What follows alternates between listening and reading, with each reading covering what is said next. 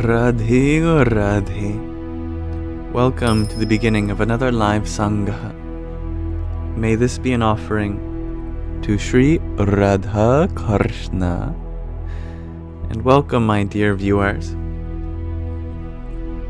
Allow me to set the intention for this space as being a welcoming, all-inclusive environment open to everyone, regardless of background, identity, belief system, orientation, blood type, you name it.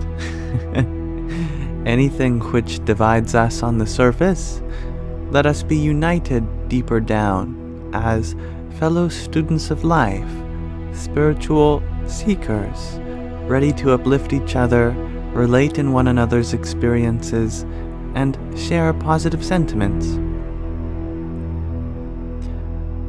I hope you feel accepted here, welcomed, comfortable, included. May this be a space of relaxation, self-discovery, and most importantly, of love, laughter, and stuff like that. Hello, Sus. You share that your dad has the same name. Yam? Is that right? That's cool. Well, welcome. You are the first here. And hello, Jackie McDonald. Happy birthday, Sky Guardian.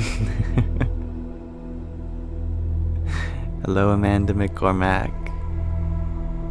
I trust that those who are joining now are as well as they can be, given whatever circumstances may be prevailing in their lives at this time.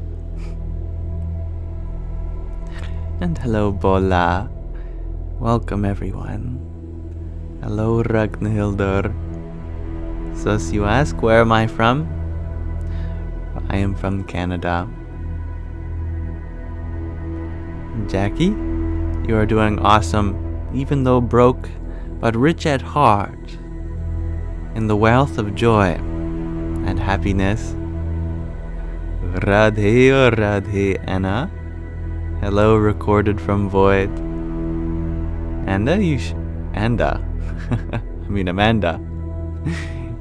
You treated yourself to the salon with your nails and a pedicure. Well, that sounds very relaxing. Hello, Masa. And thank you, Amanda. My day has been well. Beautiful sky today. I love to hear that, Jackie. And no, I have not been to Nepal. I have yet to leave my country. Xeno side, you are wondering. Why do I not have any posts? Because I removed them. I took them all down. And Amanda, you share that it's a rainy day there for you. That sounds lovely. I love the rain. Thank you, Katie Bond. My day has been very blessed thus far. I trust yours is as well. And hello, Greg RG. And hello, Kills. Now, since you all are so early, you get to treat me to your answers for my question of the day today. I am wondering, what perspective has your unique experience of life given you?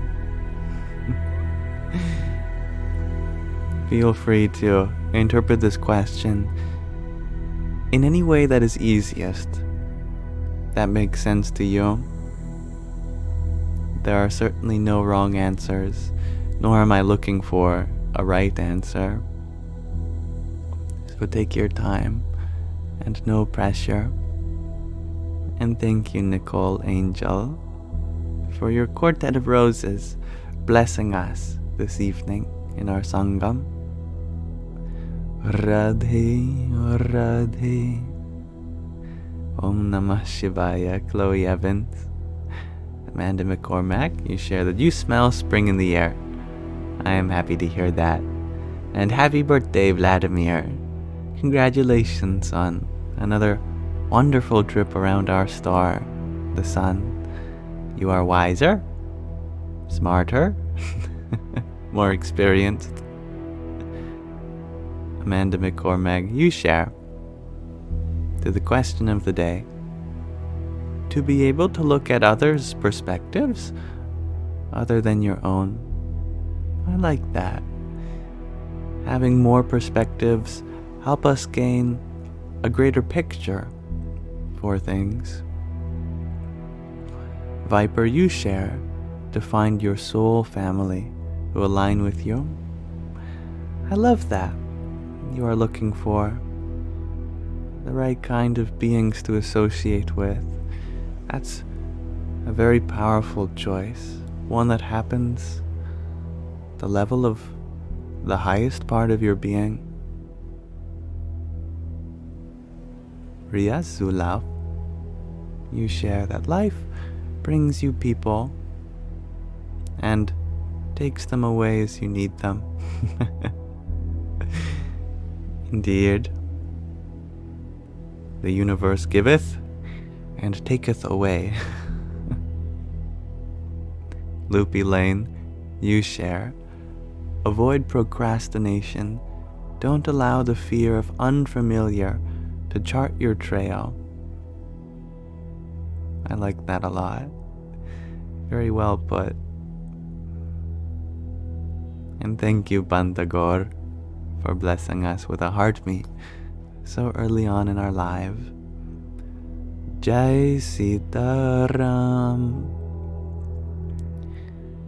Jackie, you share. Jump on opportunities that are presented in your life. So many opportunities are around us. We should take advantage of them.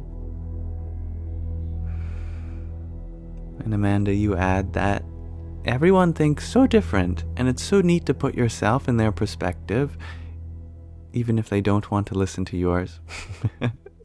I like that. There is no condition for understanding. We are free to understand others, especially before they understand us. And Jake Color, you share that you feel like you let your parents down and you can't shake it. They let themselves down by putting unnecessary expectations on you.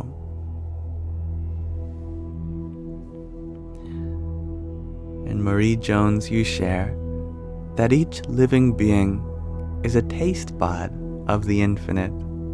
I like that. Here to enjoy the infinite flavors that life brings. And so you share that you are not able to see happy within you. That's what life experience is, but you are struggling. And having that honesty is so important, to acknowledge room for more introspection. That's a good thing. And you will get there, I am sure.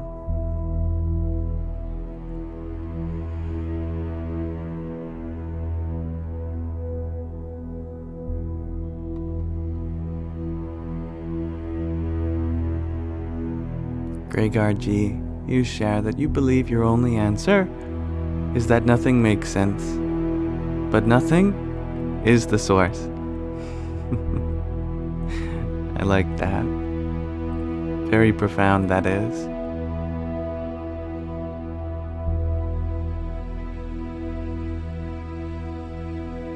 Jackie, you share as well that bad comments or looks from people can't crush you. That is a good thing to remember. Your spirit is uncrushable, no matter what people say or look at you as.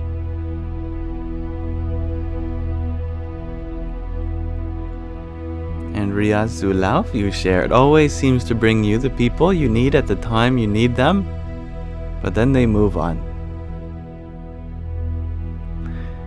The The universe has a funny way of teaching us independence, that's for sure. And I am very happy that you find comfort here, recorded from void.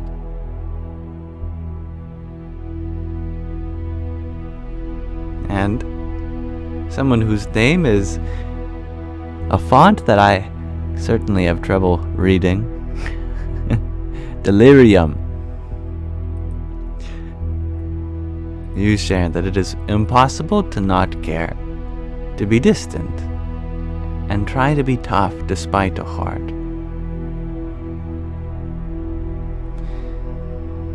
We may try to not care, to be distant, and to be tough, but life has a way of softening us up, getting us closer, as well as giving us a reason to care. And thank you, this is my show, for your heart me. Hari Om Tat Sat. Katie Pond, you share that it has given you the ability to not hold on anger. Compassion is healing. That it is. And what a strikingly powerful ability it is to not hold on to anger. I'm sure we all can learn from you. Cole, you share that life has given you vast amounts of empathy. I love that. I am very happy for you. And hello, Diane. You share agape love. Thank you. Andrea Sulav, you share that the send button needs to not be so close to the space bar. Understandable. And I'm happy that you're enjoying the vibe here, Frago. Marianne, you share that you had a clairaudient experience and it made you believe in ghosts. I love experiences that open us up to new aspects of life. Jay, you share that life is goofy and fun. I'm very happy that you can see those qualities in it. White Rice, you share that nothing is black and white or good and evil. Everything simply just is. Everything is perspective. Very profound. And Gregor G, you share that you said something just like Amanda's answer to Lily earlier. Source is one, truth, but we all interpret it differently.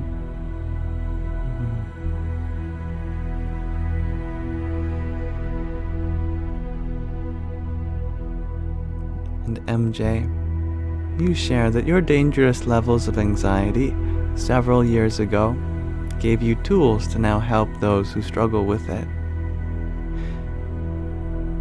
I certainly know what that's like, and what a blessing to realize that it is. And Anna, you share the perspective of getting closer and closer to Krishna. That's all. And once you realize that, this whole universe starts to make sense. And Christian Metatron, you would like for us to read more The Roar of the Ganges. Well, we certainly can, as that is our next segment so early on in our Sangha. As you know, I like to start these lives with a question of the day, followed by a reading. So let us do so. And thank you, everyone, for exploring this question of the day together. I love to hear all the different perspectives that life shapes for us. We are so unique in our experience, and I think that's beautiful, because at the core, we are all very similar.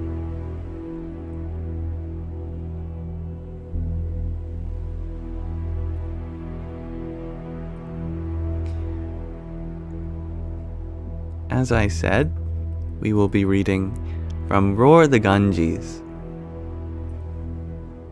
a book that was gifted to us by a mutual participant, Sky Guardian. The book is about his guru's experience in India.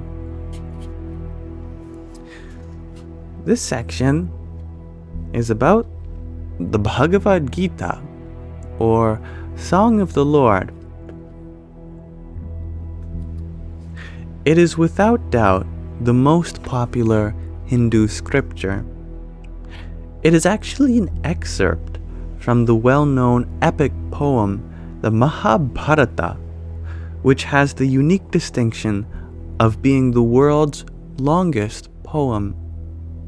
It consists of about 100,000 two-line verses in classical Sanskrit. This mammoth poem tells a fantastically elaborate story of two rival clans and their colossal battle for control of a kingdom. After the evil clan managed to usurp the kingdom through deceit, the other clan must wage war to restore dharma, righteousness. The Bhagavad Gita is a 700-verse segment drawn from the middle of the Mahabharata, which takes place on the battlefield just as the terrible war is about to commence. The illustrious archer Arjuna commands his charioteer to advance to the middle of the battlefield so that he can survey the two vast armies already assembled on opposite sides. His charioteer, due to a complex turn of events, is none other than Lord Krishna, pictured here, who is presented in the Gita as an incarnation of God. Arjuna contemplates the horrible destruction to both sides that would undoubtedly result from the bloody war. When he sees his cousins, teachers, and beloved granduncle arrayed for battle on the opposite side, he throws his bow to the ground and tells Lord Krishna that he will not fight. If Arjuna retreats from the battlefield, the forces of evil would certainly triumph. Therefore, Lord Krishna advises Arjuna to fight because of the terrible consequences if he fails in his duty. But Arjuna is paralyzed by conflict. He knows he must fight, yet he is loath to kill those who are so dear to him. He briefly considers running away from the battlefield and living as a sannyasi, a renunciant. Standing in the chariot, in midst of the battlefield, Lord Krishna instructs Arjuna. He does not rouse Arjuna to action like the coach of a football team, but instead, he leads Arjuna to discover freedom from his paralyzing conflict by imparting the teachings of Vedanta. And at the conclusion of their lengthy dialogue, Arjuna is ready to lead the forces of righteousness to victory. The Gita's tremendous popularity stems, in part, from its central teaching. One must pursue spiritual growth while fulfilling daily duties. This message is addressed to all engaged in worldly activities. Other reasons for its popularity include its powerful unfoldment of self-knowledge and its extensive instruction about meditation, devotion, and karma yoga. Thus, the Gita is considered a complete teaching in 18 chapters of simple, elegant Sanskrit. The Gita is also the book that we have been reading together on our ASMR YouTube channel, Yamsox ASMR. I just finished recording the 7th chapter, which will be uploaded later tonight. The 7th chapter is on the nature of the Supreme, which is a lovely chapter. So that's a little bit about the Bhagavad Gita. But back to the story. Our Guru, Swami Dayananda, addressed one of the participants, Raj's doubts about whether only sannyasis, renunciants, could gain moksha, liberation or enlightenment, by referring to the 3rd chapter of the Bhagavad Gita. This chapter opens with Arjuna's question, which is better for spiritual pursuit, the active life of a householder or the renounced life of a sannyasi? Lord Krishna replies, saying, this issue is merely a matter of lifestyle. Monks and householders alike can gain moksha. In the simple life of a monk, all activities are directed towards spiritual growth. In the more complex life of a householder, if all activities are undertaken with the prayerful attitude of karma yoga, yoga in action, they are similarly directed towards spiritual growth. So therefore, Swami Dayananda continued, or concluded, you can choose any lifestyle as long as it is conducive to spiritual growth. You can be a busy bank executive like yourself.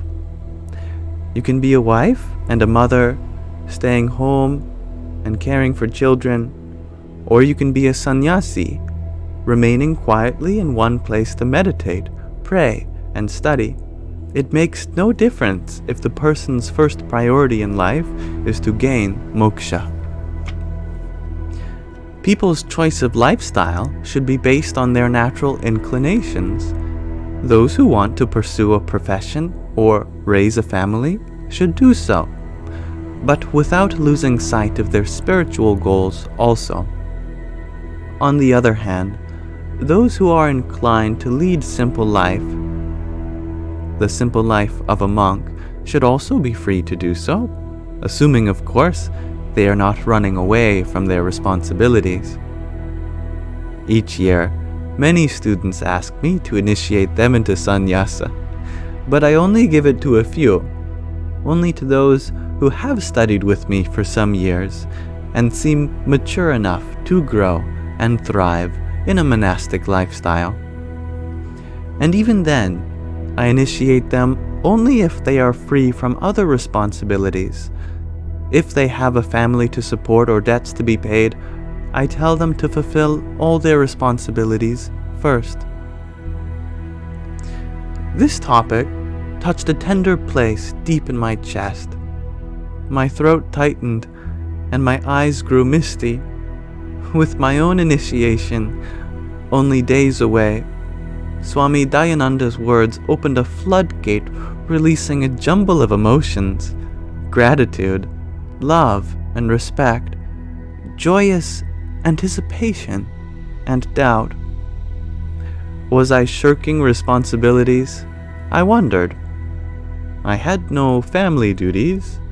My life had already been dedicated to full-time spiritual pursuit for nearly all of the preceding 7 years. I supposed that if Swami Dayananda felt there were other responsibilities for me to address, he would not be ready to initiate me. Some doubts persisted. Was I really fit for monastic life? I had long pondered this question. I recalled that, as a boy of 10 years, when my faith in the Catholic Church was still strong, I had briefly been fascinated by the idea of becoming a priest or a monk. Our religion classes were taught by priests and nuns who told us about the special glory of a life dedicated to God. They spoke mysteriously about discovering whether one had a religious vocation, whether God was calling us to the religious life. As a child, I didn't know whether God was calling me or not, but the idea of a life dedicated to God was enchanting. I wrote letters to some Catholic organizations requesting information about their religious orders. Most of the material I received was from missionary organizations, which didn't appeal to me at all. I was interested in God, not in missionary work. Before long, my fascination with religious vocations faded. It seemed to be just another phase of growing up. Much later in life, I wondered, what if I had received a better religious education as a child and never left the Catholic Church?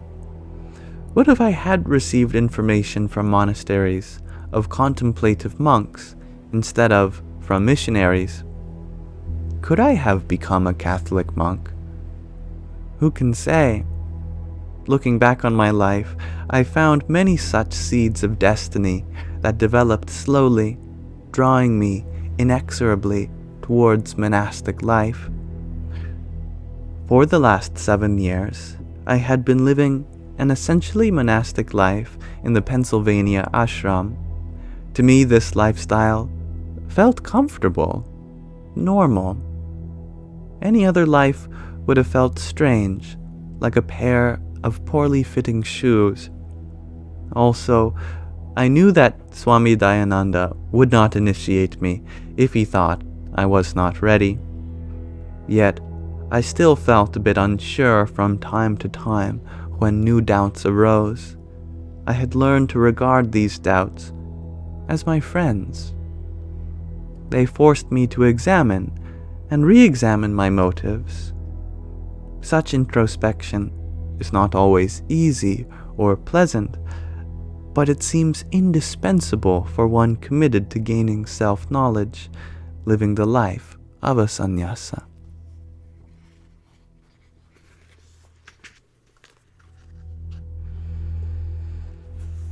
And there we end the chapter and our reading for now. Later on we may continue reading the next chapter titled Choosing My Path. For now, I thank you for listening with me as we read from another part of Roar the Ganges, a wonderful book, and I hope you enjoyed it with me. And thank you, Jane, for that heart me you sent. Hari Om Tat Sat. I agree, Greg RG. I bet that next chapter shall be fire. And Vladimir, thank you for your birthday cake. A slice of it. Jai Sitaram. And Alexandra, thank you for your hand hearts.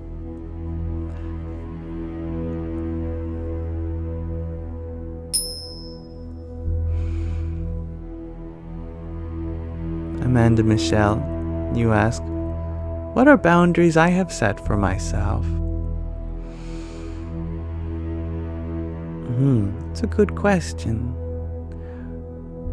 For myself, I find that whenever, for example, someone is getting at my nerves, then it is best for me to not engage at all. If I feel anger arising, then it is best that I let go, rather than push my boundaries further and engage in a conversation that will likely inevitably lead to one of us getting hurt. Emotionally, that is. Additionally, whenever I seem to not uphold a responsibility that I have taken up, instead of putting pressure on myself, I try to forgive myself and know that even this period of perceived inadequacy shall pass as well. And so I try to forgive myself as soon as possible, so that I can continue where I left off. And thank you, brilliant genius, for your finger heart. Radhe, Radhe. And thank you, Rasulullah Muhammad, if I pronounced that all right. Peace be upon you. Nicole, you ask, what are some of my thoughts on the Ashtavakra Gita? It is delicious. It is so enticing. It's perhaps sweeter than my intellectual palate will allow me. I think I read the first 10 verses and I thought, my goodness, this is too good, too tasty. I'm going to get addicted to this if I keep reading. So I put it aside.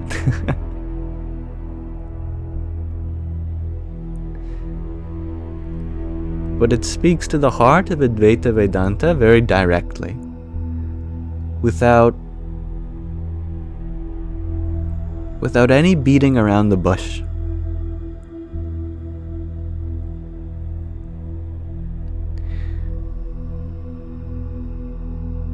You are not earth, water, fire, nor air, nor are you even empty space. You are awareness alone, the witness of these. It's the third verse. Cuts right to the chase.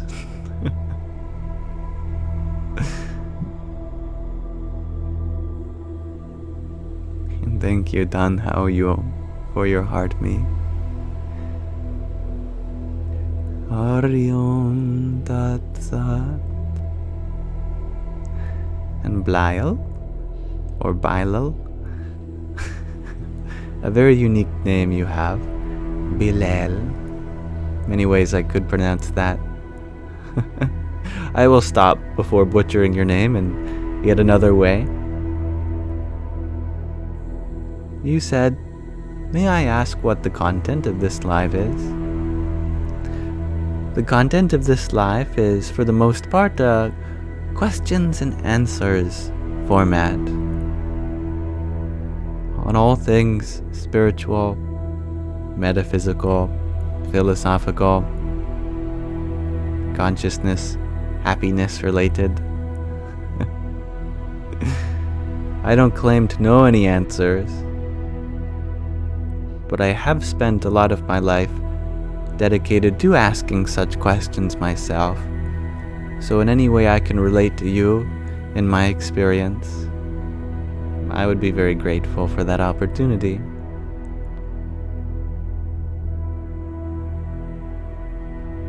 Andrew Fredrickson, you are asking, what's our chakra today? Well, today I've put on yellow lights and solar plexus chakra music in the background. It's the chakra dedicated to uniqueness of personality and individuality.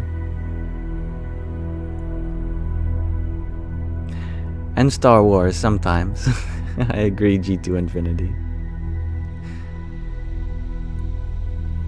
User 748, you ask, have I ever tried politics? It's a funny question when you put it like that. Like, have you ever tried a certain kind of food? Have you tried hummus? Have you tried naan? Have you tried politics? I'm not sure what you mean by such a question.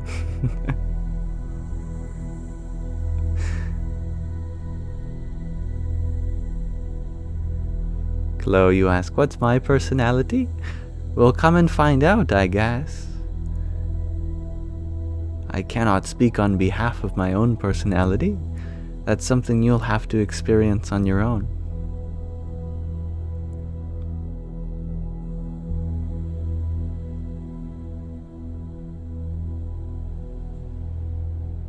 And thank you, a yoga star, for your rose. Radhe, Radhe. Abhikash, you ask, do I think the game of chess will ever be solved? It's a tough question. Mathematically, a game being solved means that you could plug in the position and determine absolutely who is winning.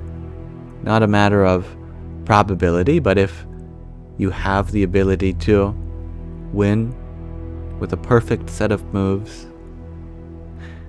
We have solved some very simple cases, some endgames, so I hear, when only a few pieces remain on the board. But the game of chess is very, very complicated.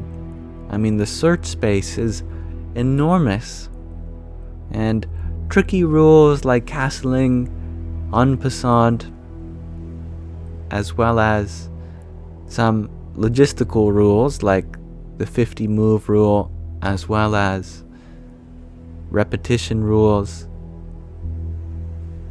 These add so many different edge cases. It's very difficult to search the space. I highly doubt that it will be solved, at least in my lifetime.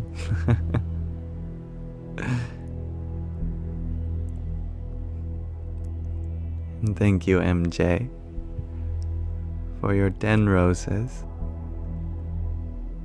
Hariom Tat Sat.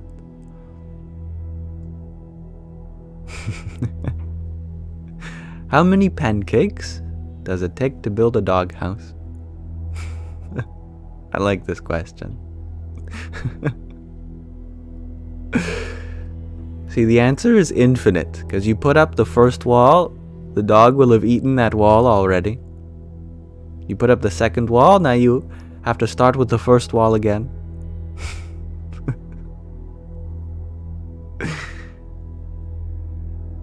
As soon as you lay 3 pancakes down, the dog has gobbled up the first 3. You now have to put another 3 down.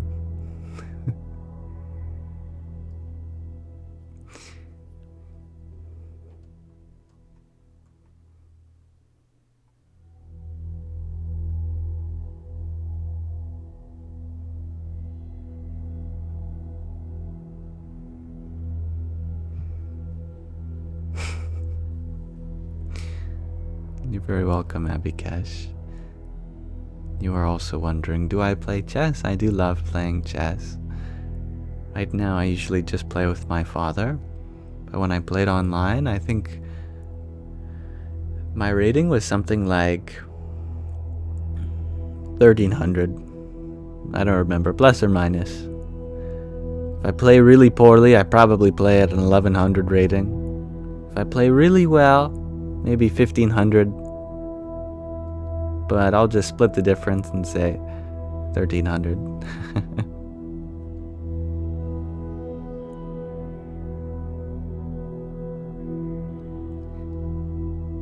And Katie, you're wondering, what do I feel grateful for today? I am grateful for the revelations that this universe has so mercifully given to me about the nature of potential being equivalent to the source. This is something that blows my mind every time I think about it. That when we see the potential in something, it is the potential itself that is the source of existence. That potential is what gives rise to new things, to growth. It is from potential that all created things are manifest. So when people say that you should try to see God within everything, that means see the potential within everything. And I'm grateful for that.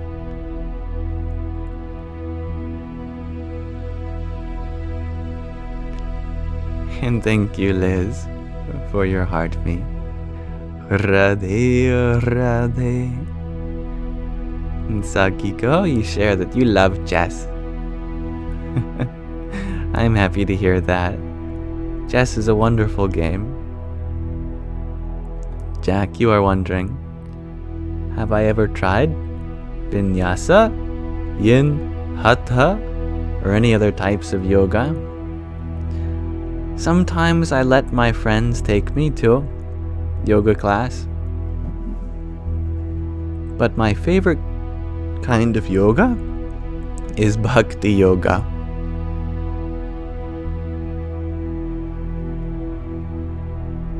Vrago, can you ask to share some advice for socially clumsy people such as yourself? Socially clumsy? That means you are willing to try new things. And that's all you need to do. If you are clumsy, that means you are not afraid to express yourself, even if it ends up a little messy. You're allowed to be messy. Humans are so messy. We make a mess out of everything. We make a mess out of our room, our mind. We make a mess out of our routine. We make a mess out of our diet. We make a mess out of our education. We make a mess out of the whole planet. Humans are messy, messy, messy.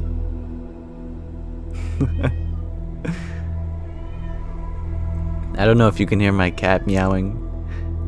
Shadow is very vocal about his needs. And unfortunately, his paws aren't dexterous enough to open the door, so I'm gonna open it for him. But he knows the rules. That means I get to show them to you all. So I'll be right back.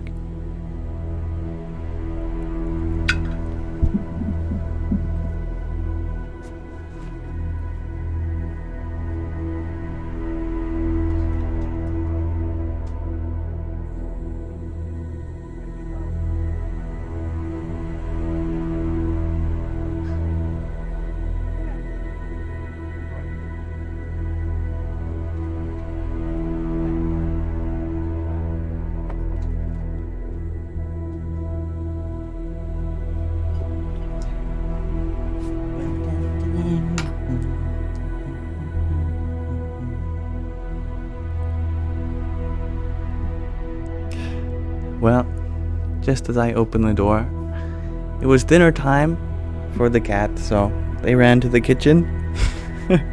Changed their priorities. Food is more important.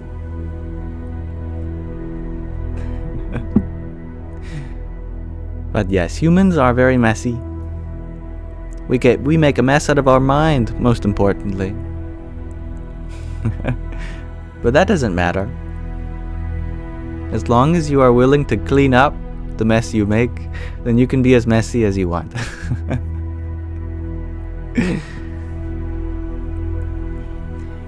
And thank you, Aurelius, for your finger heart and your quintet of roses. Hari Om Tat Sat.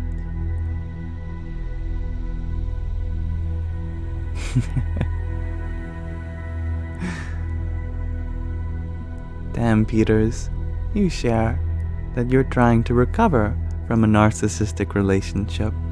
How can you help yourself?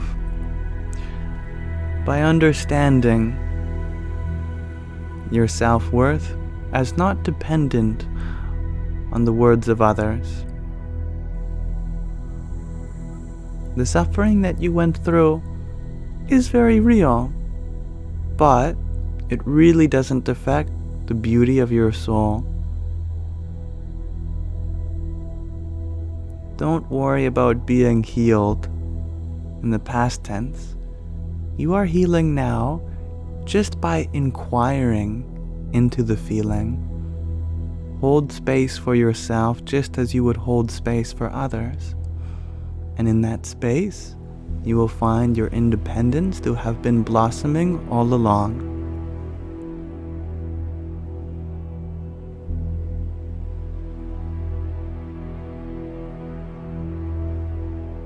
Amanda Michelle, you are wondering, if someone's been deceitful towards you, would you walk away from them, unfriending or unfollowing even? It depends greatly on the situation. And if you are unable to come to understanding because you might not have the energy to come to terms with that, or they might not be open either, then it is best to set boundaries when your words cannot reach each other's heart, and you will grow in each other's absence through that space that you create between each other.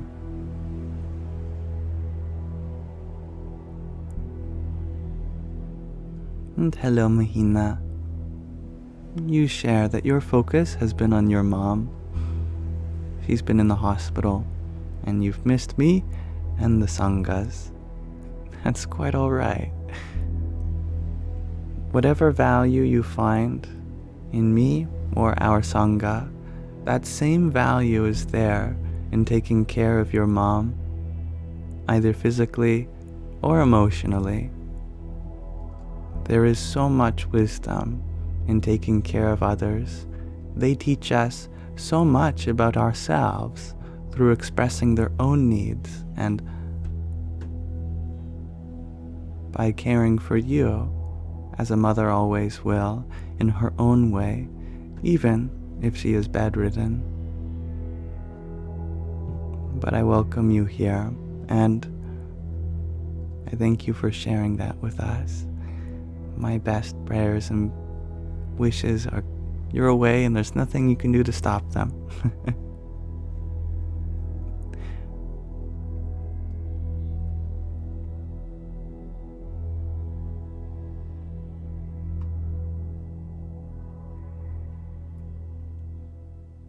Alexis, you are wondering, do I believe some people will not grow or evolve? I believe that the choice is always there. Some people, it takes a long time for them to make that choice, and we can never force their hand in deciding. In fact, the more pressure we put on someone to grow, the less they probably will. When a flower grows, it is not by tugging on their leaves, come on, get out of there. It is not by unfolding the petals, let's go, blossom. Not by grabbing it by the stem and tugging it from the roots, grow. Actually, they grow in solitude.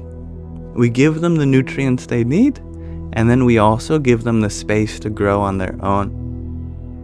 And in that space, in their own time, they blossom naturally. And those that don't blossom, well, they likely have poor conditions for their growth. Their soil, their sunlight, their temperature, their moisture content. When those things are all right, you bet that flower's gonna grow.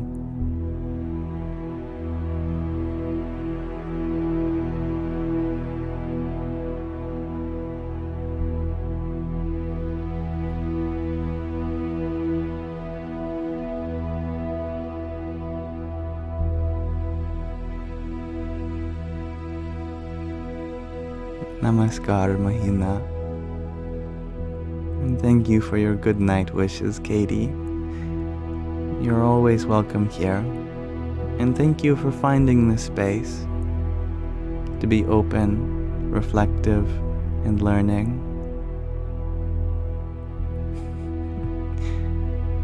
Heart emoji, unicorn emoji, heart emoji. You ask, do I play WoW sometimes? It's not a game I have the storage space for. I'm running out of gigabytes.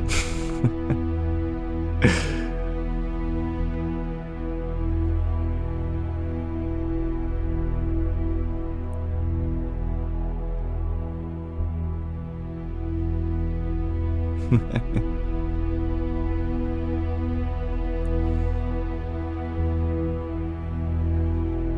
morning, Steve. I'm glad you liked the garden analogies, Gregor G. I almost called you Garden G and said that I'm glad you enjoy the Gregor analogies. And hello, Pesto. And thank you, Mahina, for your rose. Radhe, oh Radhe. And I'm glad that you love the energy, Kena.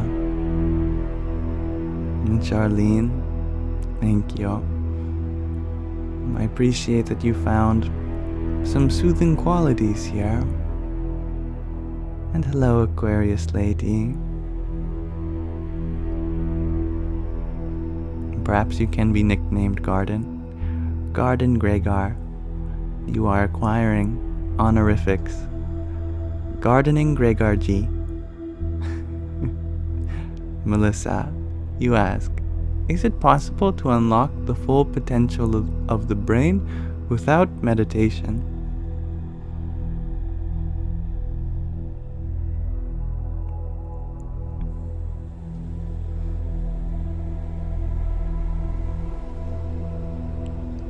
Your brain is already working at its full potential. It is our discernment which we fail to exercise that is not working at its full potential. Right now, the mind exists in such a state where it wants this and doesn't want that. It craves one thing and is averse to another.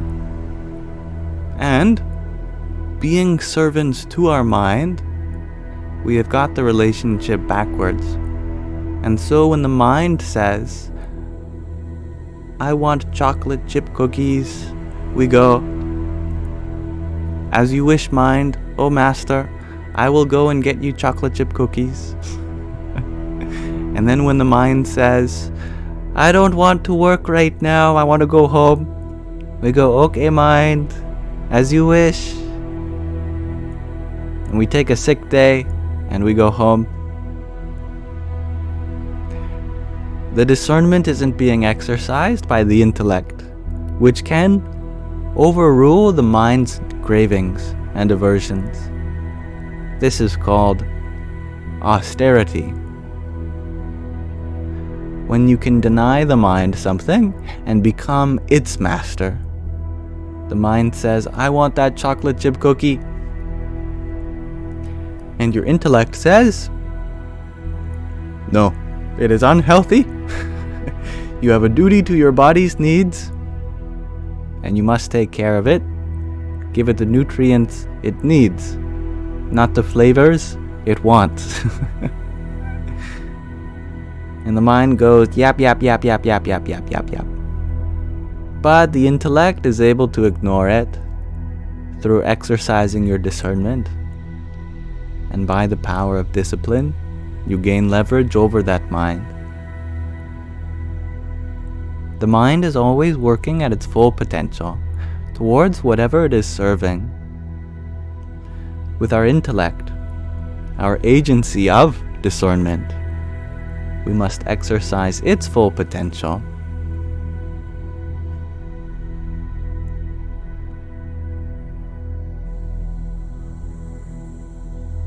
And thank you, Shakira, for your heart me. Radhe, oh Radhe. And Hanan, thank you for your pair of roses. Om Namo Bhagavate Vasudevaya.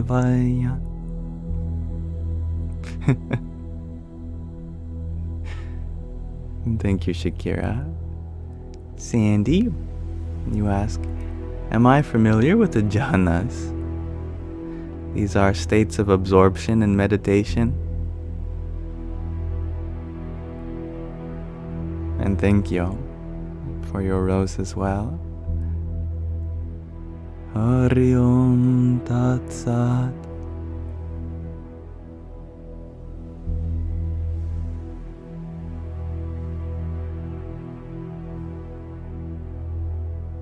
And thank you for being here, Hannon. You are always welcome. And Crouton, you ask, how should I deal with narcissistic people?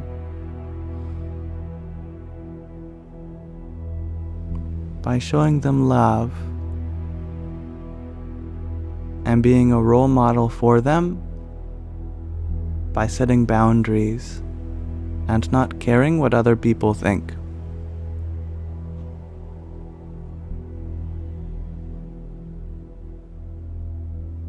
And thank you, Sean Taylor, for your quintet of team tiny tinies, I should say.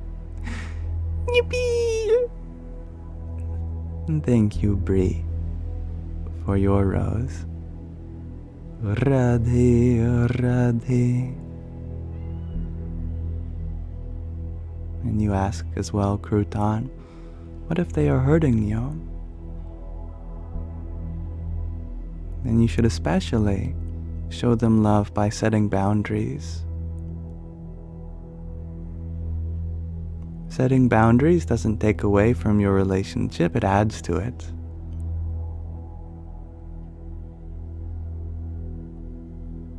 Setting boundaries allows you to have a healthier relationship with them.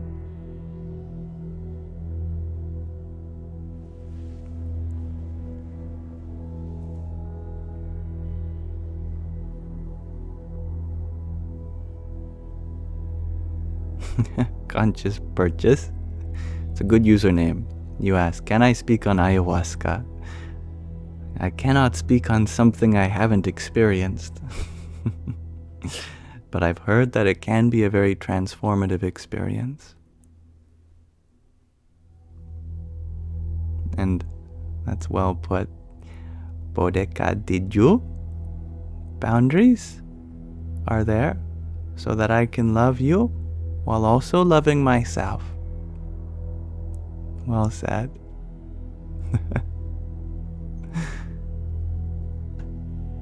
Joey, you ask, is it true that you can tell if someone is calm by looking at their eyes when they are closed?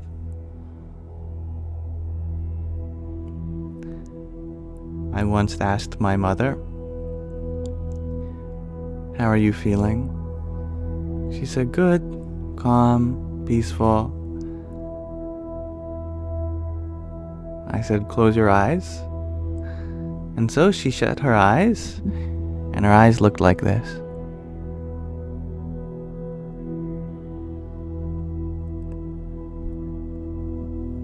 She didn't know that they were moving. It means that her mind was still very active. I said, you may feel calm, but your mind is not.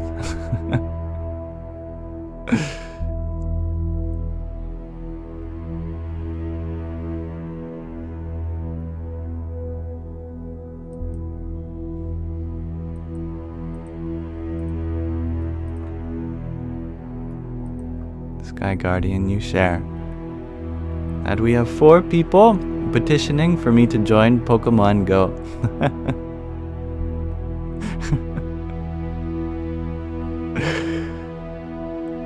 That's funny. Where has this come from? I played it before when it first came out. Long ago. And then it wore off. Its excitement. Pesto, you ask, what am I thinking about Kendrick and Drake Beef? Who are they?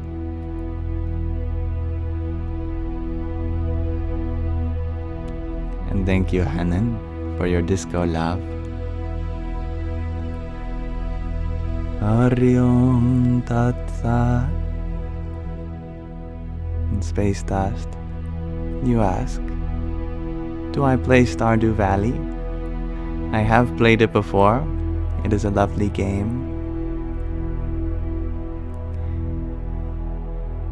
Heart emoji, unicorn emoji, heart emoji. You share that for you it is often the hardest thing to let go of people who are not in love with the world around them.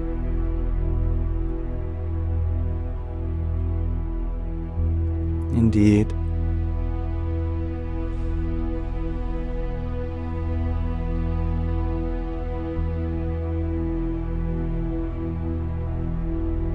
Coral creature, you ask, have I met my soulmate yet in this lifetime? I can tell you that there is only one soul in the universe, and I am in love with that soul, within you, within everyone.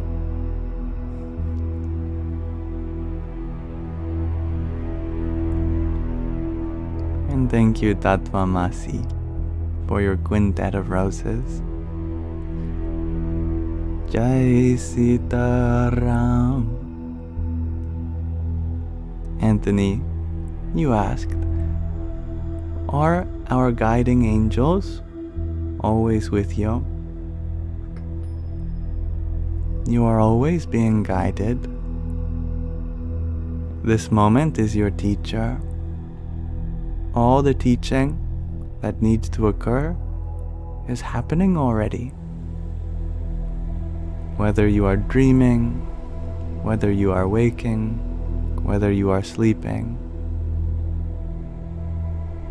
all information conducive to your growth is there before you now.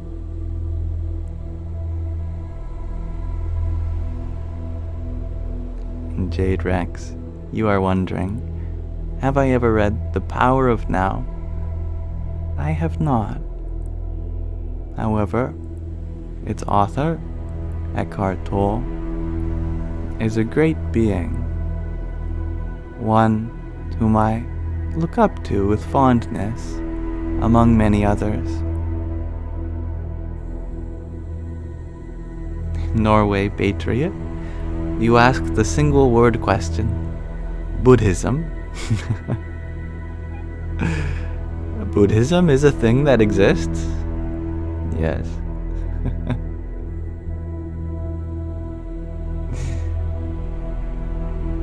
Hinduism? Asks Neps.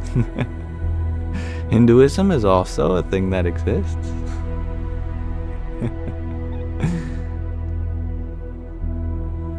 Coral creature, you share that you're in the process of reading Power of Now and Untethered Soul right now. You must be a great multitasker.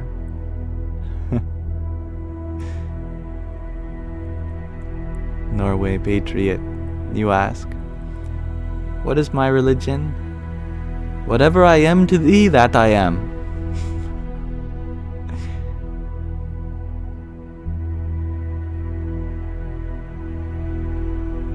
And thank you, Oasis, for your rose. Jai Sitaram. And Neps, you ask, do I believe in God?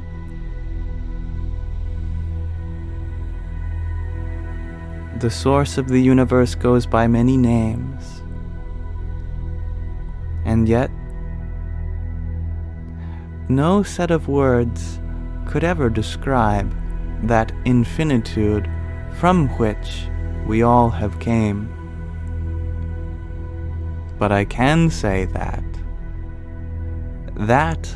which is conducive to this existence coming into being, I certainly am grateful for and believe in its power. Who cannot see this entire universe before us and have reverence towards it? This universe is certainly wonderful.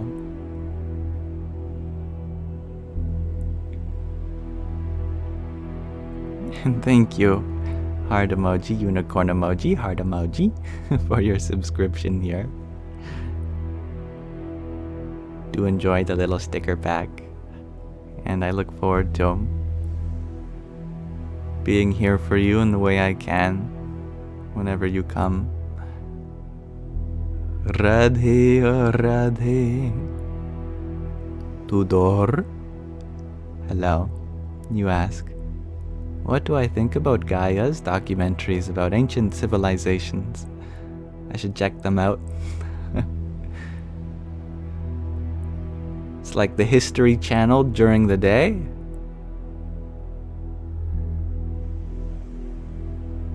What was it like in the bunkers during World War II?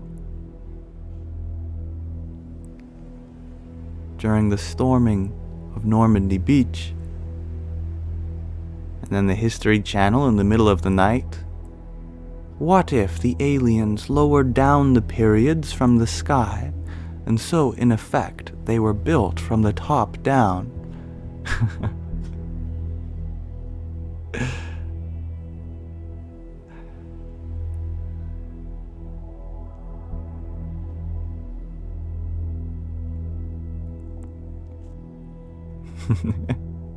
I'm glad you enjoyed the stickers.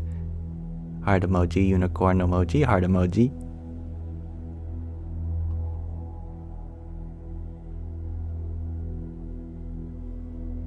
Mahina, you ask? Yeah. Why won't you watch the other seasons of Stranger Things? It's so good. Mahina, you ask? Yeah. Why won't you watch the other seasons of Stranger Things? It's so good. My apologies. It seems as though my internet disconnected me for a moment. But do let me know when it has returned.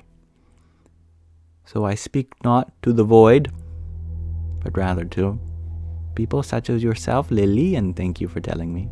Okay, good.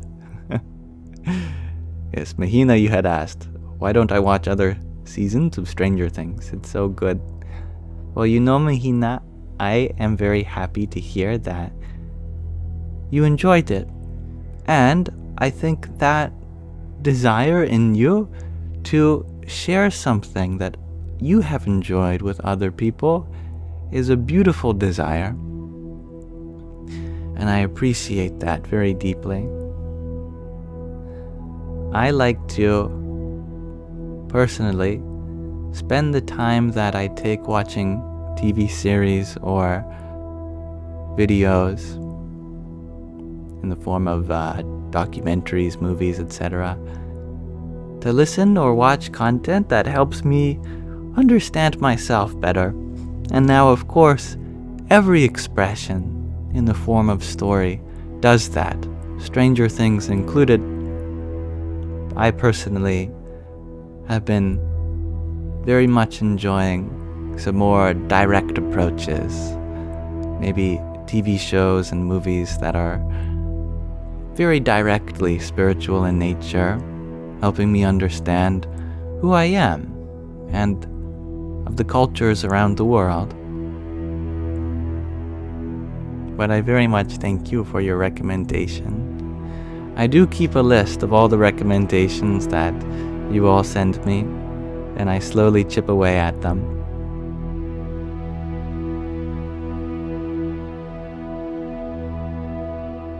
And thank you, Hanan, for your rose a few minutes ago. Hari Om Tat Sat.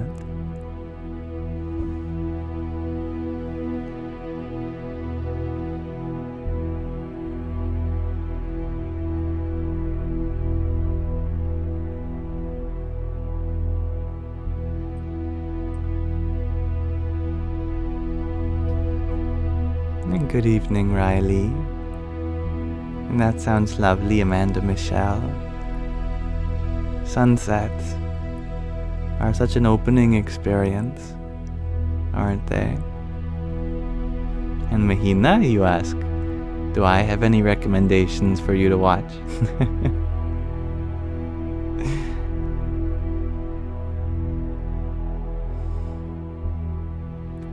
Well, personally, I am very much enjoying The Chosen TV series about the life of Jesus through the eyes of his 12 apostles.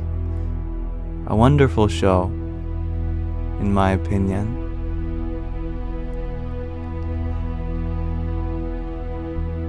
Thank you, Aurelius, for your hanging lights. Hari Om Tat Sat. And Melissa, thank you for your trio of roses. Om Namo Bhagavate Vasudevaya. Isabiza, you share that if I don't mind you asking, do I plan on making videos again?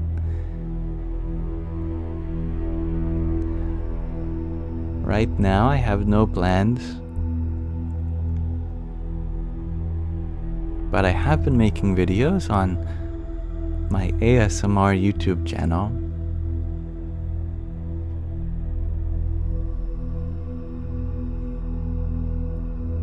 And thank you, Aurora, for your heartmeat and pair of roses. Radhe, oh Radhe. And Sarah Sherman, thank you for your heartmeat too. Jai Sitaram. And thank you, Bibi, for your quintet of roses.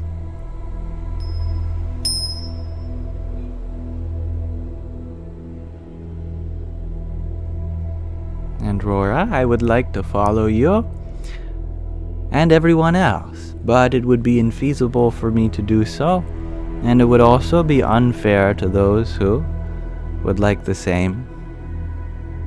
I am here for you in the way that I can, but I am not looking for any kind of personal friendships with you all, because that's not the purpose of this live stream.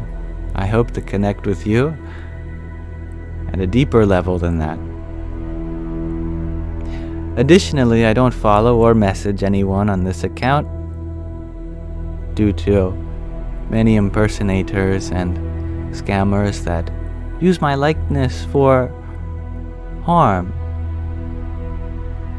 So as a measure of safety, if you do get a message or a follow from me, then it is only someone pretending to be me.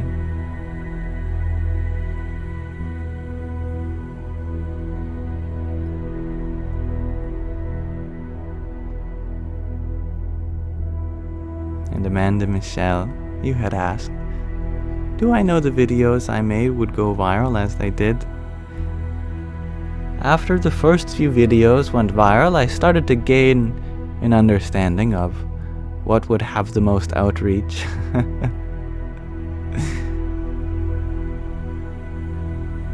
Oftentimes, the ones that were the most viral were the ones I least expected to. It's funny how it works like that. You put so much effort and energy into one video, and then it flops. And then you make a joke video, and it goes super viral.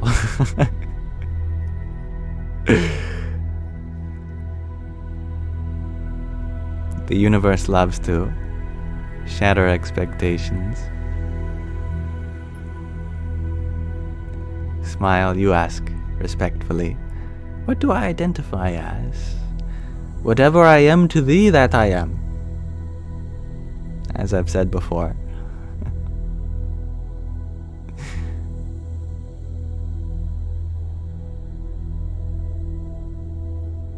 Good night, Amanda.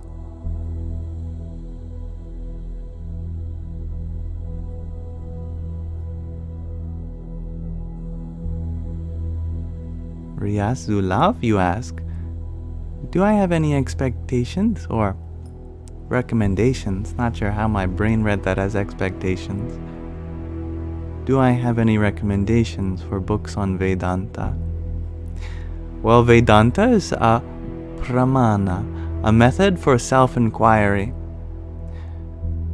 So a book on Vedanta can teach you how to inquire, but the inquiry itself must come beyond the page. The best form of Vedanta is the kind you take to yourself through meditation in self-inquiry, Atma Vichara. if you take that time to ask, who am I? What am I? To whom does this thought occur? Whence does my mind arise? Continuing this chain of questioning, that is the real Vedanta. Vedanta can only lead you to taking this leap of faith yourself, to explore the deep recesses of your very mind.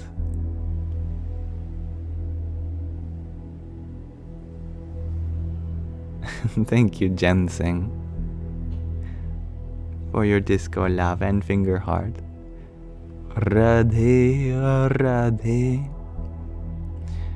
But traditionally there are 3 books that students of Vedanta study from: the Upanishads, the Bhagavad Gita, and the Brahma Sutras. The latter and former of which require a qualified teacher to fully understand. They all do, really. But the Bhagavad Gita is probably the most accessible. Perhaps anyone can read the Bhagavad Gita and understand it. The real subtle nuances still probably require a teacher. But if you don't have such a teacher, then the easiest text for you is probably the Bhagavad Gita.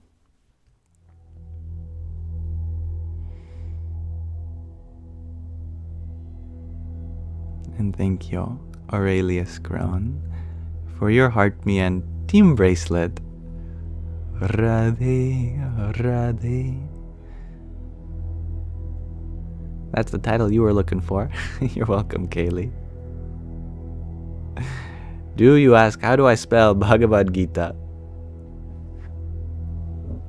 BHAGAVADGITA. And you're welcome to take a screenshot if that's easier for you.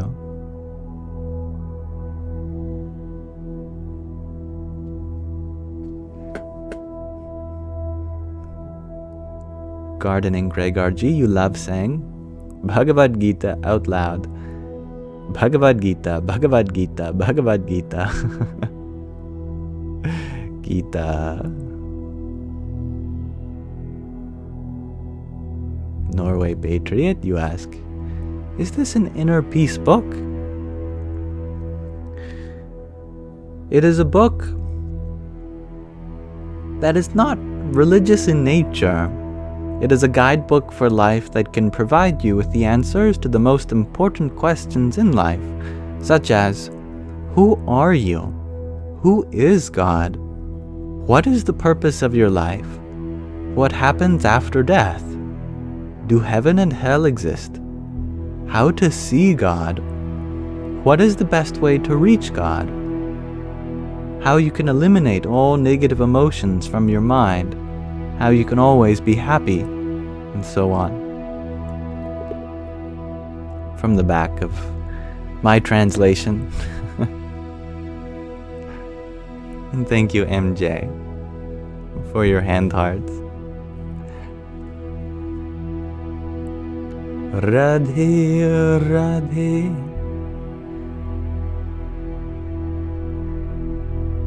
You are wondering? What is Gita? Gita means song. Bhagavad means of God.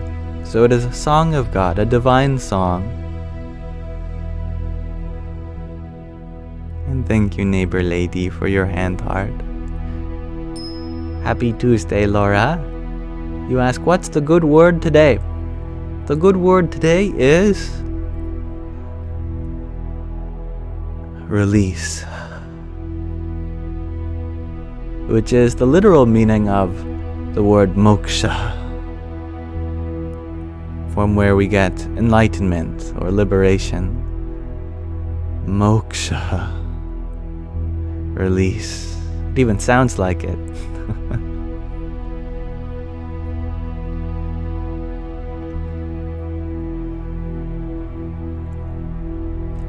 Tudor, you share. Yam, sacred geometry, numerology, solfeggios are all tied with ancient civilizations. I have to learn about them.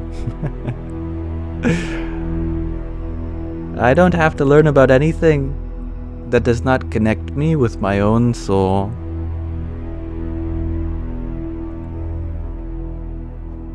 All these things that are stimulating to the intellect may not be conducive to humility, to compassion, selfless service, self-knowledge. These kinds of qualities are at the heart of spirituality.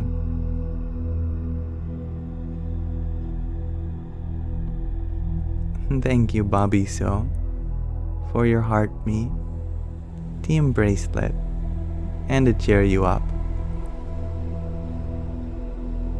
Hari Om Tat Sat.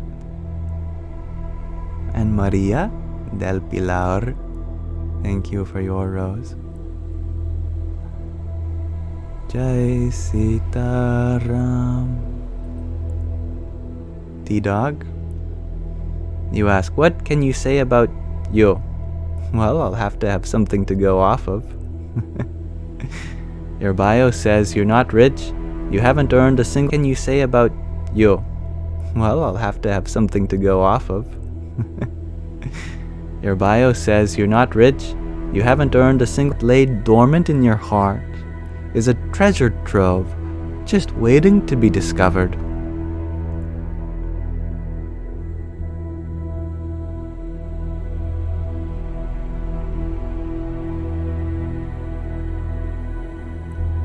Was it bugging for everyone?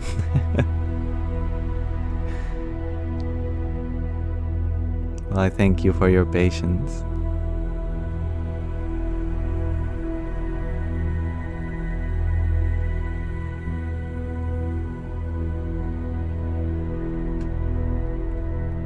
Heart emoji, unicorn emoji, heart emoji.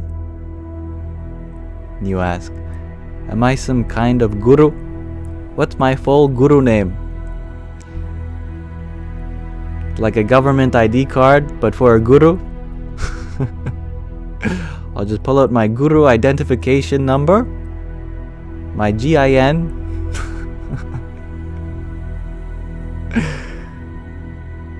I am committed to spiritual growth and helping you in the way I can. That is all I can say.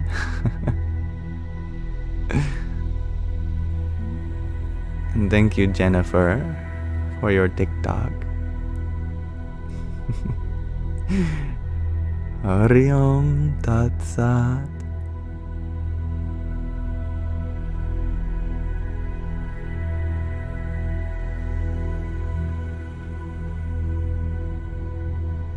User 227, you ask how to overcome the feeling of shame.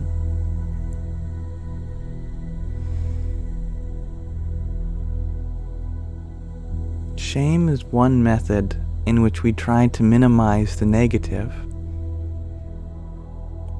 We do so that we can bring out the positive. It is indirect and, quite frankly, ineffective.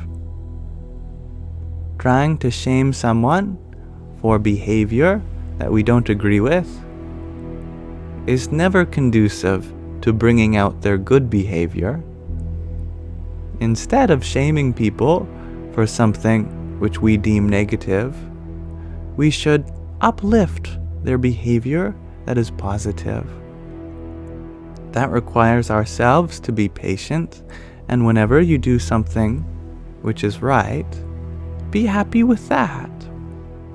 Do not worry about the things that you are doing wrong, as long as you are striving for what is right, as long as that you vow to yourself in each moment that you are going to exceed, you are growing, you are healing, then it is those positive aspects of yourself that you may uplift.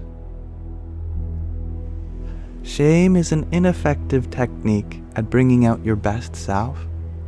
A much more effective and direct technique is to observe what qualities that you exemplify and continue to bring that to the table.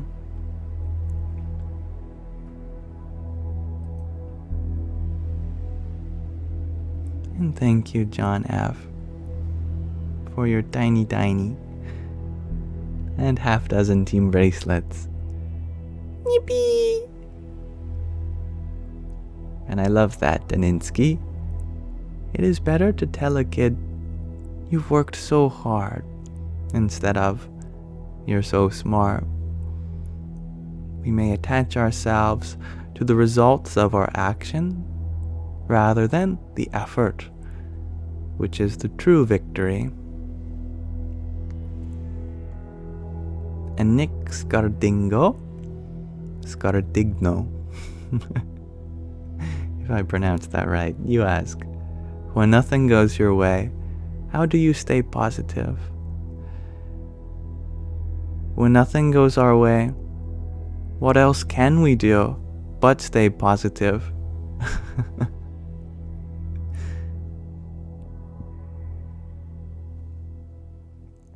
When the world around us isn't positive, the least we could do is fill that void by being positive ourselves. And I love that cosmic truth. Who's to say it wasn't your way? That's very wise. I love that. Thank you, Maitreya, for your 19 roses. Jai Sitaram.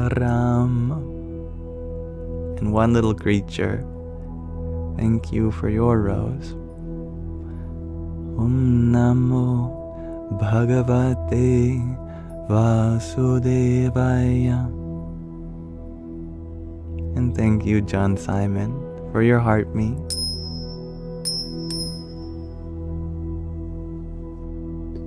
Let us read from another section of the Vachanamrut. This is a book gifted to me by Sky Guardian. It is a collection of about 300 spiritual discourses from a great being known as Swami Narayan in the 19th century. Today we are reading Gadhada 121.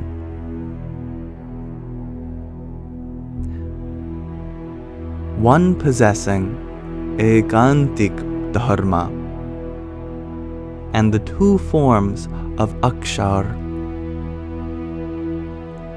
On the evening of Posh Sudhi the 3rd, Samvat 1876, or the 19th of December 1819, Shriji Maharaj was sitting facing east on a large, decorated cot on the veranda outside the east-facing rooms of Dada Kachar's Darbar in Gadhada. He was wearing a black-bordered case and had covered himself with a thick, white cotton cloth. He had also tied a white pug around his head. At that time, some sadhus were singing devotional songs to the accompaniment of jhanj and bhakvaj. Many other sadhus, as well as satsangis from various places, had assembled before him. Thereupon, Shriji Maharaj quietened the assembly and said, "Please listen. I wish to tell you something." Having said this, he sat in contemplation with his eyes closed for quite some time. Thereafter, he began, "A devotee who in their mind desires to intensely please that source of existence God can do so by the following means: unshakable resolve in observing the dharma, righteousness, of one's varna and ashram, intensely firm atma, self-realization, dislike for all objects except God, and bhakti, devotion, which is devoid of all desires for fruits, the results of actions, and which is accompanied with an understanding of God's glory. It is through these 4 spiritual endeavors that God can be extremely pleased. They are collectively known as Akantik Dharma. At present, there are many devotees possessing such Akantik Dharma in our satsang fellowship. In addition, a devotee of God should contemplate on the form of God while eating, drinking, bathing, washing, walking, and sitting. In fact, during all activities, they should particularly contemplate on God and continuously behold their form when there is no mental disturbance within.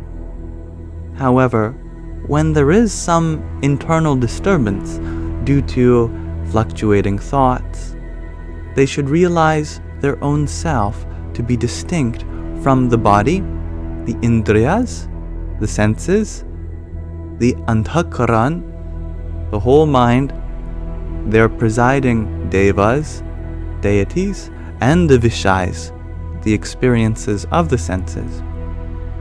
Only when those disturbing thoughts subside should one contemplate on the form of God. Furthermore, this body should not be believed to be one's true self, nor should one's bodily relations be regarded as one's true relations. This is because the jiva has previously taken birth in each of the 8.4 million life forms.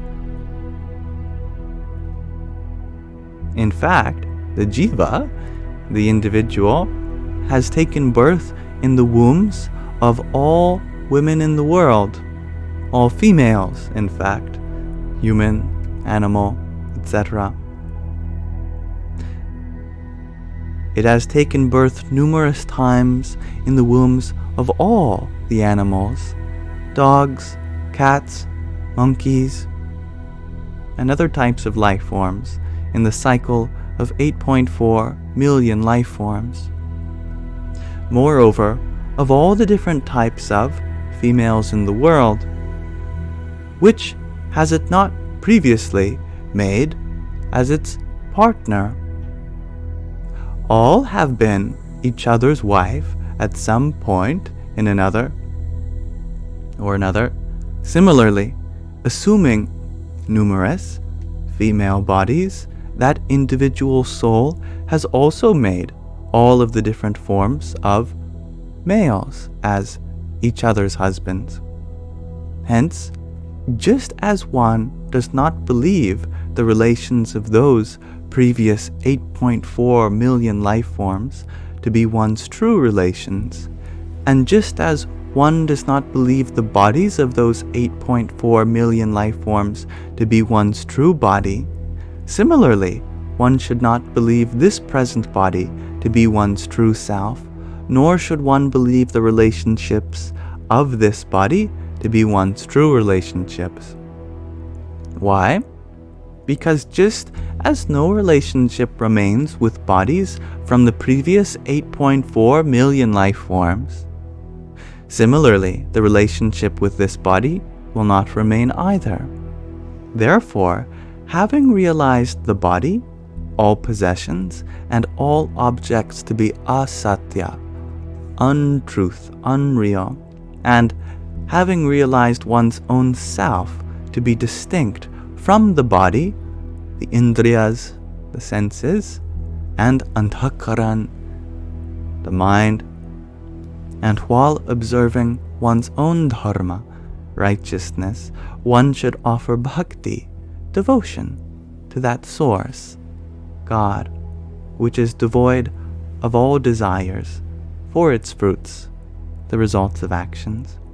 Moreover, in order to increasingly understand the profound glory of that source, God, day by day, one should also constantly keep in the company of a sadhu, a spiritual person. A person who does not have this understanding, who identifies their self with the body, and who has a mundane attitude, should be thought of as any other animal. Even if they are presently in satsang, surrounded by spiritual people, yet in this satsang, even animals attain liberation by the profound grace of that source, God. What is so surprising then about humans attaining liberation? However, such a person cannot be called a true Akantik bhakta, devotee of God. Only one possessing the understanding previously described can be called an Akantik bhakta. After such an Akantik bhakta leaves their body and becomes free of all influences of Maya, material illusion, they attain Akshardham, the divine abode, via the Archimarg.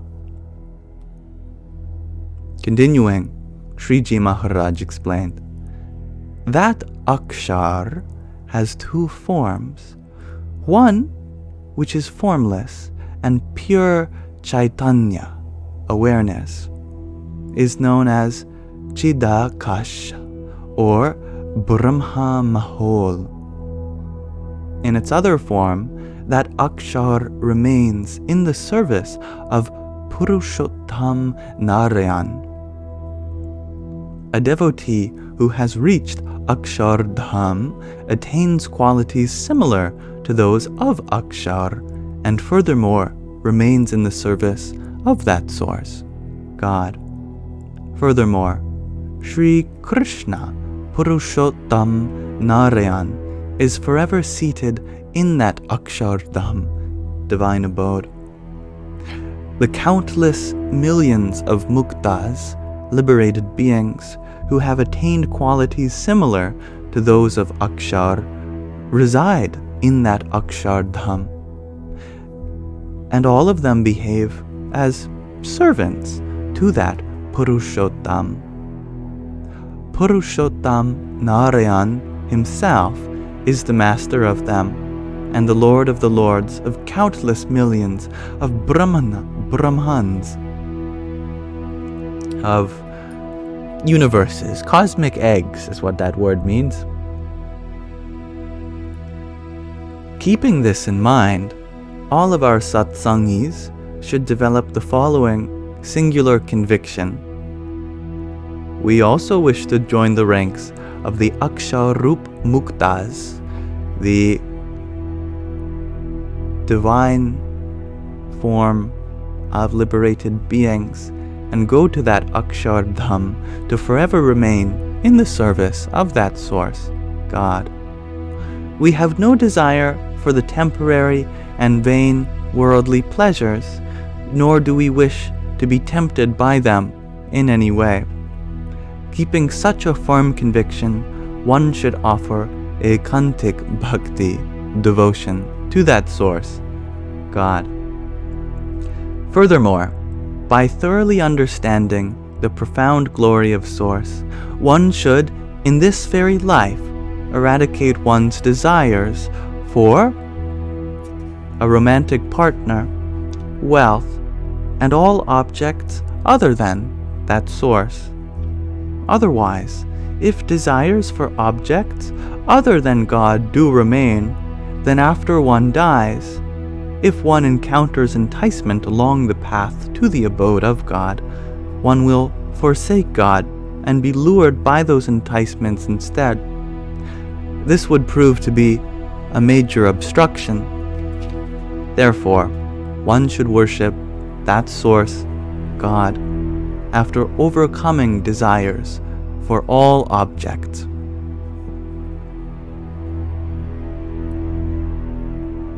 And so we conclude Gadhada 121.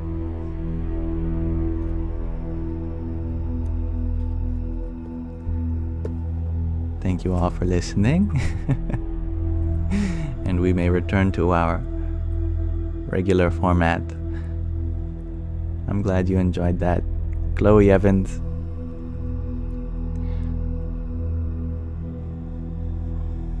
And thank you, one little creature, for your finger heart just before we started reading. Radhe, Radhe. And thank you, Brandon, for your 39, 26, 36, and another 24 roses, and some hand hearts. Hariom Tat Sat. And for another 105 roses. Thank you. I think you have sent enough for all of us to go home with one digital rose. So thank you, Brandon. Radhe, Radhe. And Melinda, thank you for your friendship necklace and rose.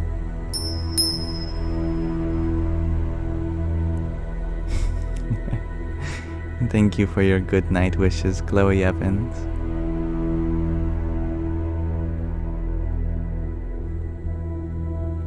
And I'm glad you loved that as well, Marlon. I agree. It does better explain what the Source wishes from us. To transcend our material desires, for one thing. And that alone is a monumental task, isn't it? Brandon Rogers, you share that you have been very depressed lately and getting over an addiction. Do I have any words of wisdom to keep you on the right track? Well, you are already on the right track, but that rightness is made by your determination. The method of befriending our addictions is often very dependent on what we're addicted to, be it something that lowers the state of the mind or increases it. For example, those who are addicted to something that decreases the mind's activity. I often find that such people have the most beautiful minds that are so bright and so sharp that they try to numb their own ability to think because of how powerful their minds are. And for those people, I think forgiveness is perhaps the best path, allowing yourself to feel all those feelings, even in absence of that numbing agent. For those who are addicted to some kind of stimulant which increases the activity of the mind, I would say that for you, know that not having that energy to do what you want is not a poor reflection of your abilities. You are still capable of great things, even if it comes with more effort. In fact, the more effort that is required to do something, the more meaningful it becomes, and the greater that inner reward is for having accomplished such an austere task. In both cases, forgiveness for the state of your being without some said substance is going to be your utmost priority. And when those cravings arise, know that with patience you can outwait them. They always do pass. I think one of the strongest addictions that I have experienced in my life was to nicotine. And it has only been no more than a year, in fact less than a year, just a handful of months since I quit. And I can tell you that I don't crave it anymore, which is not to glout, not to show you that I've done something, but to affirm to you that those cravings do go away after a while. You have to be patient enough and understand that your happiness is not found in the substance, in the experience. True happiness lies in the ability to have that discipline, being able to have some leverage over the mind. Now that is the most rewarding experience, in my opinion.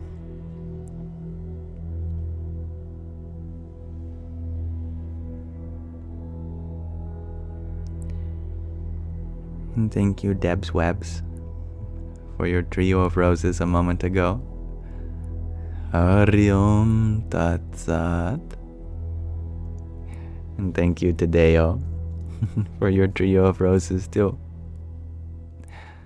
Namo Bhagavate Vasudevaya. And you are very welcome, Brandon. I am happy to relate in my own experience, and I believe in you. You do got this. Even if it takes a couple attempts, you are allowed to make mistakes in the process. The battle is won not by being perfect, but by continuing to stand up again and again.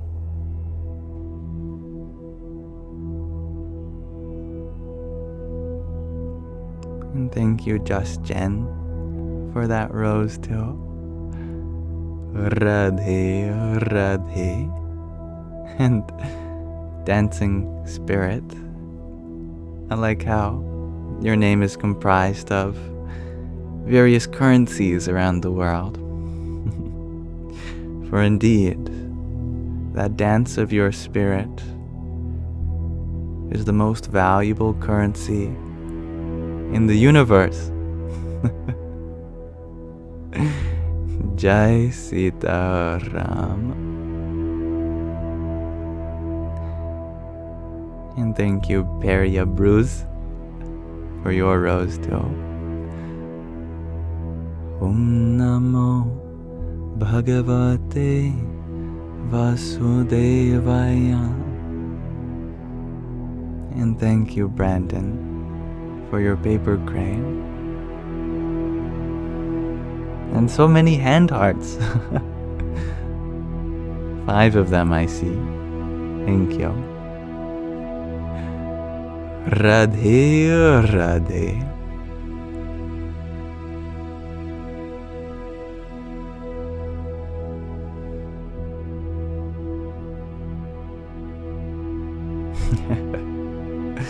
I seem to have got the Witch Doctor song stuck in Amanda McCormack's head since yesterday.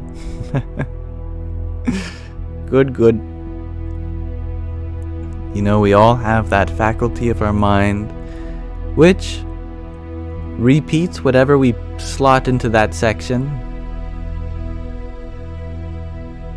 Catchy tunes can get stuck in that part of our mind. Conversations can get stuck in that part of our mind, replaying over and over again. Ugh. How many of you have had an argument and then gone into the shower afterwards? And then in the shower, the argument is still ongoing between yourself and your mind. I should have said this. This would have been a much better counter argument. Why did I say that instead?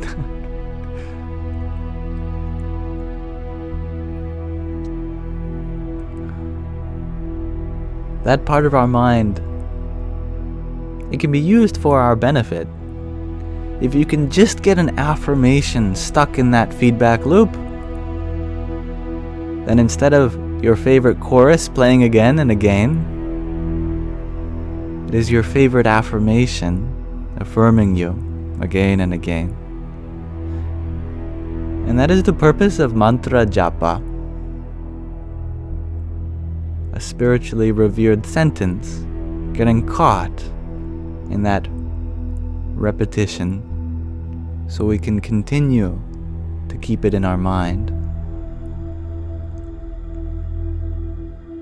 Om Mani Padme Hum, Om Mani Padme Hum, Om Mani Padme Hum.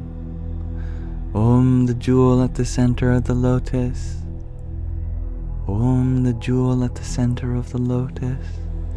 Again and again.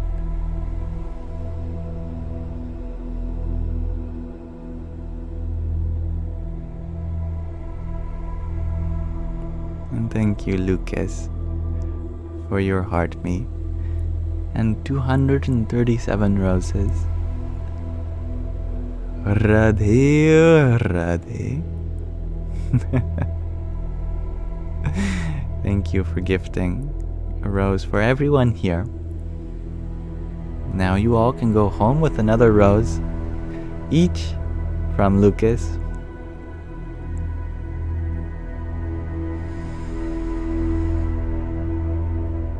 Magdalene, you share that you recently returned from a mass meditation this past week that transpired under the Florida sun. It was liberating to welcome in the heat, despite its infernal disposition. Once you shifted your focus on Source, you weren't as concerned with feeling sweltered. And what a poet you are, able to describe your transformative experience with such ease. Wonderful. And now that a part of that sun radiates through you, may you share that light with all of us here. And thank you, Lion Piog, for your balloons a moment ago too. Hari Om Tat Sat. And Scott Gibson, thank you for that rose too. Jai Sita Ram. And thank you, Brandon Rogers, for another heartbeat. Om Namo Bhagavate Vasudevaya. And thank you, Peter Schaefer, for your pair of roses. Radhe, Radhe. And Jacob, thank you for your hanging lights. Om Namo Bhagavate Vasudevaya. Amanda McCormack, you ask, Yam, did you know you're beautiful? Stop it.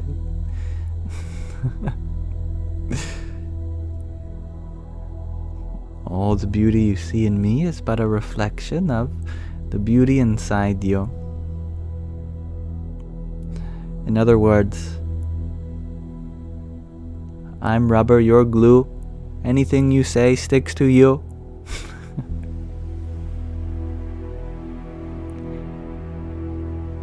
And thank you, MJ, for your 20 roses a moment ago. Hari Om Tat Sat. Ikjik, you share. You are channeling all of your negative energy onto me? Well, thank you. I am honored to receive it. And thank you, Astra, for your finger heart. Radhe, Radhe. And Awaken Haven, thank you for your quartet of roses. Jai Sita Ram. And thank you, dancing spirit, for doing that.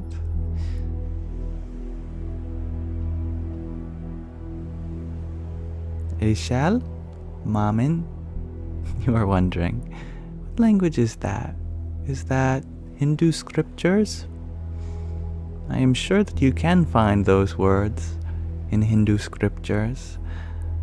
They are mantras in Sanskrit.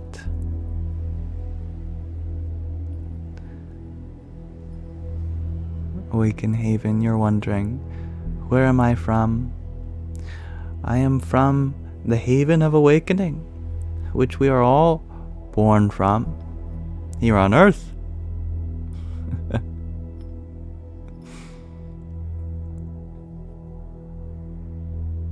Much love and light to you, dancing spirit. It is my favorite question.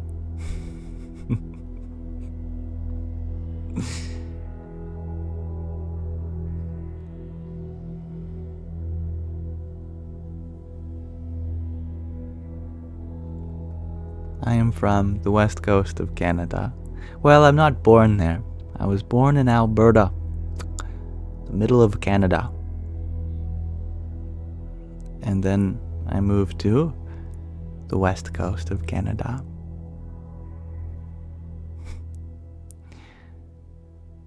And thank you, dancing spirit. You are always welcome here. And thank you, Awaken Haven, for your rose also. Hari Om Tat Sat. Amanda McCormack, you share that Yam's just so up in space, and you're so down to earth. So, may I let you show me the oceans, and I can guide you to the stars. You are such a poet, Amanda. I am flattered by your words. Thank you, Jacob, for your rose.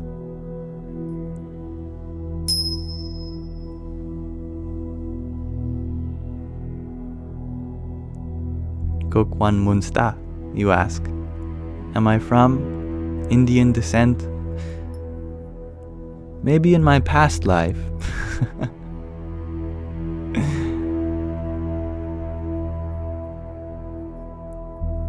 As far as I know, I'm as white as they get.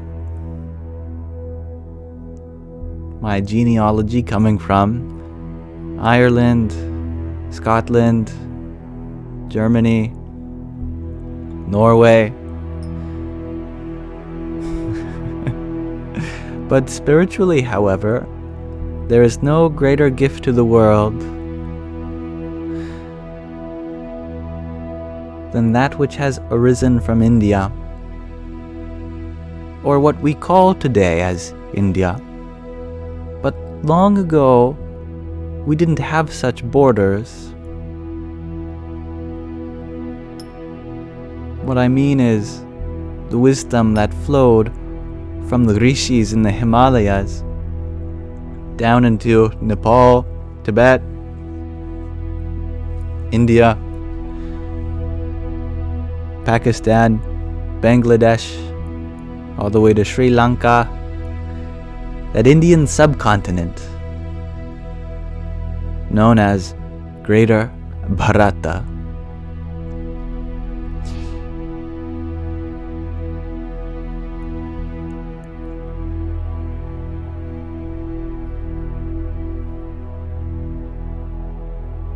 Dancing spirit, you ask, how do you learn more about this Zen type of healing? By becoming more Zen and allowing yourself to heal. You learn through directly experiencing it yourself, knowing that you have all that potential within you already. Just being open to it is enough.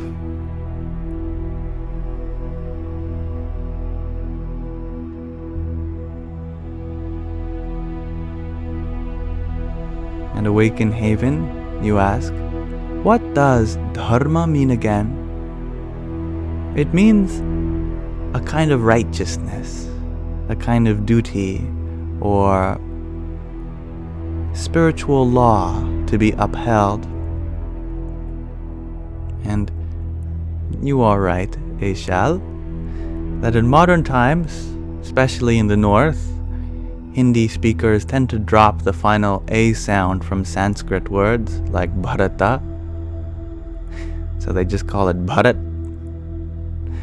But in Sanskrit, it comes from the root word bhar, meaning to bear, to carry.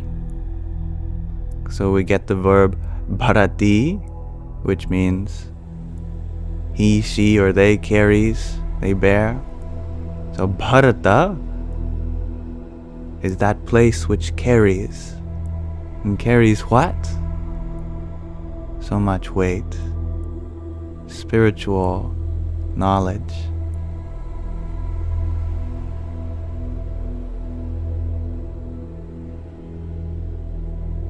Just like how the word guru literally means heavy.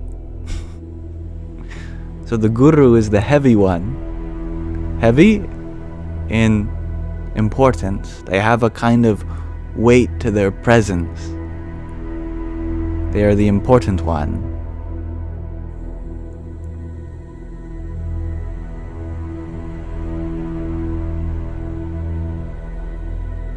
And thank you, Brooke, for your disco love.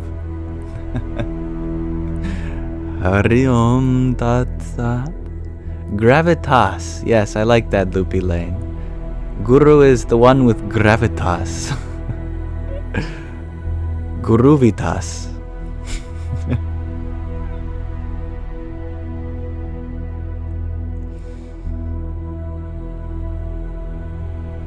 Ollie May, you ask, do I know the story of Pio?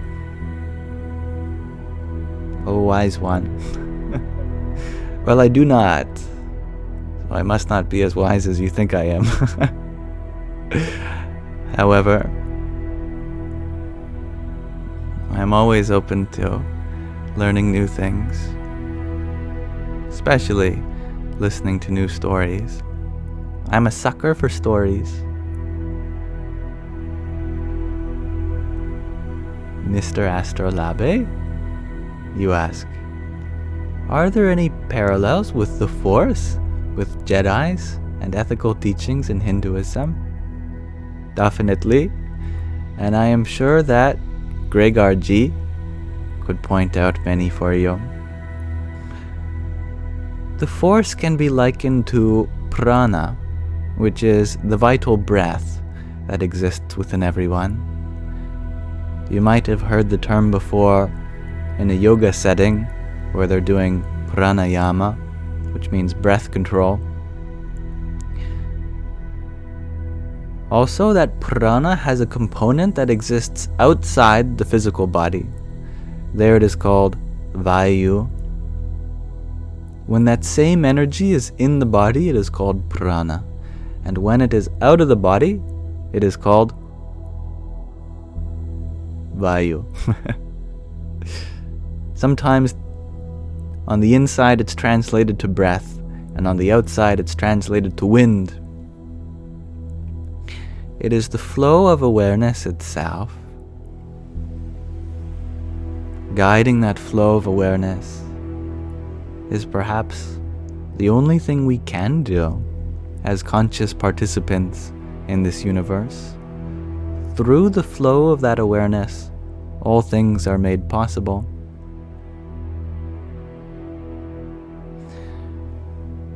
The relationship between Jedi and Padawan is very similar to Guru and disciple, through which a Jedi guides the Padawan to tap into that force that is already inside them, finding balance in it.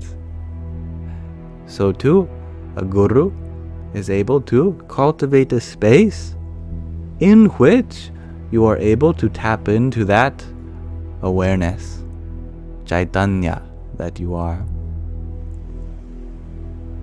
and guide it towards higher and higher things.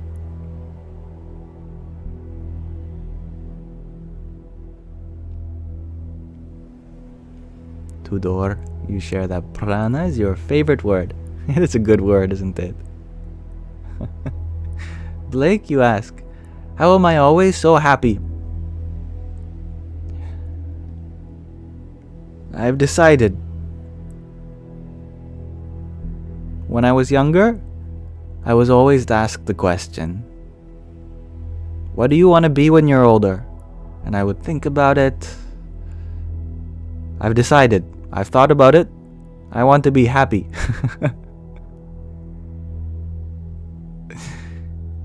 So I'm going to start being happy. I'm not going to wait around for that happiness to come. It seems to never come when you wait for it. Oh, I'm waiting for that day that I'll be happy. That day never comes. So screw it, I'm going to make this the day. I'm going to become happy now, so I don't have to wait for it.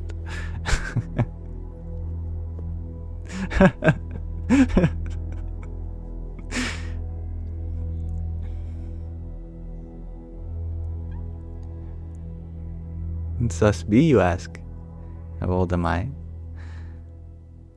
Not old enough. I'm 22.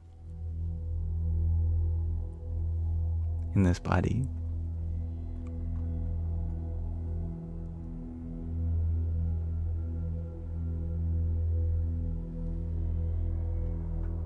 Greg RG, he shared that OMG. You didn't say none of this, but that prana stuff is thought-provoking. No, you shared some lovely other ideas about the Jed and how George Lucas probably got inspiration from the Jed warriors when it comes to naming the Jedi, and those ancient pillars in Egypt, which were thought to be pillars of power, of light. Perhaps there are similarities there, and with lightsabers.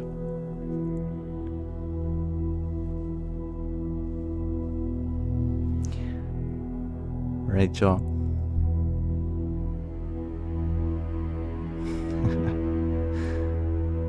You share that I resemble a Henson brother. I don't know whether to be flattered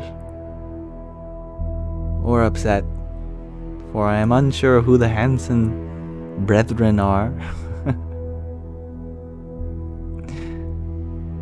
And hardly, you ask, am I a Buddhist? I am hardly a Buddhist. Hardly anything, really.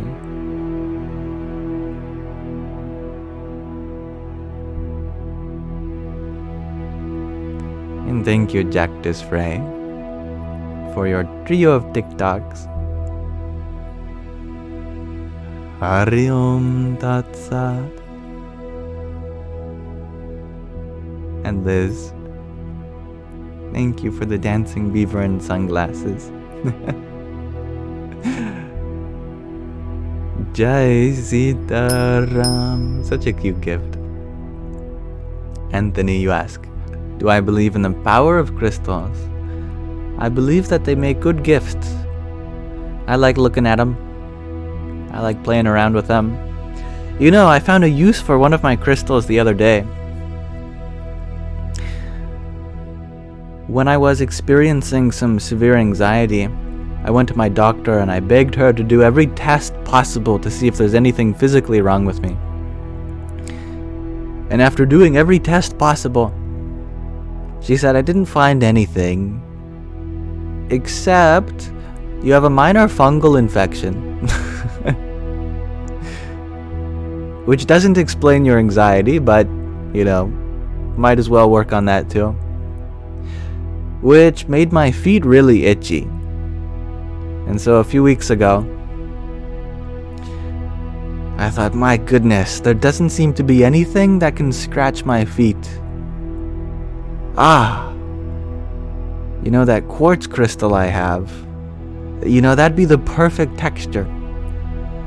So So I got my quartz crystal and oh, it was perfect. I believe in the power of that crystal to relieve the worst itch.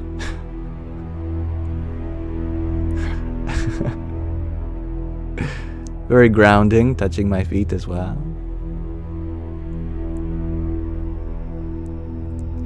Walking artist, you share that in Mongolia, you say, if your feet are itchy, you are about to go for a journey. And indeed, that was around the time I decided I would be leaving my country to venture to India.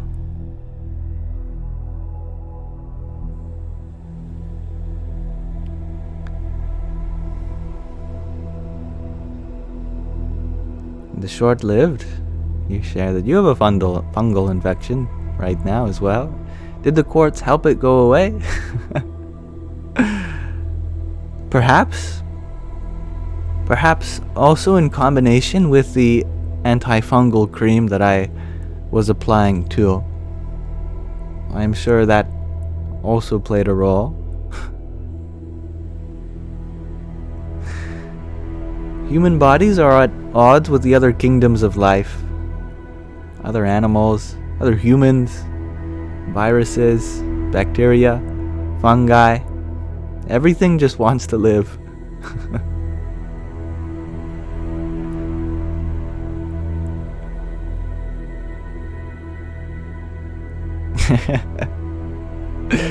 Alfie, you say you're trying to eat? Well, you know, some fungi is delicious. Like mushrooms. Many mushrooms are very tasty.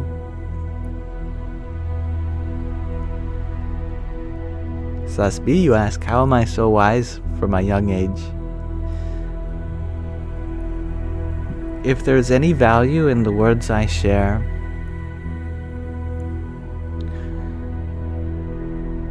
for one, it is because you are able to connect with your experience.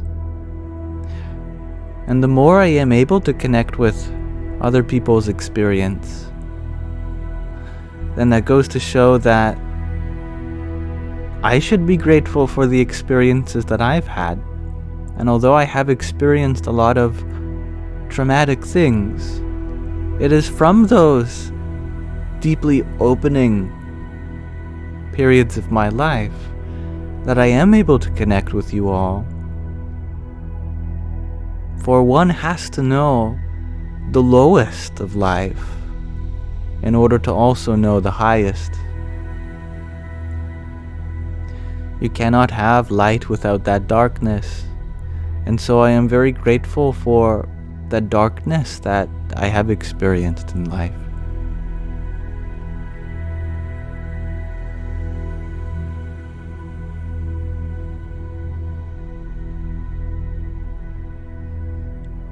Regina, you share that you had a best friend that was a mushroom once.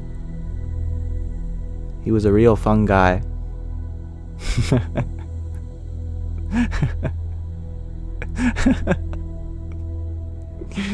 I love that. Alfie, you made friends with a sheep today. I love that. And you know what they say about sheep friends? They've always got your back. Back.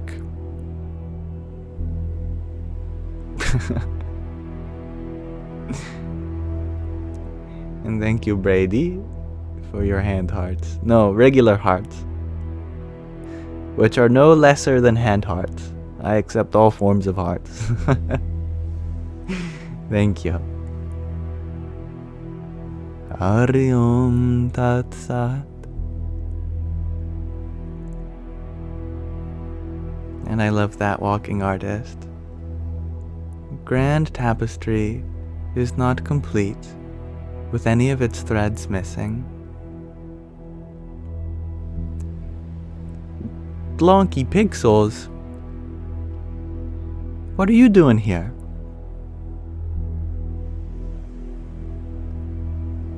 And thank you, Rahina, for your 7-finger hearts.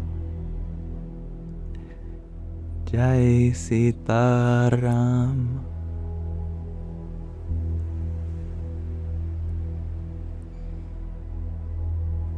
That's quite alright, Brandon. Thank you. I believe that it is within everyone's capacity to overcome their addiction through a lot of forgiveness, a lot of self-love, determination, and a lot of mistakes along the way. Rianon, you ask, do sheep perform bhakti yoga?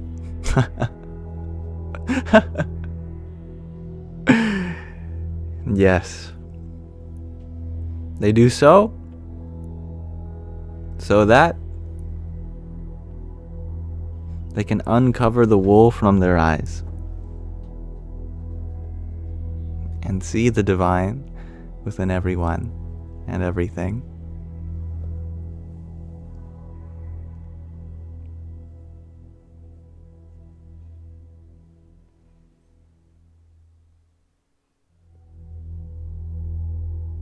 Brady, you ask, when pressed, how do you respond?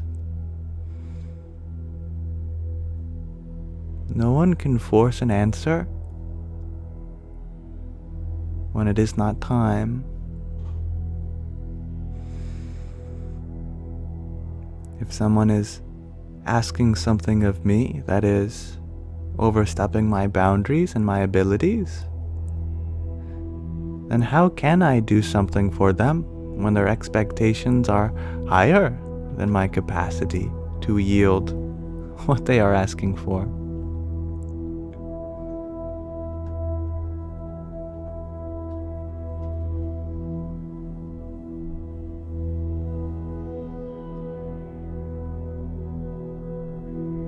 And I'm happy to hear that. Everybody loves Raven. You're thankful for the darkness you endured. Painful, yes, but a springboard to all that is possible. Such a great analogy. I love that.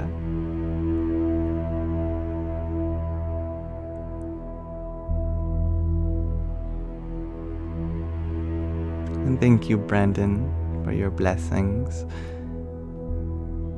May I be like a prism and refract your light on everyone here so that we all get a piece of your blessing. And thank you, Jennifer Sabrina, for your finger heart. Radhe, Radhe. Brady, you ask? How do you get unpissed? Well, you flush the toilet of your mind, isn't it? You have all these thoughts swirling around. Let them drop.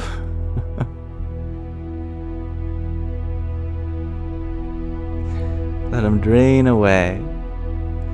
And fill it with fresh water. Fresh thoughts.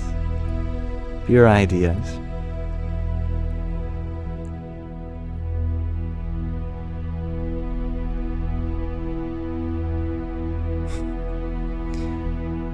Kimmy, you ask,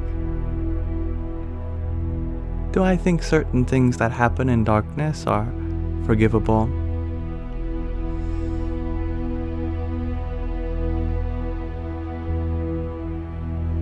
I believe that forgiveness is always an option, but one that is never mandatory,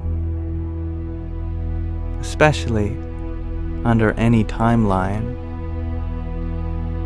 Forgiveness is always something in your free will.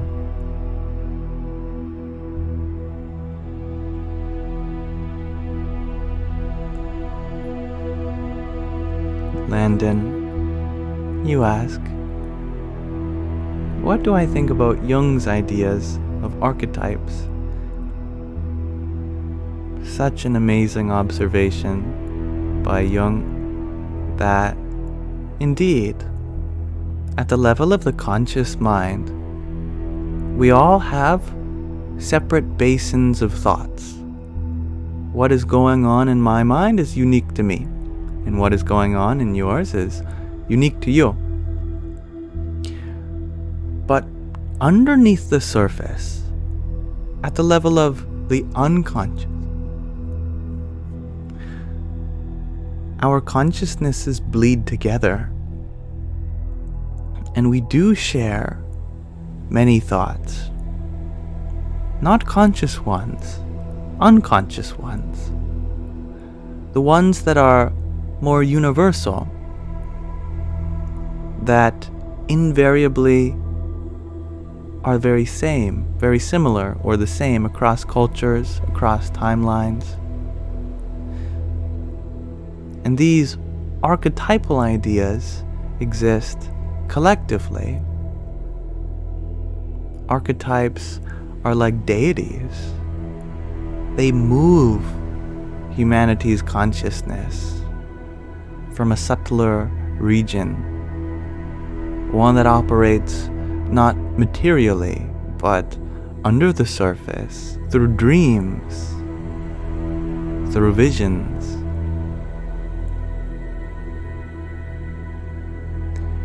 That kind of observation is what makes Jung a mystic in my mind. He had transcended the realm of psychology. No longer was he dwelling in the mind. He was dwelling in something much more sublime. He had accidentally discovered spirituality as residing within the deepest recesses of his own mind.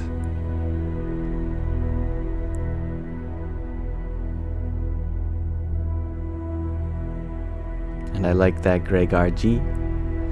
Could archetypes, as well as archons, be related to Plato's worlds of forms? That is a nice observation too. Now why don't we read from another section of the Pocket Pema Chodron? It's been a while. And there she is, floating through space. A Buddhist nun traveling the stars.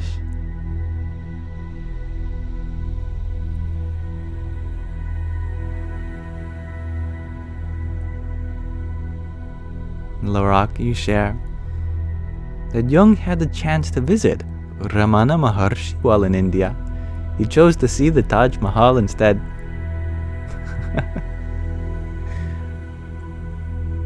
Well, you know, he wrote a foreword to the version of teachings of Ramana Maharshi that I have, which is nice. What number are we reading today? Who can guess? Of this book of 108 short writings of Pema Chodron. 33, says Libby. Libby Rose. Let's see if we've read that one already. Yes, we have. Calm Comedy says 73. Have we read that one yet? Yes, we have. 91 says Warrior Priestess. Have we read that one yet? No, we have not. This one is titled Living at a Crossroads.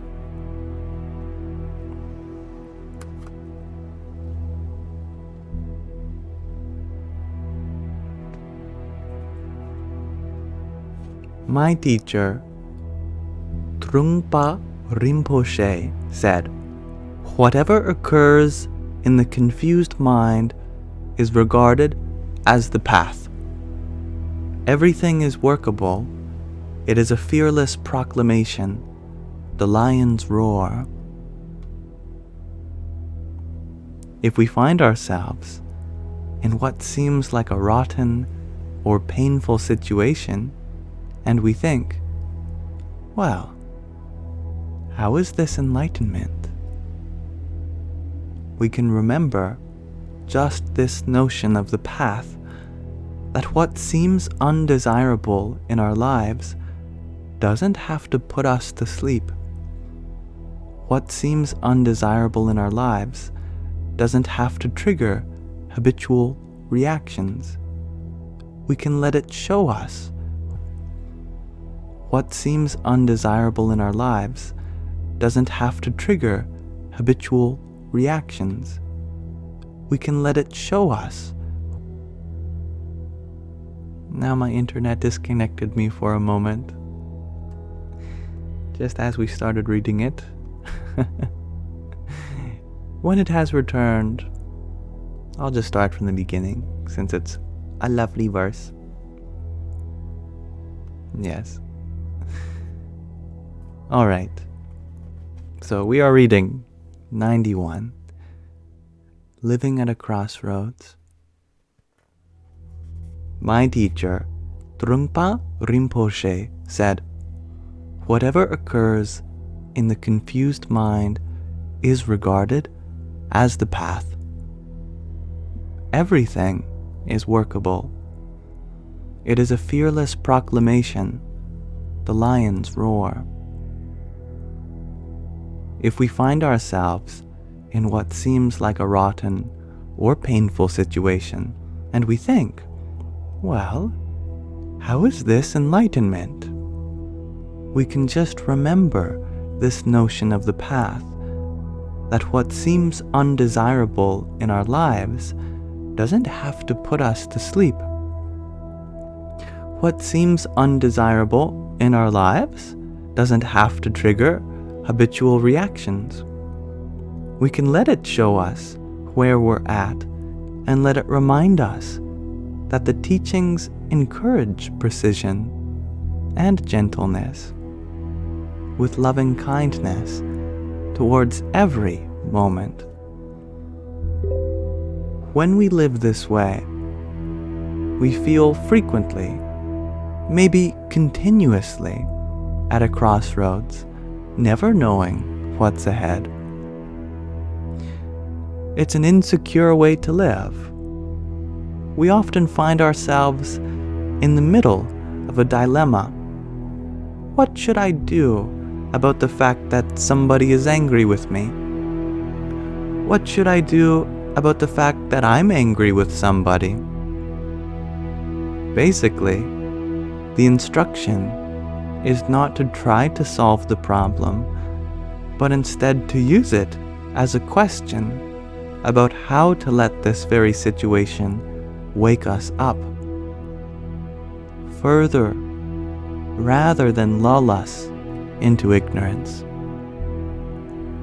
We can use a difficult situation to encourage ourselves to take a leap, to step out into that ambiguity.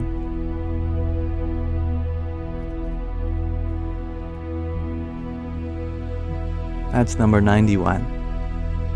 Living at a Crossroads.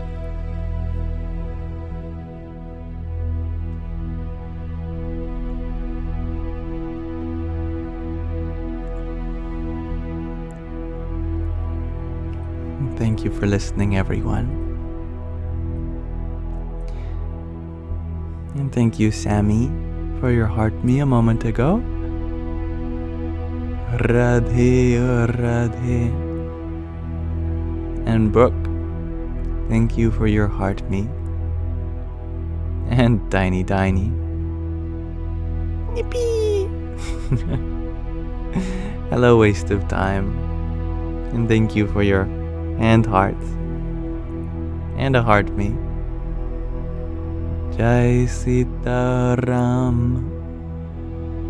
And thank you, Tatwamasi, for your quintet of roses. Loopy Lane, you ask, how come I never hydrate during my life? Because I am hydrated by the stream of light which flows effortlessly within all of you.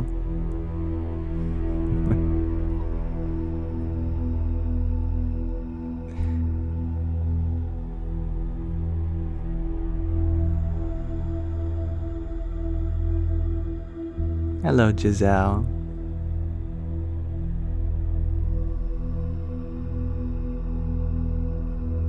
And thank you, Waste of Time, for your tiny too. Yippee! Toy, you share that my eyes are a gorgeous blue. That makes me wonder if they'll pick up on the filter. Will my eyes also look like space if I get really close?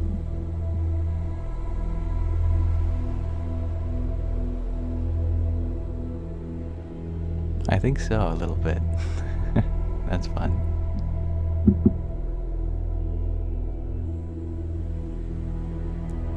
And I'm glad that you enjoyed that reading, Mahina. It was lovely. I agree.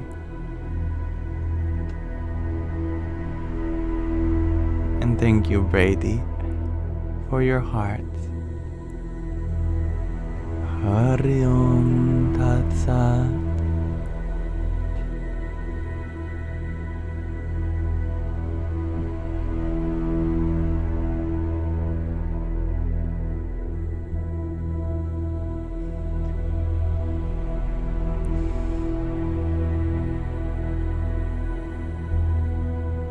Good night, Priscilla. Obrigado. Speaking of which, Stephen, you ask, am I Brazilian? I have a lot of love for Brazil. I myself am not Brazilian. And thank you, Waste of Time, for your baker's dozen worth of roses. And a finger heart. However, if you consider me an honorary Brazilian, I'll happily take on that title.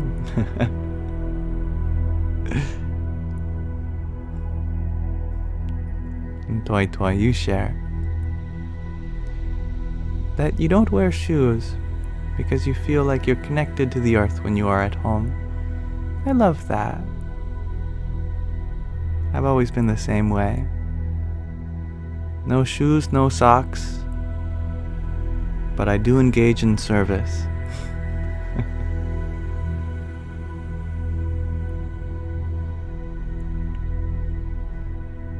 Have I been to Jamaica? Asks Toy. I will save you all the trouble of wondering. If you ask, have I been to X, where X includes anything other than Canada, then my answer is going to be no at this time. But my heart has traveled the world. My body has yet to catch up, so to speak.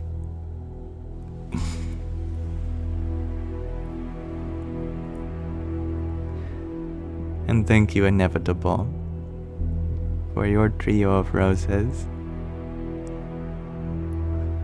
Radhe, oh Radhe.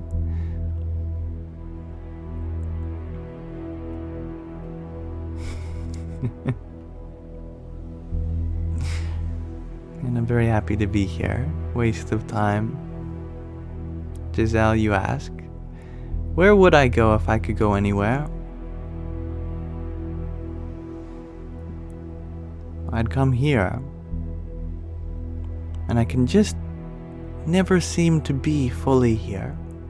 Always is there some part of this moment that I could be more attentive to, more aware of. There is always room for more presence here. And that's where I'd like to go.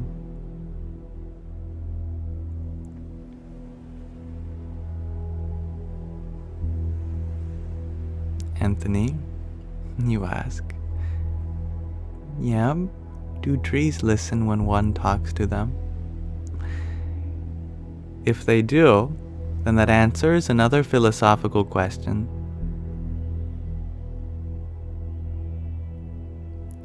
If a tree falls in the forest and nobody is around to hear, does it still make a sound? Well, the trees will listen to that, won't they?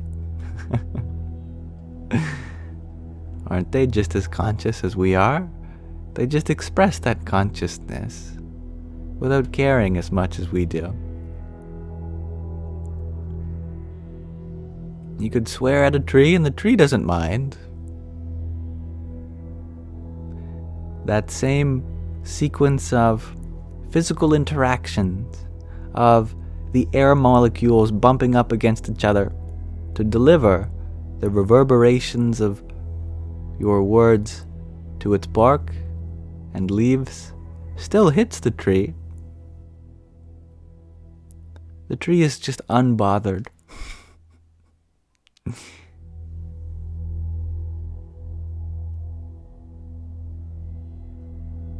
And thank you, Ragnhildur, for your tiny. Yippee!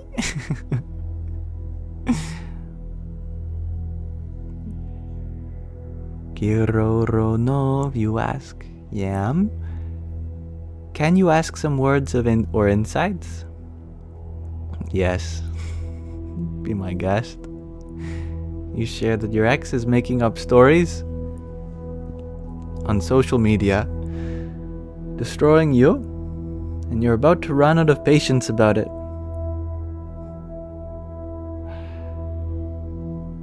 They may destroy an image about you, but that is not you.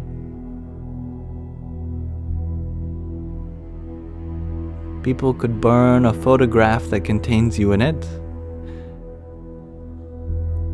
but you will be untouched by the fire.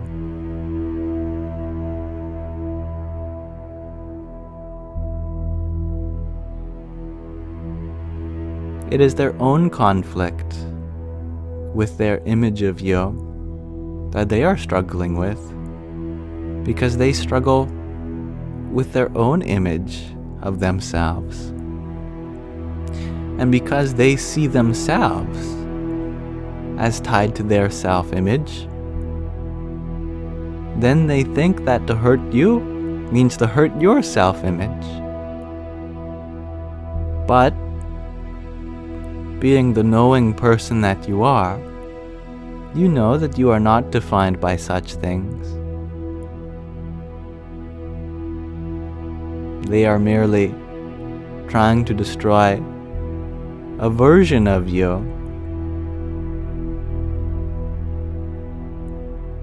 But that version is not who you are. The people in your life that truly matter to you, those who you matter to as well, they know who you are for what you are. They will also be unmoved. Anyone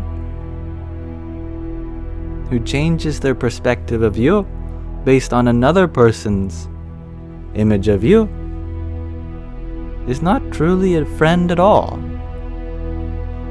If they can be influenced so easily, then they are not meant to be in your life anyway.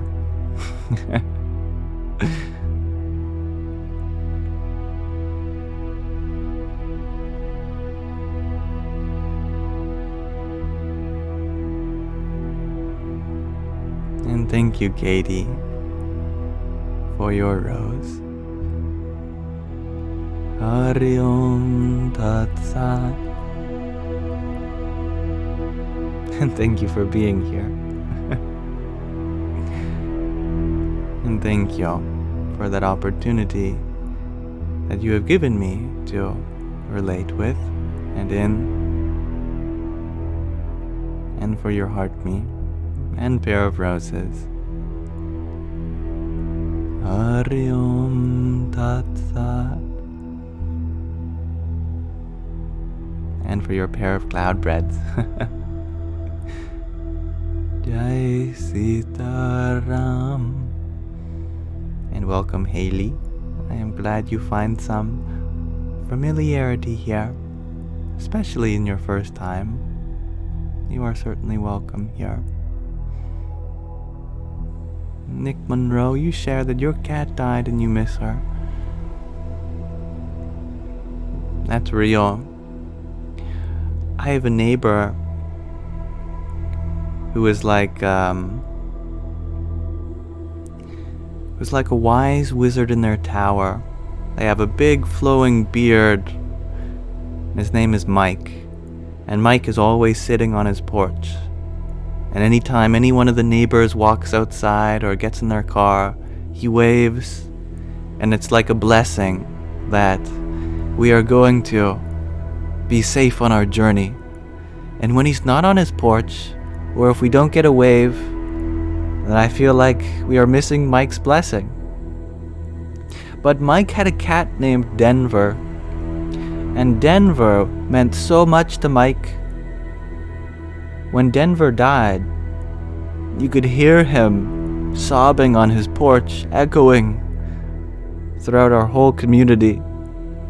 And this old man, not that old, but, you know, this bearded, majestic being named Mike was just defeated at the loss of his cat.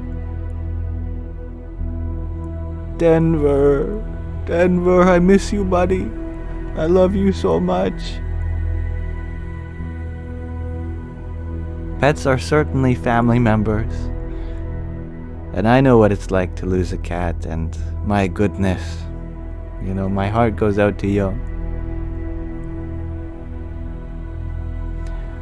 But they are needed elsewhere in the universe, and they have accepted the call. They were happy with all of the love that you gave them, and they decided, their soul decided, it is time to take the love that you've given me and now give it elsewhere in the universe.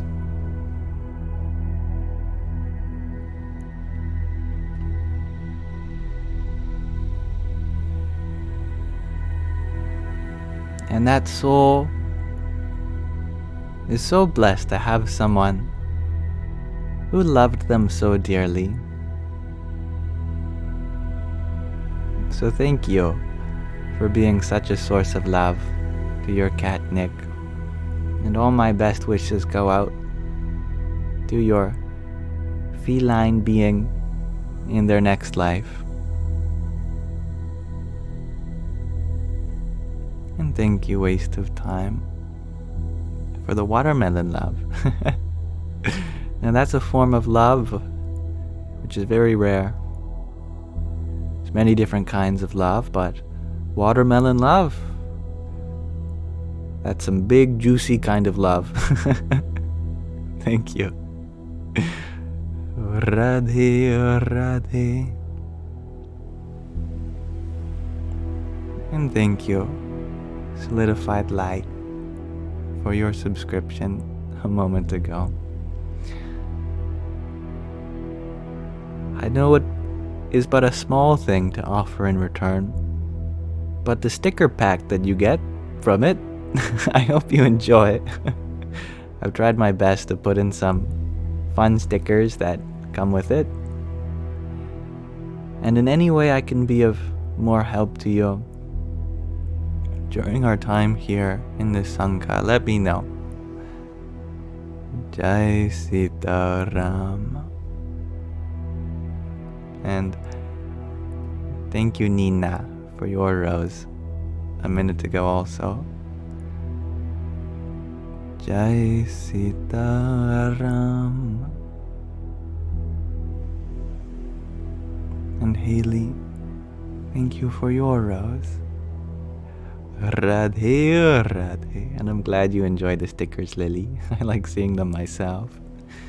And hello, Oboyo. And Priscilla. Thank you for your heart, me and Rose too. Brendolyn, you asked, how does one stay so calm when times are rough? Because the rough times deserves some calmness.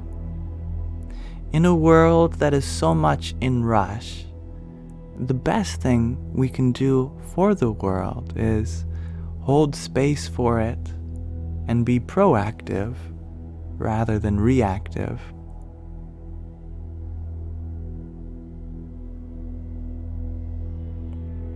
When the world is rough, at least we can be soft ourselves, shouldn't we?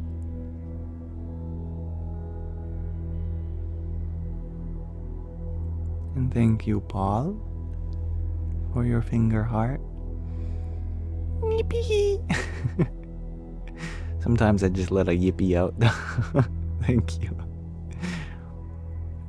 And I like that. Everybody loves Raven. Calm in the center of the storm. Om Mani Padme Hum. Jewel at the center of the lotus. Calm at the center of the storm. And thank you, Skylar, for your heart me. Hari Om Tat Sat. I used to grow up with a Skylar on my street. And Skylar was this lovely young man who was in an electric wheelchair. And he struggled with a lot of bodily and mentally related challenges. But he would always dress up as his favorite character, which was Captain Jack Sparrow. And so he would come to our door on Halloween, and he was just so happy to be Captain Jack Sparrow that day. And he passed away several years ago, but I loved seeing him. It makes me happy every time I hear the name Skylar, knowing such a wonderful being who also shared that name.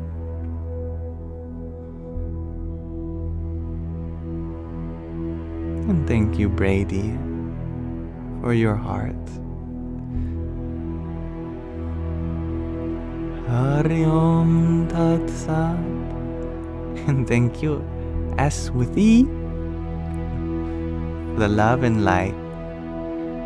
I hope to share your love and light with everyone here also. And good night, Anthony. And Ostlending, thank you for your 20 roses. Hari Om Tat Sat. And S with E, thank you for your heart me and trio of roses. Call you Sean? Okay, thank you, Sean, for your heart me and trio of roses. You are up very late, Julius. May you have a good night.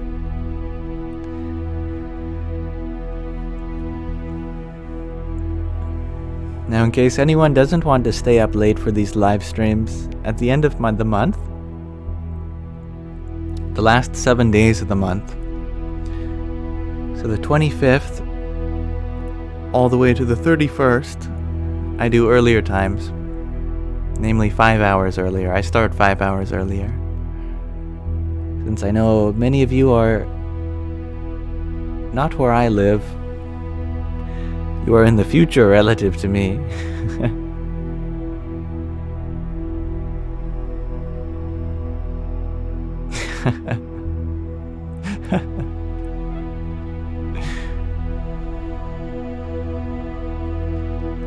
And Sammy, Thank you for your team bracelet too. Radhe. Julius, you share as well that streams are perfect this late, so relaxing and calming. Well, I'm happy to hear that. And thank you, Serenity Space, for sharing your blessings with everyone. Goodbye. Amanda, you share that I make you smile when I smile, or giggle. Well, I'll make sure to do that often then.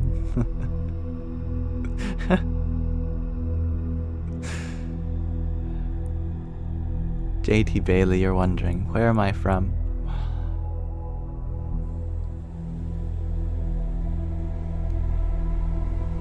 If you're asking where my body came from, it came from the soil. Mother Earth has given it to me, as she has to you. An investment, it is. And like any investment, she's betting on a positive ROI, a return of investment.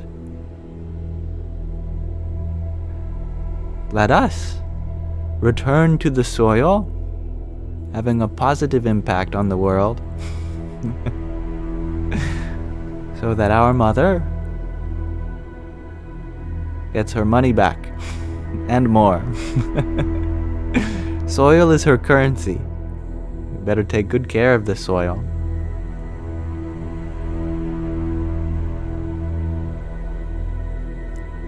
And hello, Jared. You are working in an Alberta hurricane. Now that's quite an atmosphere. When there is storm all around you, let your mind have calm weather.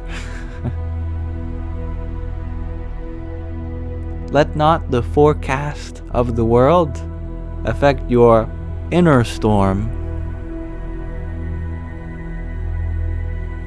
And thank you for your heart, me too. Jai Sitaram.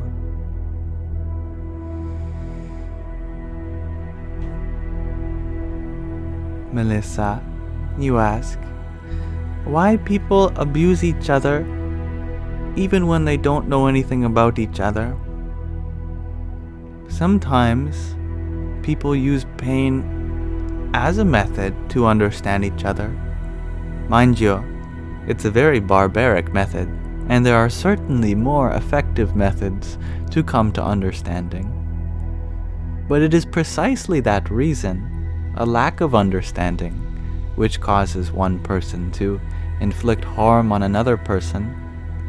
When we are hurt, and if we are also emotionally immature, we might think that the only way for other people to understand my pain is for them to go through the similar kind of pain.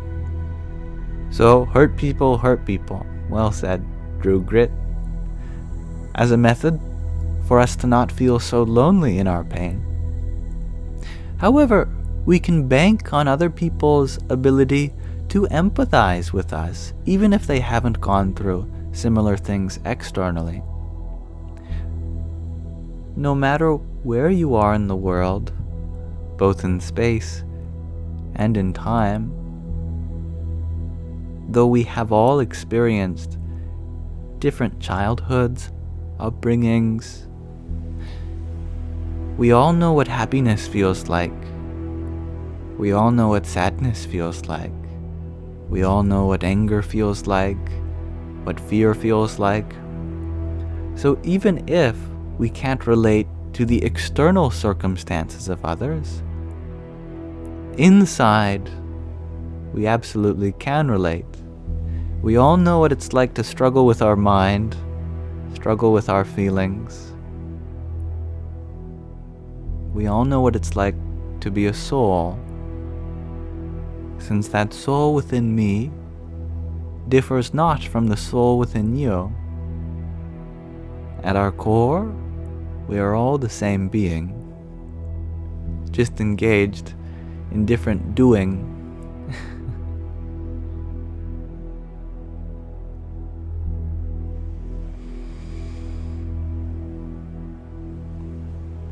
And thank you, Jared, for extending your generosity yet again. And gifting a heart me, a team bracelet, and 20 tiny dinies. Yippee! But not only have you gifted something to me, you have also sent a subscription to Danny Hattrick, Rahina Fierce, Omar Zoni, Darkness Fighter, and Stephen, many of whom are participants I see here often, and all of whom I hope are open to the opportunity that Jared has given to me through you all of being able to support you in the way I can and relate with my experience. Thank you. Radhe Radhe.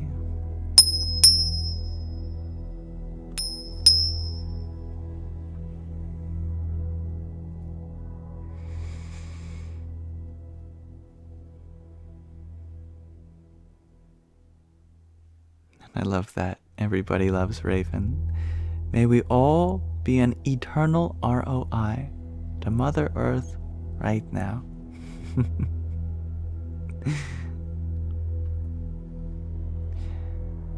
So many wonderful words come from you. Everybody loves Raven. I am very blessed to have them here and be in the presence of them.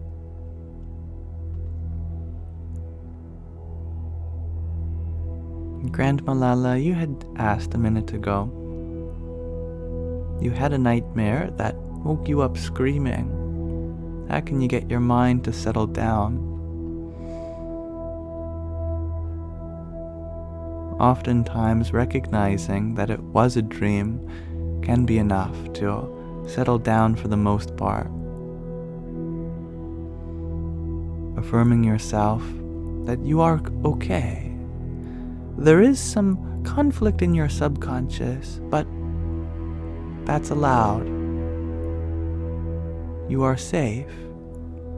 Everything that goes on within you is allowed to be there. And, much like everyone, you have some fears, and that's okay. Your fears don't define you. I am very confident in assuming that you are open to learning more about them, and that openness is all you need. Of course, you don't have to face them right now. In fact, it's a lot easier to face them in your dreams than it is in real life. That is certainly true for many fears. In your dreams, you are safe to explore fears and desires.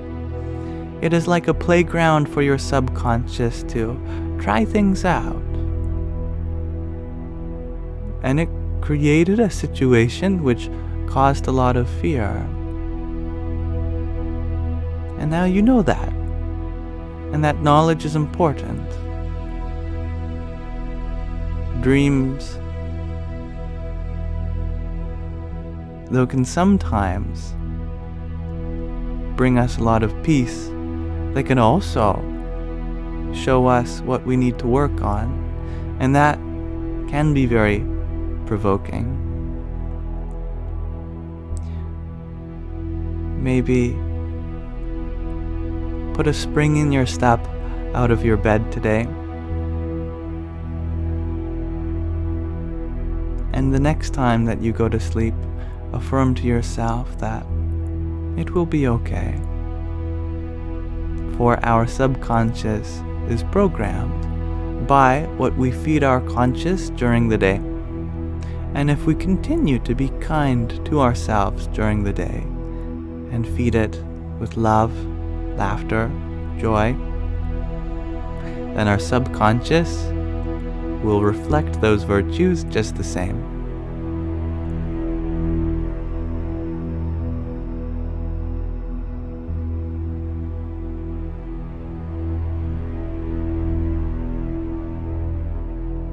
Vincent, you are wondering how to prevent being a public freakout all-star. I don't know if you are calling me an all-star at the end of that sentence, or you are asking how not to be a all-star in being a public freakout. In either case, it is a funny way of wording it, which I appreciate.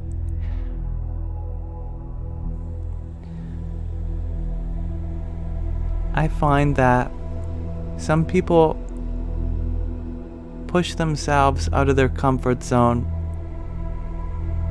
when they don't need to. It is a beautiful thing to open up, to expand our comfort zone. But when we are pushed too far into open waters, naturally, we may worry about drowning, especially amidst the overwhelming environment. This world is certainly one that is ripe for overstimulation.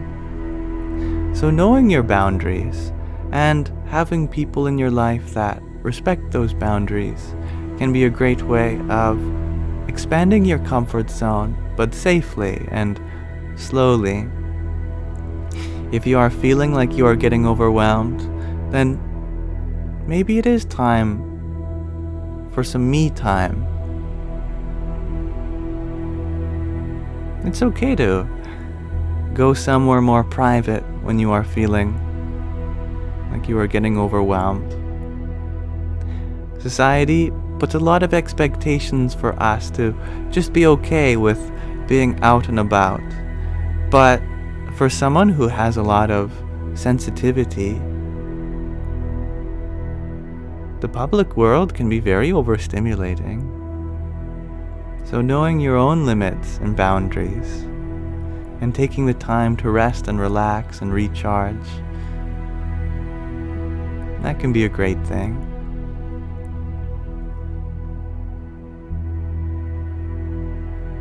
And thank you, Ashley, for your fire and rose. Hari Om Tat Sat.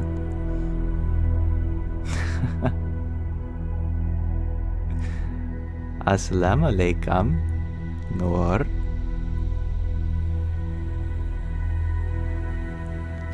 Azalaf, you ask, are there weird people who cross boundaries? I am sure that in this life we have all experienced what it's like for our boundaries to be crossed. We have also experienced what it's like to inadvertently cross someone else's boundaries. Boundaries are invisible. We only know they're there by reinforcing them.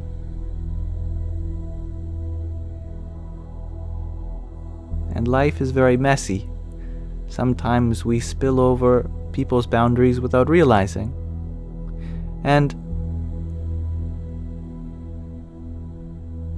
one is allowed to cross a boundary unintentionally, of course, so long as they respect it being reinforced. When someone affirms to us that what we did has made them uncomfortable, that's okay. You're allowed to hear that. As long as we understand that it's nothing to do with us, everything to do with the comfortability of that person, it helps us to know where those boundaries are. And then we can respect them.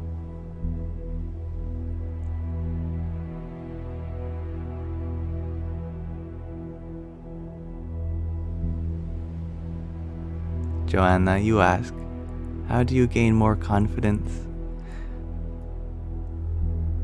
I'll give you a very counterintuitive answer. meaning that it sounds like I'm giving you the opposite of an answer at first.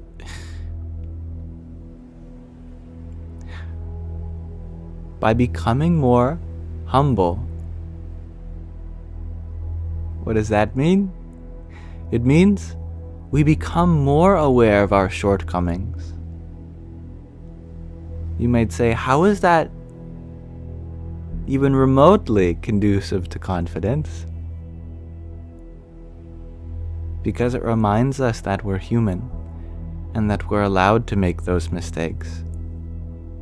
As long as we are aware of those mistakes, then we can strive to improve from them.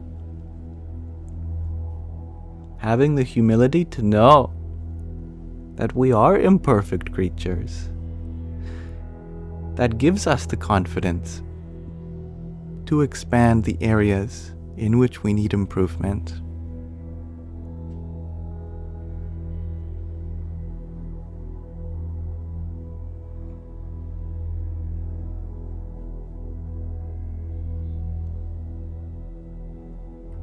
And thank you, Mystic Spirit Eyes, for your flowers, your heart me, and your tiny. Yippee!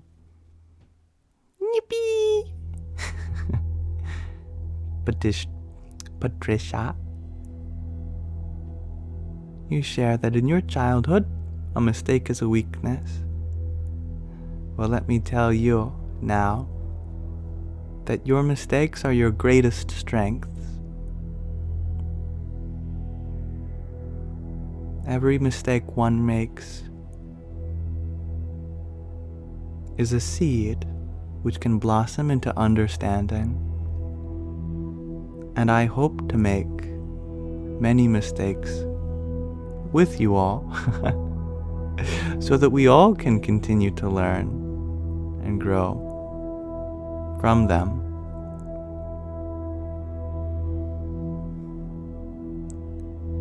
Thank you, Arthur, for your tiny.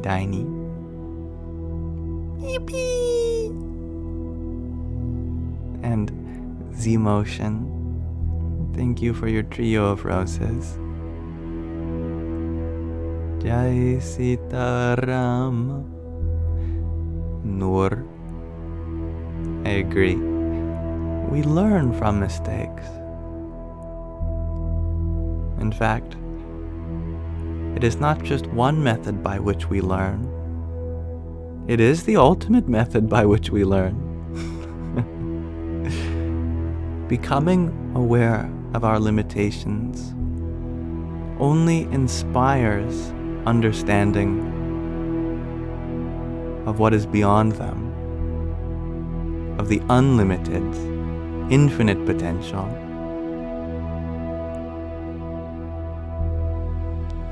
And thank you, Vagabond, for your trio of roses too. Om Namo Bhagavate Vasudevaya. And Grand 11, thank you for your rose. Patricia, you share that your childhood made your future. That is incorrect. Your childhood made this moment what it is. But it is up to you to make this moment conducive for the rest of your future. And that is entirely within your control. We may not get to choose what hand we are dealt, but we do get to choose how we play it. And we can look at the adversities we've experienced in life and see that as a reason to close up. Or we can see those challenges as opportunities for growth, to achieving higher and higher things in spite of everything we've gone through. And although that requires Herculean effort, monumental intention, That is a possibility that is always available to you. The most beautiful people are often the ones who have experienced such deep heartbreak. The wisest of people are often the ones who have experienced tremendous problems in which they have overcome. Know that you don't need to be strong enough to overcome these challenges. All you have to do is have enough love for yourself. And let me remind you that yourself is an infinite basin of love, just ready to be tapped.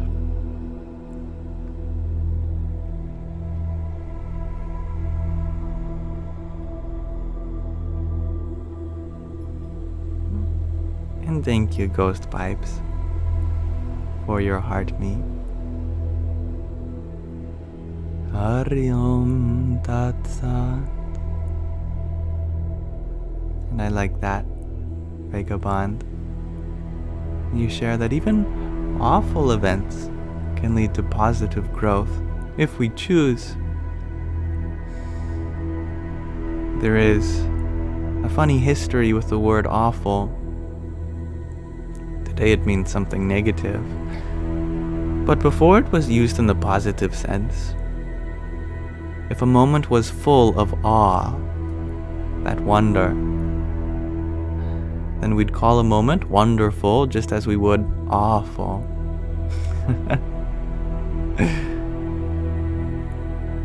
But it is in those awful events that there is so much room for growth, so much potential, and therein lies the awe, the wonder for what comes next.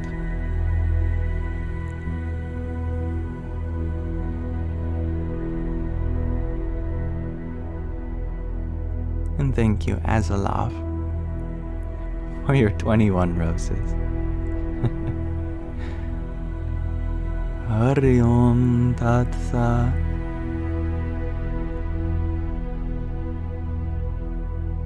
Diane, you wonder why it changed to a negative sentiment.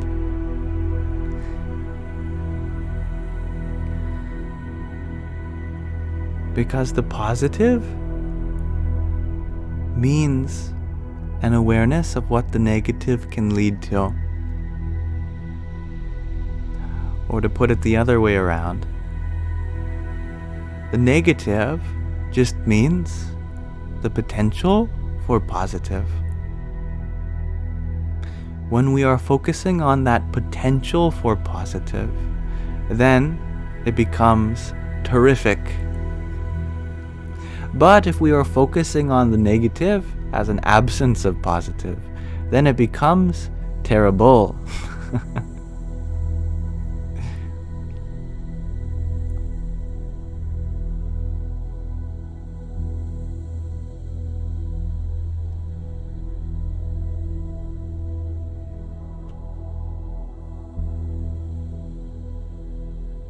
Daniel, you ask, what is my take on the Yuga cycle? And what cycle do I believe we're in? I don't know about the age of the world. Though most people say we are in the age of Kali. But let your soul be in the inner cycle, striving towards Satya, truth.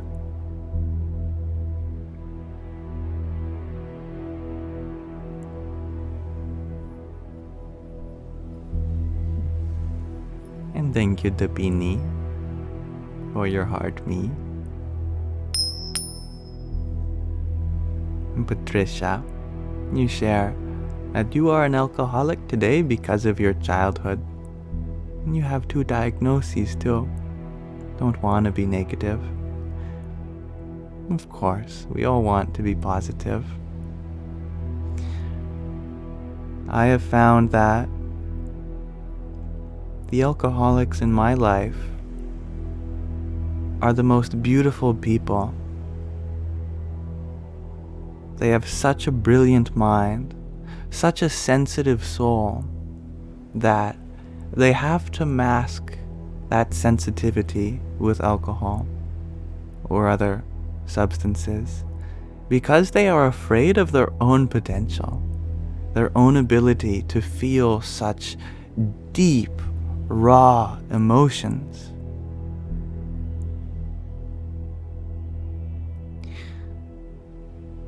But that ability to experience life so deeply, now that is so beautiful. Yes, it makes pain feel 10 times more painful, 100 times, 1,000,000 times, perhaps. But it also makes the love you experience just as deep. It is a blessing and a curse. The curse is when a negative experience comes to mind. Suddenly you're there again, with full force. And the blessing is when a positive experience comes to mind, and suddenly you're there again, with full force, that much intensity. As long as you are open to experience both, then that sensitivity is neither a blessing nor a curse on its own, but proof that you are so very much alive.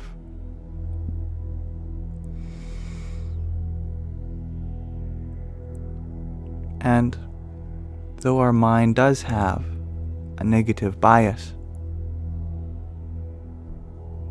it is possible to swim against that current of negativity and reach the shore of positivity.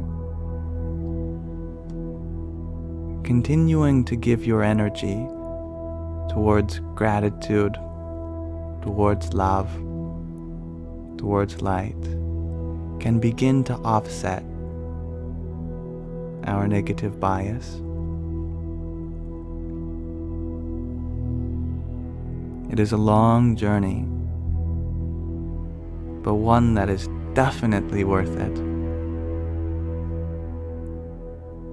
And I'll share with you what Ramakrishna Paramahansa said to one of his followers when he said the same thing. He said to Ramakrishna, who was a great saint in the last century,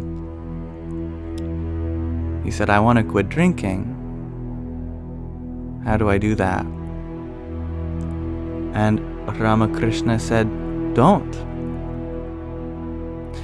quit drinking. Let your drinking quit you. That means keep striving for higher and higher things. Become addicted to virtuous things. And your good habits will overtake the bad ones. And without any effort on your part, your drinking will drop away.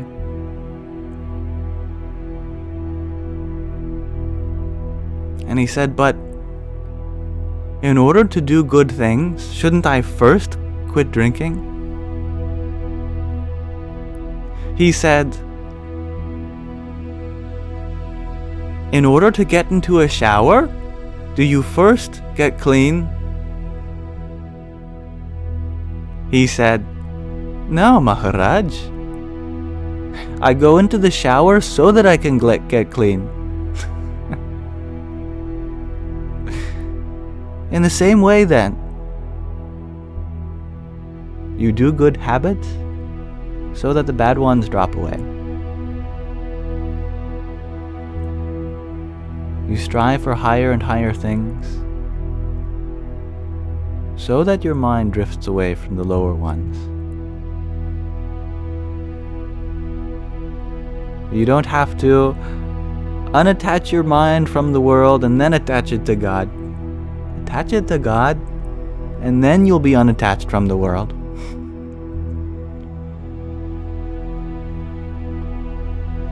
There was also this Catholic who went to a priest, and he said, Father, Is it okay if I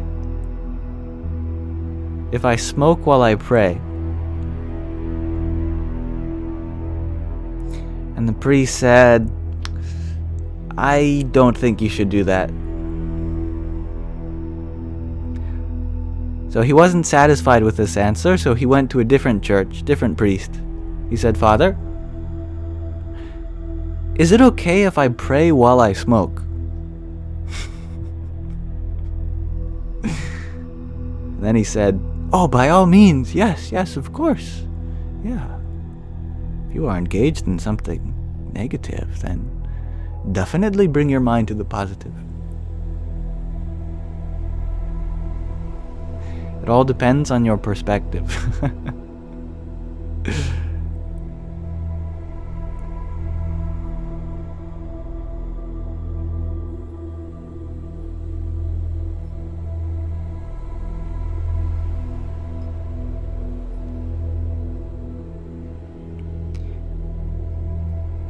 And thank you, Riasulauf, for your 9 roses you sent a minute ago.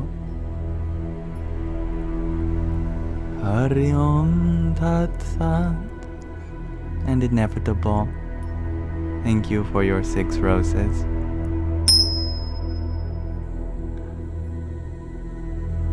Crystal, you share that you're so excited to tell me something.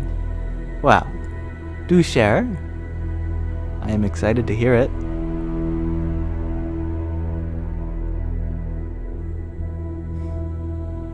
And good evening, Peeboo.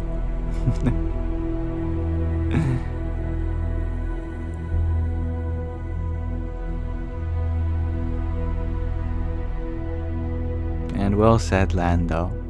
Yes.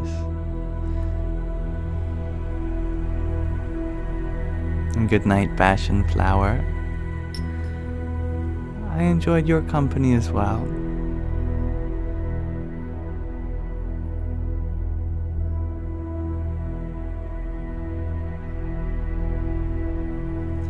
Alright, Crystal, you share that you are publishing your book. It will focus on mental health. That is very lovely. Thank you for sharing. Mental health is so important, and I'm so glad that you are adding to this awakening that has been happening within the last few years, centuries, perhaps, of coming to understand how important the mind is in our life.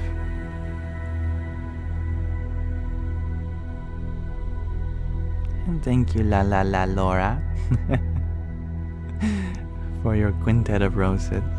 Your name is very easy to sing. La La La Laura.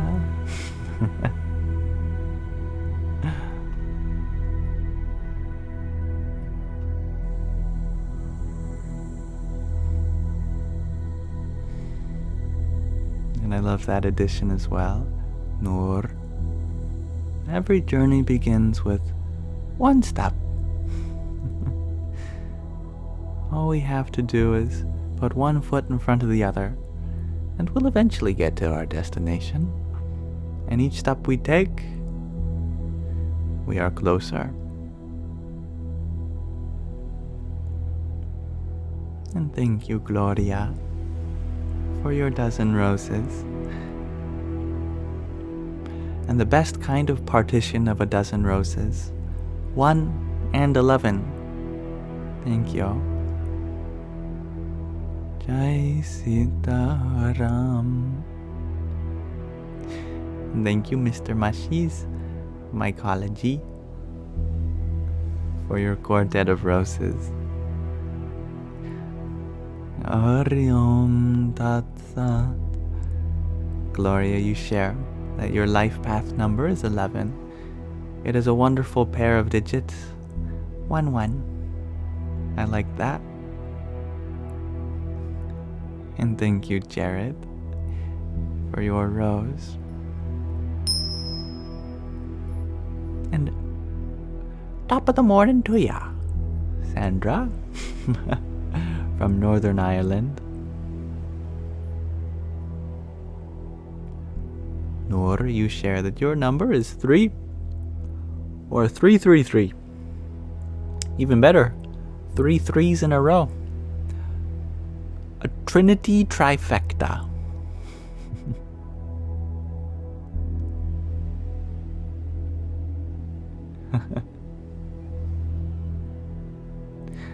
And thank you, Jared, for your rose as well. Radhe, Radhe.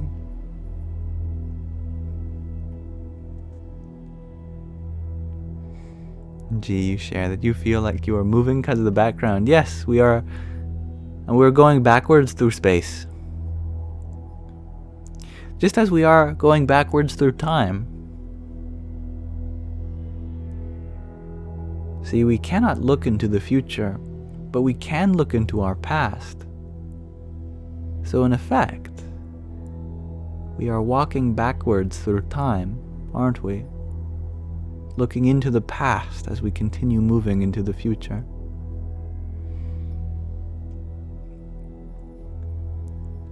And thank you, Melissa, for your disco love.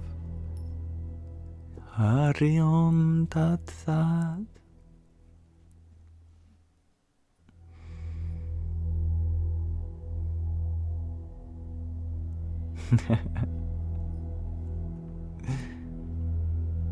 My day was well. Thank you, Apple user. I had a good bite of a burger. And I had a banana smoothie. And not only that, but I got to be in the sun for a little bit.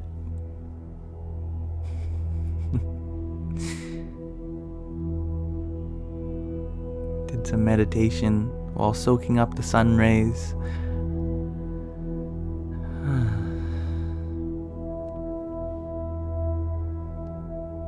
Jessica Montgomery, you ask, what is the spiritual meaning behind the number 9?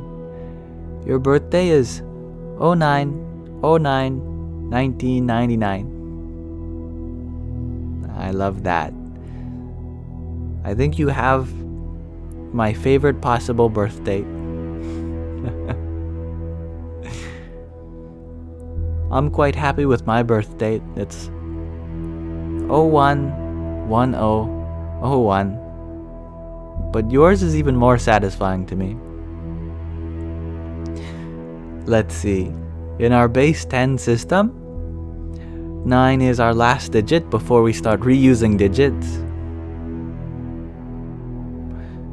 So you could say that 9 represents a very high value. It represents being on the precipice to reuse what you've had before in order to unlock higher and higher value.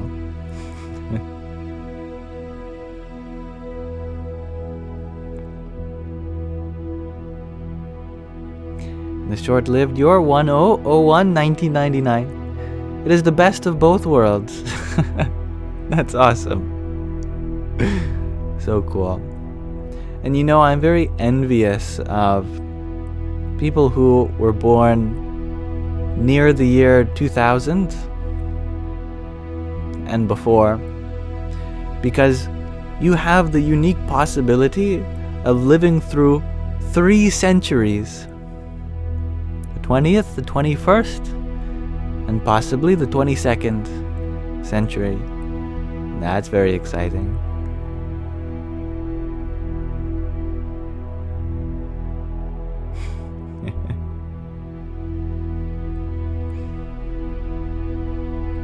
And Harley O'Gray, you share that it's your birthday today. An eternal happy birthday to you.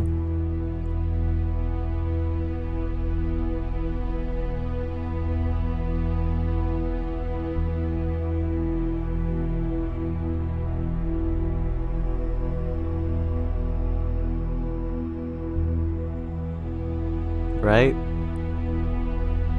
Greg RG. Imagine one day being able to say, I'm 3 centuries old.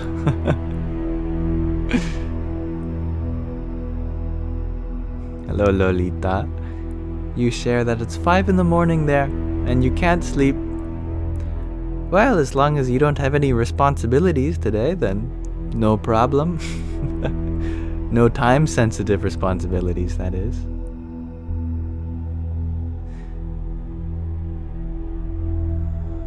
Regardless, you will sleep when you will sleep, and it will be a wonderful sleep. My favorite sleeps occur when I'm least expecting them to. That's it. I give up. I'm not gonna sleep. Turn the light on, grab a book, start reading. Within minutes,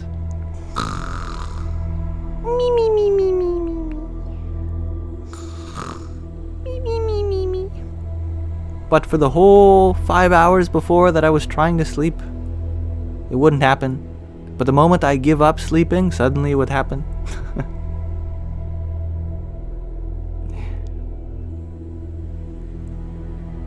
And good night, Grand Malala. Thank you for being here.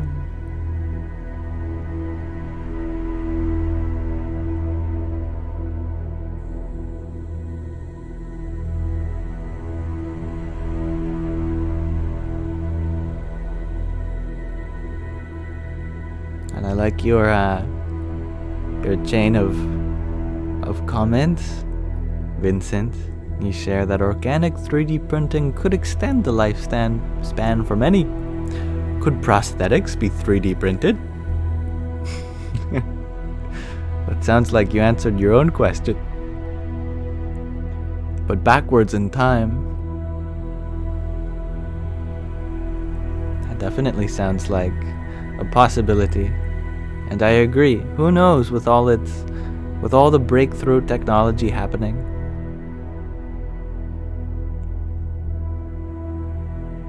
I am sure that if you get some very smart people to work on that problem, then advancements will be made.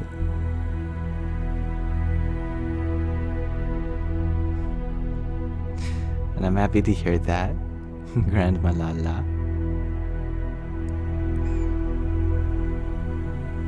And thank you, Jessica, for your quartet of roses. Hari Om Tat Sat. Good night, Arthur.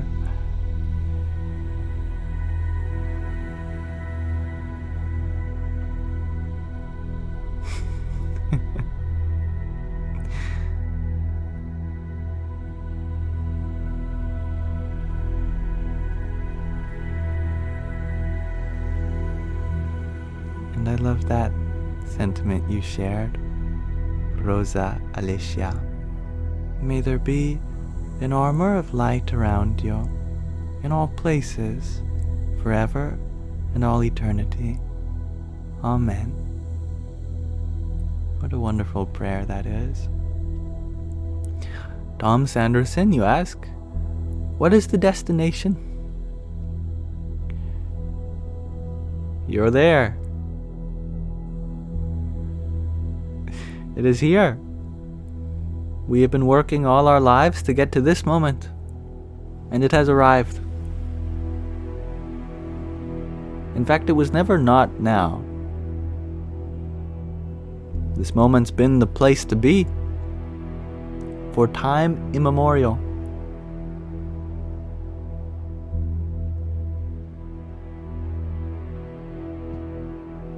And thank you, It's All Legos, for your quintet of tiny tinies. Yippee! And thank you, Jessica.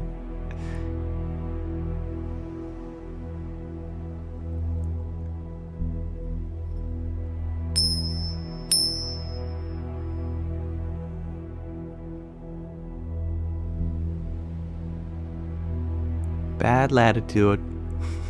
I like your name. You ask, what motivates you? I am motivated by giving purpose to all that potential that exists within me. If it is there for a reason, then it is my duty to give purpose to that reason. I might as well make the most out of this short life, for there isn't much else to do.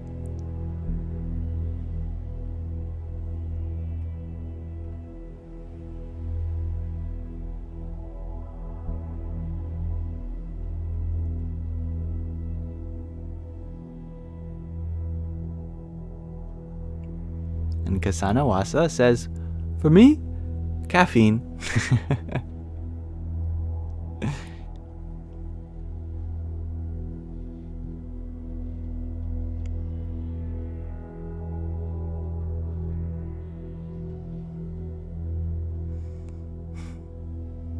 Conbrel, you ask, is sexuality to be embraced or ignored? Well, we wouldn't be here if our parents ignored it. That is for sure. There is no sin in sex, but there is suffering in letting that urge control your life.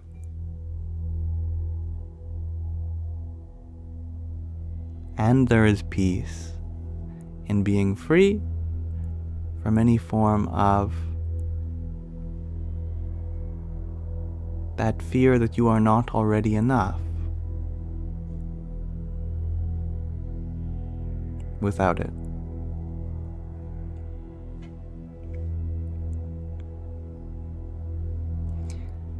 And thank you for sharing your blessings with everyone, Vagabond. May we each treasure the now, for this moment is so precious. It always has been. Priceless.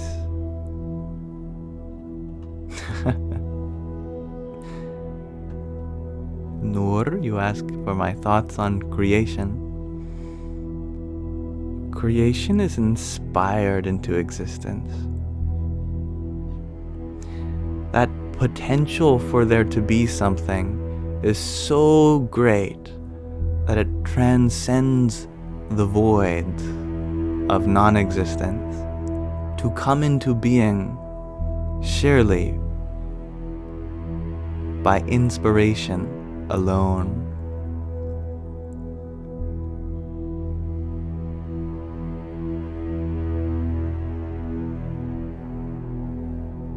Nice to meet you, Gabriel. Your presence is a blessing.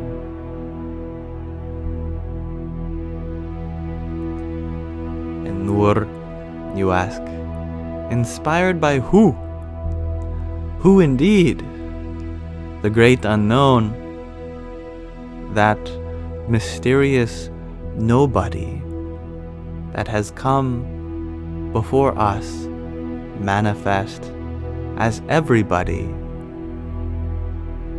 and yet no one in particular.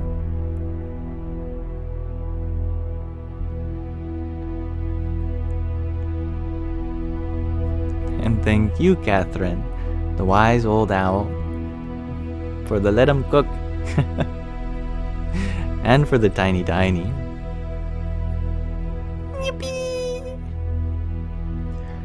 Allow me to share some of my favorite translated words from the Vedas,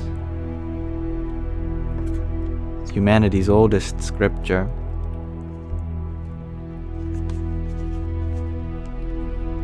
From the Rig Veda.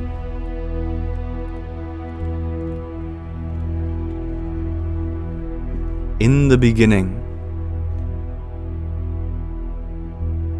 the non-existent was not then, nor was the existent. The earth was not, nor the firmament, nor that which is beyond. When there was nothing then, what could cover what? And where and in whose care did the waters and the bottomless deep then exist? There was no death nor immortality then, there was no sign of night nor of day. That One breathed without extraneous breath, with his own nature. Other than him, there was nothing beyond. In the beginning, there was darkness, intensified darkness, indistinguishable darkness. All this visible world was reduced to its primordial nature. This primordial world, which was enveloped by the all-pervading power of One, before whom the world of matter is a trifle, became one. Through the force of his intense activity and spiritual fervor, in the beginning, the divine will arose. This was the first seed of the mind of the Creator. Those who can see beyond by putting their mind and heart together found the binding link of the existent in the non-existent existing in the existent. The rays of divine will spread across the whole world. They spread below and above, and the result was that small and big beings bearing seeds were born. As the existence of earth was dependent on the divine will of the Creator, the position of matter was lower than the spirit, which acted with divine will. Who truly knows, and who can declare whence it cometh, and whither it vanisheth? Even the divine beings who know were born much after creation came into being. Who then knows whence it has come about, whence this creation has come? Who holds or does not hold? He who is its surveyor in the highest heaven, he alone knoweth. And yet, doth he know?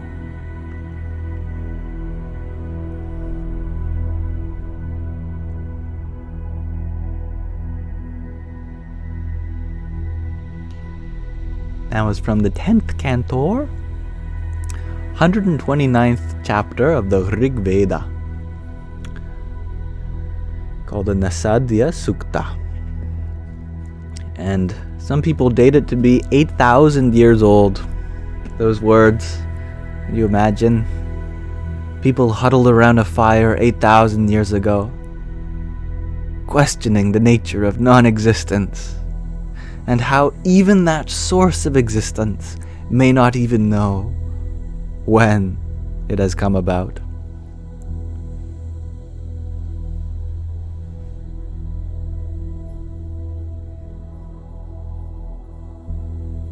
And thank you, Melina, for your heart me and Tiny. Yippee!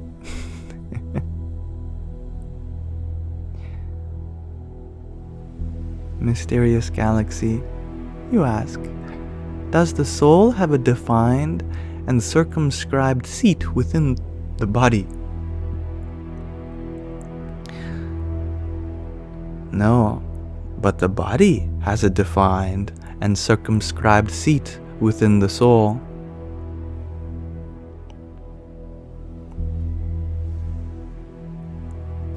Bernie, you were wondering who wrote the Vedas. They are attributed to no one. It is said that these words were revealed through meditation by the rishis. These rishis, or seers, in the Himalayas entered deep meditation, and then the words came to them, but they did not attribute those words to be their own. It is said that a great being known as Veda Vyasa, which literally just means the compiler of the Vedas, wrote them down 5,000 years ago, which is remarkable because if you add together all Vedic scripture and you count by the meter in which it was written how long it would take to recite, let alone write down, that would add up to more than 200 years. So for there to be 200 years worth of scripture, no one could ever read that much in a single lifetime, let alone write down. And yet, there is no debate over who wrote it down. Vedvyas did. One being. Now that is mysterious by itself, let alone the mysterious contents of the words itself.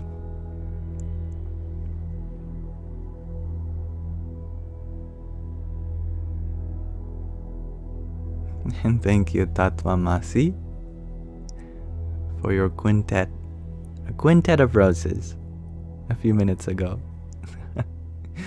Hari Om Tat Sat. And thank you, Jared, for your cloud bread and pair of ice cream cones a few minutes ago.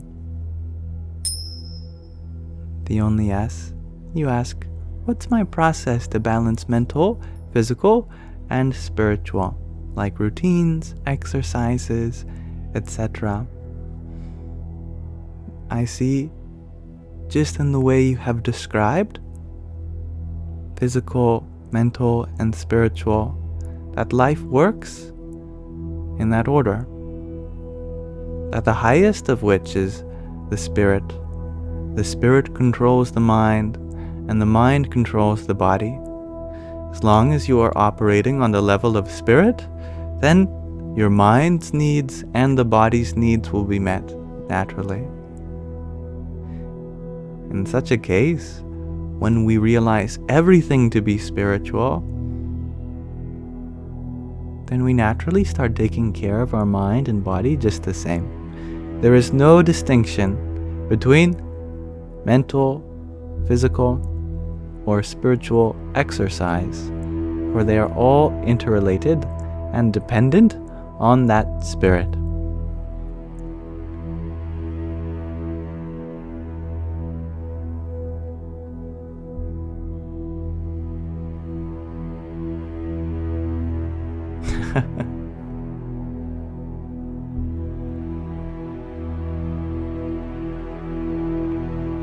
Gregarji, you ask, Yamaji, are those rishis that wrote the Vedas the same rishis that survived a great flood? Very likely indeed.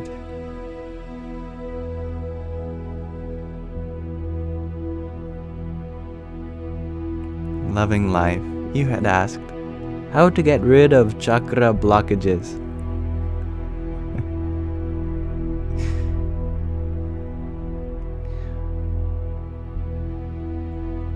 Flowers may not be ready to open yet, but you can't say that a flower is blocked from opening. The chakras are like flowers. They may have yet to blossom.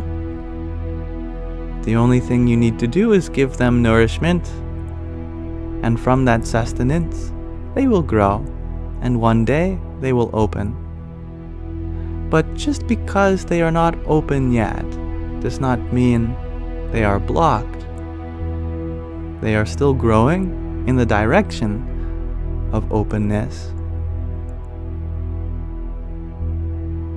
You simply must give them the patience to do so.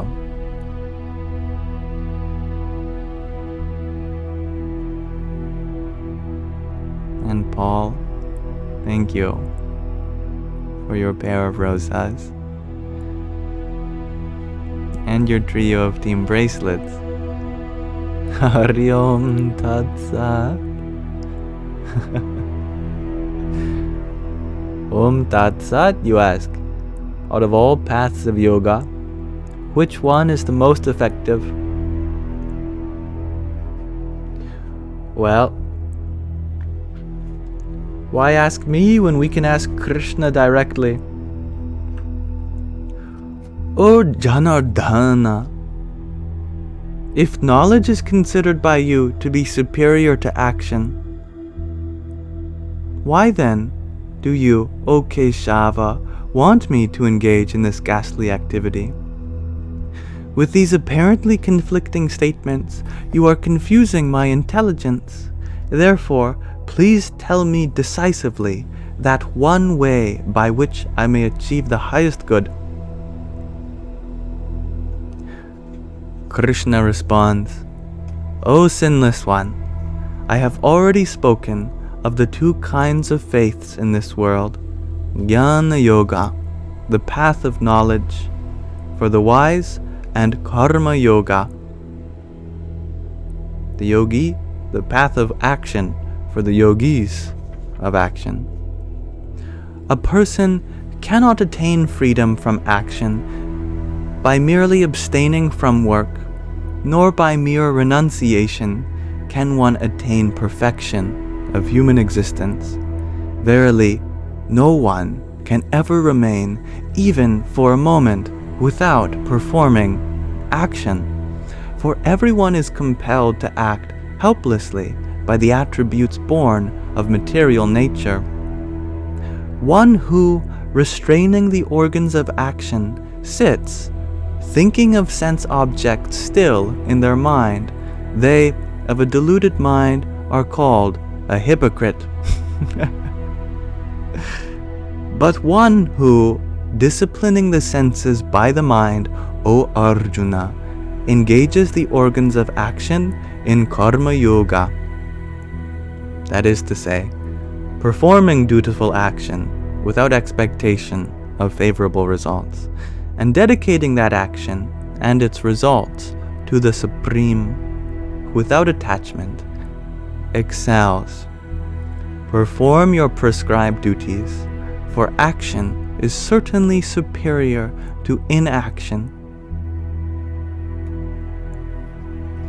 So, you heard it from Krishna himself, the yogi of yogis.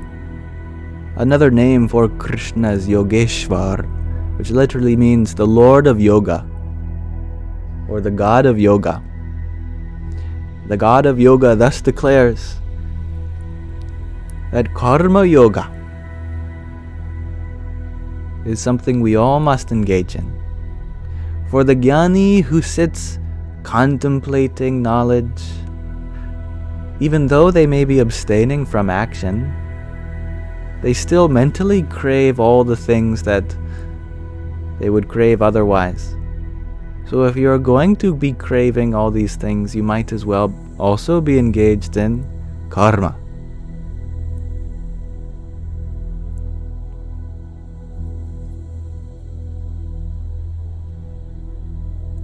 And thank you, Jarrett, for sending a subscription to even more lovely people.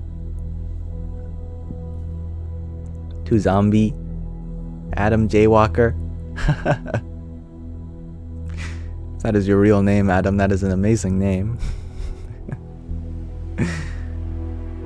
To Erica, to Hopscott, and Dreamweaver. And thank you for this opportunity again, Jarrett, for extending your generosity to people who, if they are open to it, may be a reservoir of divinity for me to attend to. And Little Wing Nico, you share that you didn't get that job. You're so disappointed. Well, I'm not disappointed in you. You did your best, and that is what matters to me, as it should be what matters to you. And if you weren't meant to be there, you weren't meant to be there. You are meant to be elsewhere then. And when that time comes, that time will come. Dreamweaver, you had asked, to what degree does our relationship with money reflect on our relationship with ourselves?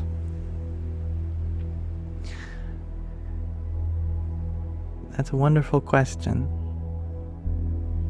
I believe that when utilized properly, money can be like hands that can reach places that we cannot. For instance, we may be unable to help those around the globe who are having conflicts that we could attend to if we had the knowledge, the skills, and the accessibility. But in absence of that ability, our money can still reach where our hands cannot. This kind of attitude towards money is also the same kind of attitude we should have towards ourselves, as a vehicle for reaching places to help, a vehicle for that service we may render unto the potential that exists within us and within others. When we feel as though money is something to be accumulated, then this is like acquiring a whole bunch of soil, but planting no seeds within it. How are we to grow when we just have the resource, but no place to put that resource to good use?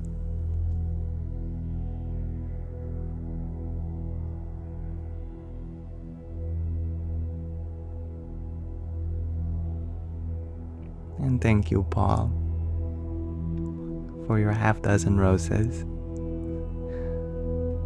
Hari Om Tat Sat. Corina, you ask, hi, hello, do I have any good manifestation tips? Yes, I have the best manifestation tip in the universe.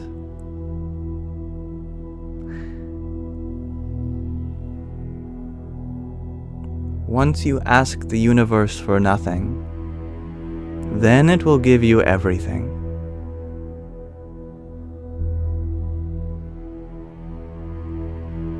If you become so humble in spirit that you say to yourself, I don't even deserve happiness, then the universe says you have passed my ultimate test. Here is eternal bliss. I give this to you so that you may share it with others.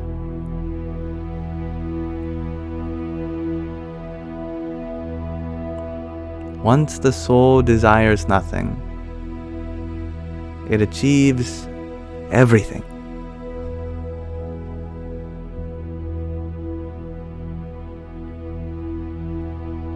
Because it is from that nothingness that everything is made possible.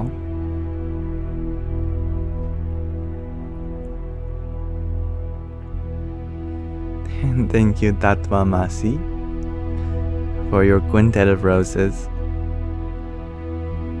Hari Om Tat Sat.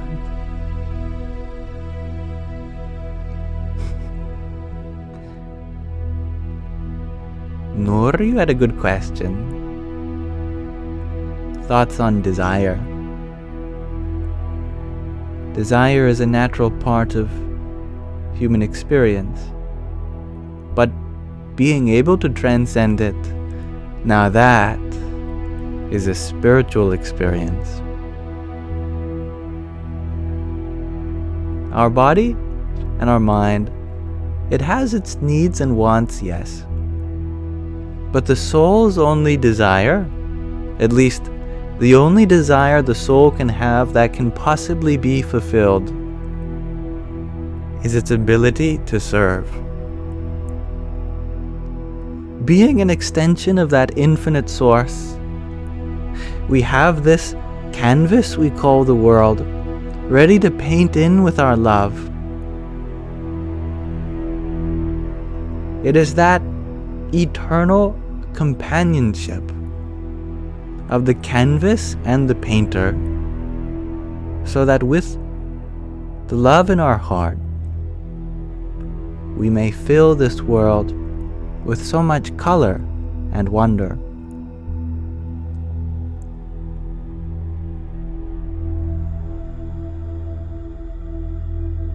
But when the desire is inverted, like we have something to gain from the world, then we mistake our infinite nature. We are already whole. It is the world which is unwhole, which we have to give to. And that is how we express our wholeness.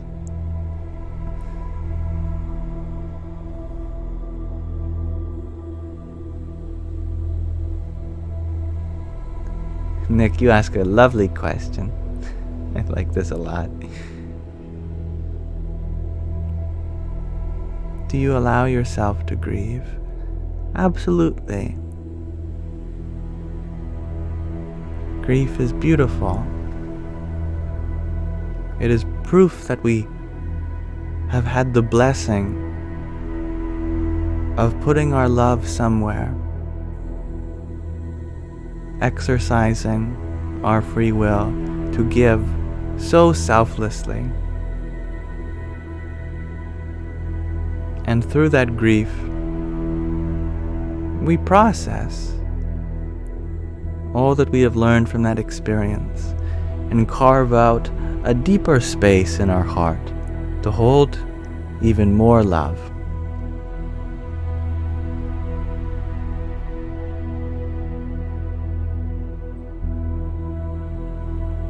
Frankie, can you share? How do you get happy when you're always sad? Do you feel like you have bad attachments to you?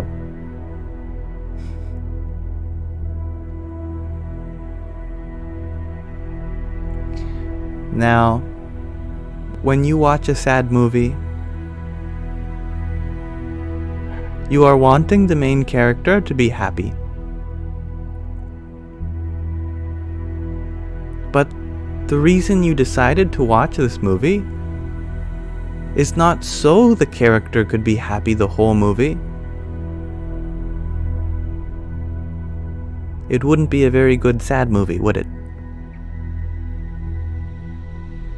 Whilst watching a movie, we can actually begin to enjoy the sadness because it's part of the story. It adds to the richness of the story. And we actually start to feel love, even in that sadness. There's such a purity of sadness that speaks to the heart. It's a very beautiful emotion.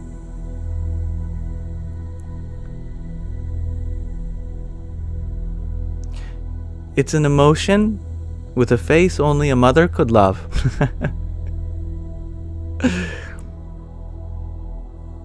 When we are unaccepting of that emotion, then it feels nasty, looks ugly. But, like a mother, if we attend to that feeling with loving kindness, then we can see the beauty within it.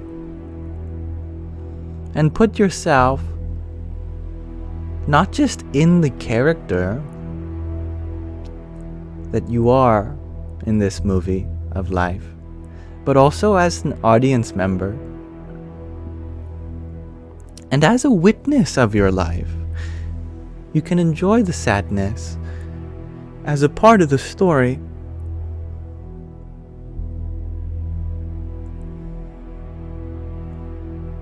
And you share that you're also obsessed with it and hate it at the same time. I love that. I think that's beautiful.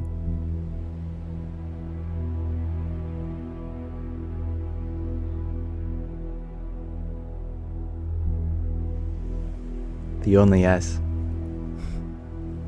You ask, how do you check if you're doing the right things for the right reasons?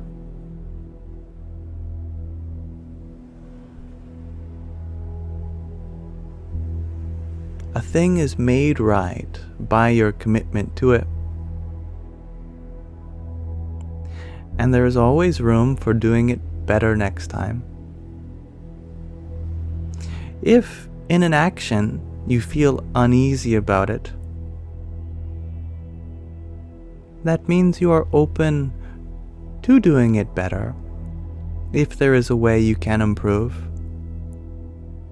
That doubt is a blessing because it proves that you are unattached to your methodology and you are open for change. And that greater commitment to continue refining your methodology, that is what makes your path right from the beginning.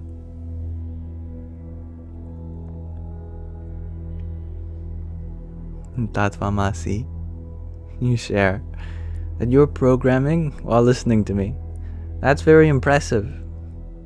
I have to get everything nice and quiet to program. Close my door.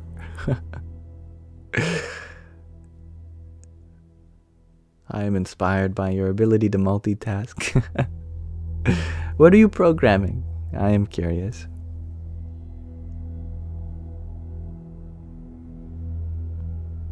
Frankie, you ask, what would I say to someone who has a hard time eating food?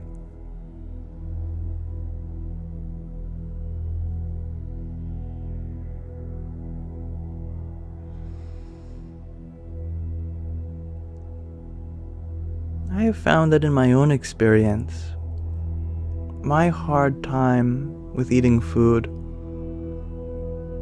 had a lot to do with fear. And the more I addressed that fear, the more my appetite increased.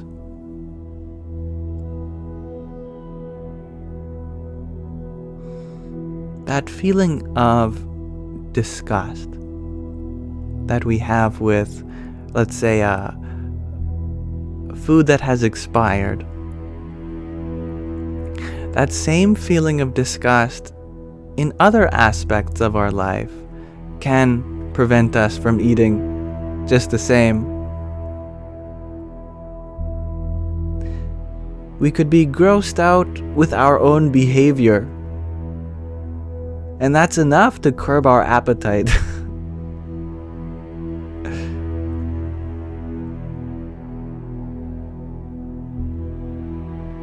Therefore, the more we are accepting of the lows and highs of life, the more we attend to our fears of what could or couldn't be, I think our ability to be open to food also increases proportionally.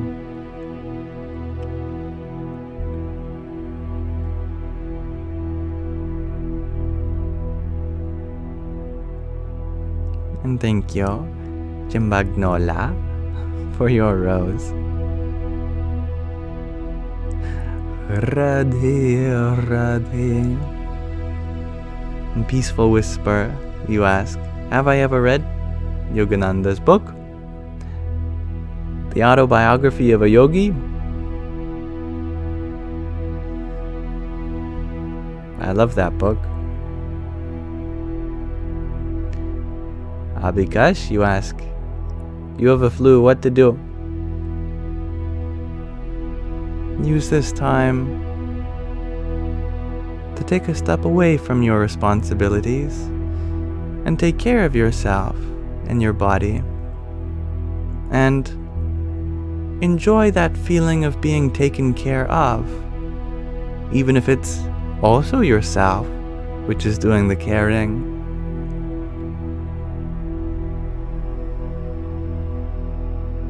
Even if it doesn't feel good to be sick, it feels good to be taken care of.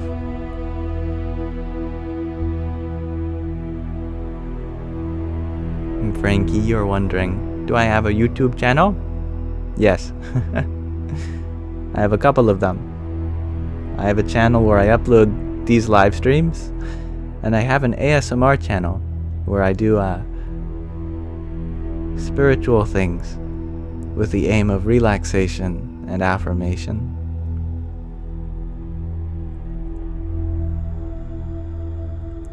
Sandy, you ask, what to do when husband has broken your spirit? Remind yourself that the spirit cannot be broken.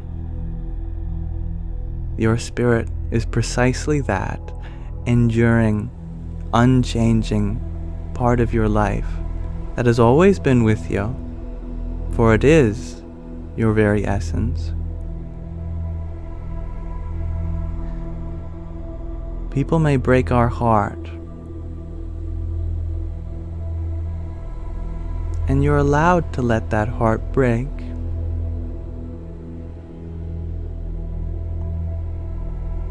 But let it not break away, but break open.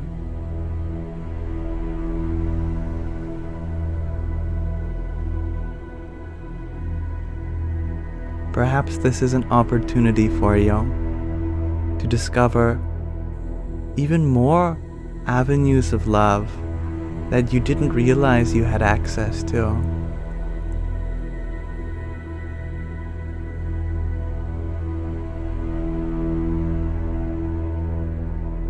Peaceful whisper, you are wondering, what is the ASMR channel called? It is called Yamsox ASMR - Spiritual ASMR. It is also, at this time, the second link in the link tree in my bio. So you can just tap your way there rather than typing it in.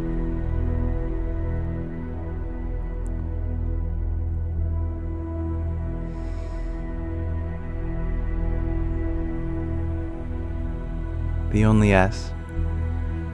You ask, okay, Yam, can I dissolve your schizophrenia of the egg theory, with me being the main character?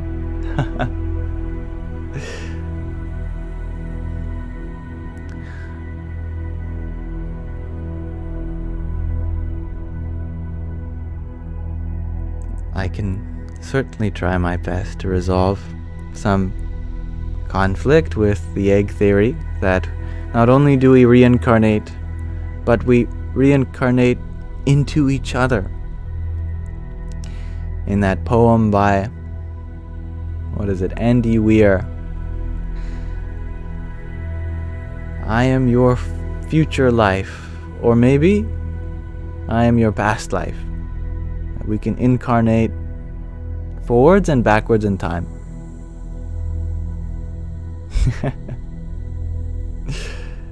However, what about the idea of enlightenment?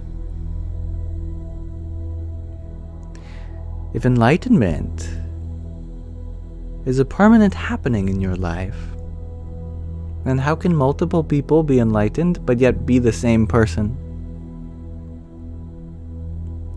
How can that enlightenment happen more than once?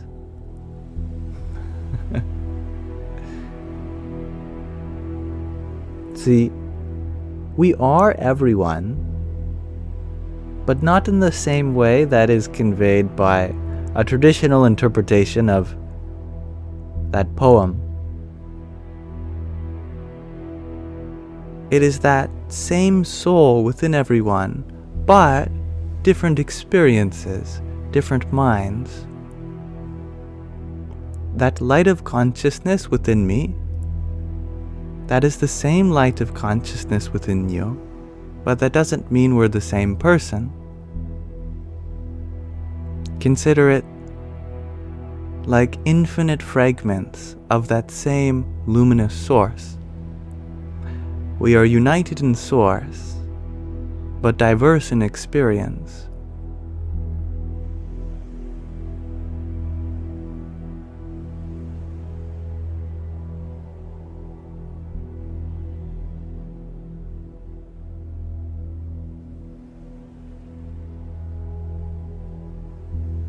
And thank you, Melina, for your finger heart. Hari Om Tat Sat. In Vagabond, you ask, do we stay individuated in our fragments? Yes. There is no way that unique personality of yours could ever go away. How could it? Yes, we may reunite with that source, but that doesn't mean the source will forget what part of itself originated as you. That uniqueness that is inherent in the source through which you experience this life will always be there.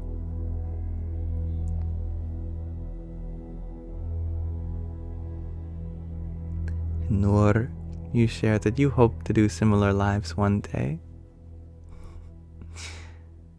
And it is in whatever capacity I have to give you that blessing, that anything you see in me is definitely possible within you also. And given such wonderful light that you radiate here in our Sangha here today, it is with no doubt in my mind that you will have such a space. Until that time, consider this life to also be your life, as it is for anyone who wants to share their experience here also.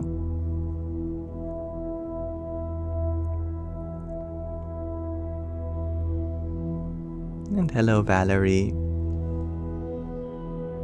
And thank you, Laurie, for your rosa.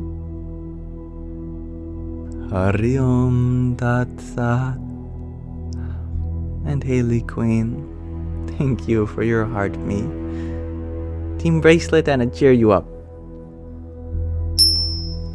You certainly cheer me up. And Frankie, you ask, what about addiction? How do you overcome it? You drink a lot and you want to stop, but it's hard.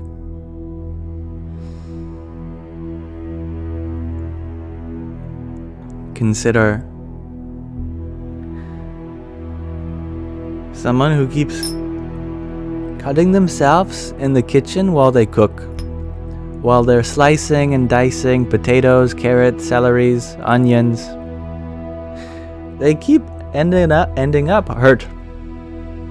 So, what is the solution? They come back into the kitchen and they get a rock. And they hold the rock in one hand and hold the knife in another. And they grind the knife against the rock until it's dull as a butter knife. And now, doesn't matter what they do with that knife, they're not going to cut themselves. Mind you, they're not going to cut much of anything. You laugh at this. But we do the same thing with our mind. We have such a sharp mind that we end up cutting ourselves with it. And so we think the solution is to get a numbing agent, some substance, and we dull the mind of its sharpness. Then we cannot cut much of anything, especially ourselves. We are unable to do much discernment, and that therefore saves us from making hard decisions. We won't be making much of decisions at all. But the true solution to a sharp knife is not to dull it. It's to steady your hand. It's to be aware of the possibility of harm, but keeping everything in your awareness with respect, reverence, understanding, and with that steadiness of mind, you will cut just the vegetables and not yourself. Likewise, with the mind, one may have a mind that is so sharp, it requires a steady intellect in order to manage it, so that that mind doesn't end up hurting itself due to its own sharpness. What is a steady intellect? One that is resolute and can discern between the real and the unreal. Now, excuse me, my phone is vibrating from an alarm. I'm going to turn it off. It does make a cool effect when it vibrates, though. That means it's probably time to start landing the plane, bringing this live stream to a close. And thank you, Laurie, for your cake. Hari Om Tat Sat. You thought my aura was reverberating. A reverberating aura. Say that 5 times fast. Reverberating aura. I guess it's not that hard.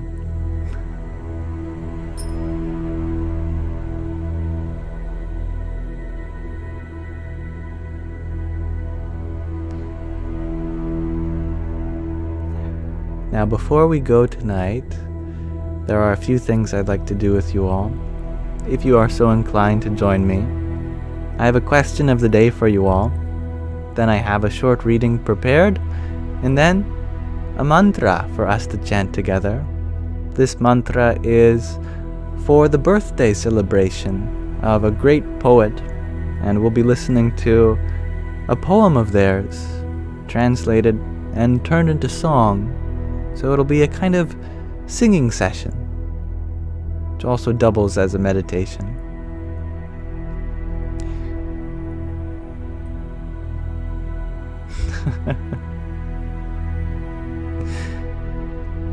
So my question of the day for you all today is, what perspective has your unique experience of life given you? What's one way in which you look at the world which you think is unique to your experience? Maybe you're not the only person who has that experience or that perspective, but you think it's pretty unique to look at the world that way. Let me know, and feel free to take your time. I understand this isn't a question that can be so easily answered in one word, but I wouldn't be surprised. Some of you are very good at putting some difficult answers into a single word. That the bad things are really good. I love that, Noor. Well said. Adi, you share to never judge others for who they are deep down. I love that. Compassion, shares Laurie. There you are with such a wise one-word answer. That life is not unique, shares DXEREZKHIES. I'm gonna spell it out because there's no way I can pronounce that. Dzexirskies. That life is not unique. I like that. Greg RG, you share the perspective of looking outside the box. I like that.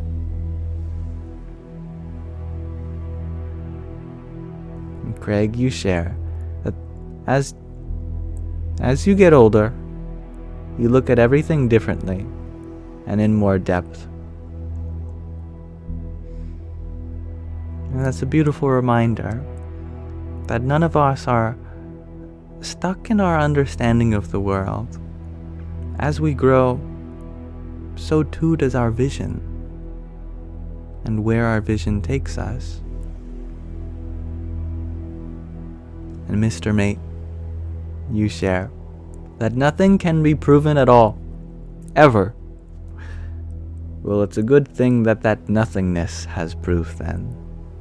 because it is from where everything arises, isn't it?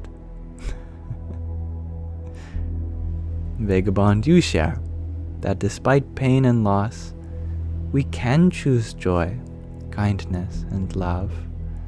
And I love to hear that.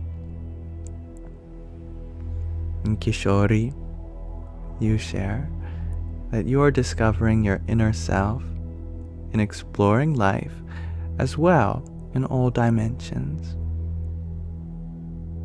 I love that. There is no territory of your soul that cannot be explored. Dreamweaver, you share that there are many gifts in challenge. Definitely. Denise, you share that you have to learn to love others who may have hurt you. It's all about love. And that's a very powerful understanding. And an especially difficult one. I agree. And I'm glad you agree with compassion, Adi. And dear Mama JJ, you share that you can't live life on your terms. Yes, we have to live life on life's terms. As much as I wish I could be born with an arm that was a massive laser weapon, unfortunately, these hands are here to give, not to receive. Nor are they here to take away life, but to add to it.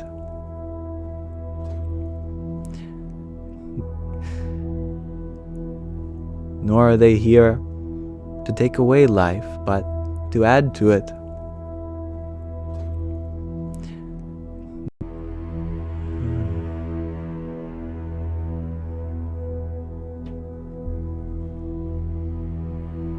Now, if I have returned, do let me know, for my internet disconnected me for a moment. Hello, Melinda. Thank you. And continuing with our question of the day, you share, Katie, that you attract what you emanate out to the world and the universe. Acceptance, says Nick. User 227, you share to forgive and not hold grudges. And the only S, you share that we are but a micro cell upon Earth and an even tinier micro cell in the cosmos. I love that. And even though all the cells in our body may feel insignificant relative to the whole body, they still do their work. For it is only with the collaboration of all of the cells together do we have the possibility of this life.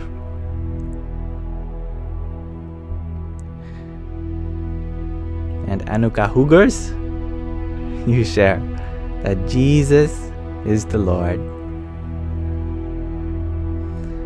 Your faith is inspiring. And with enough of it, you can surely move mountains.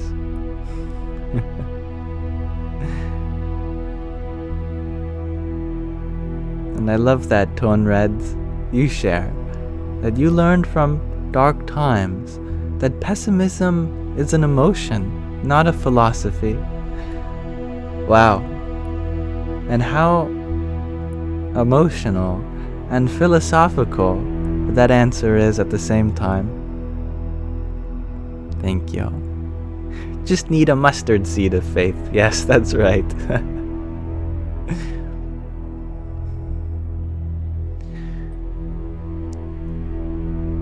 All right. Thank you, everyone, for attending to my question of the day. I love that life has given you all such unique experiences, giving rise to such a plethora of universal perspectives.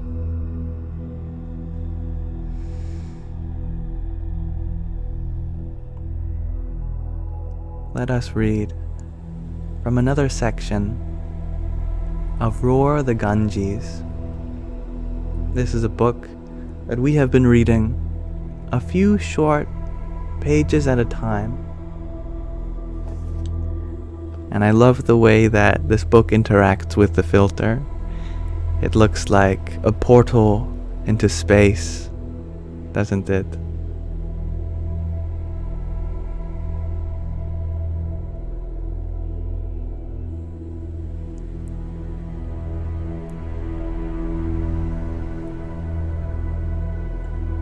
We are reading this chapter titled Choosing My Path.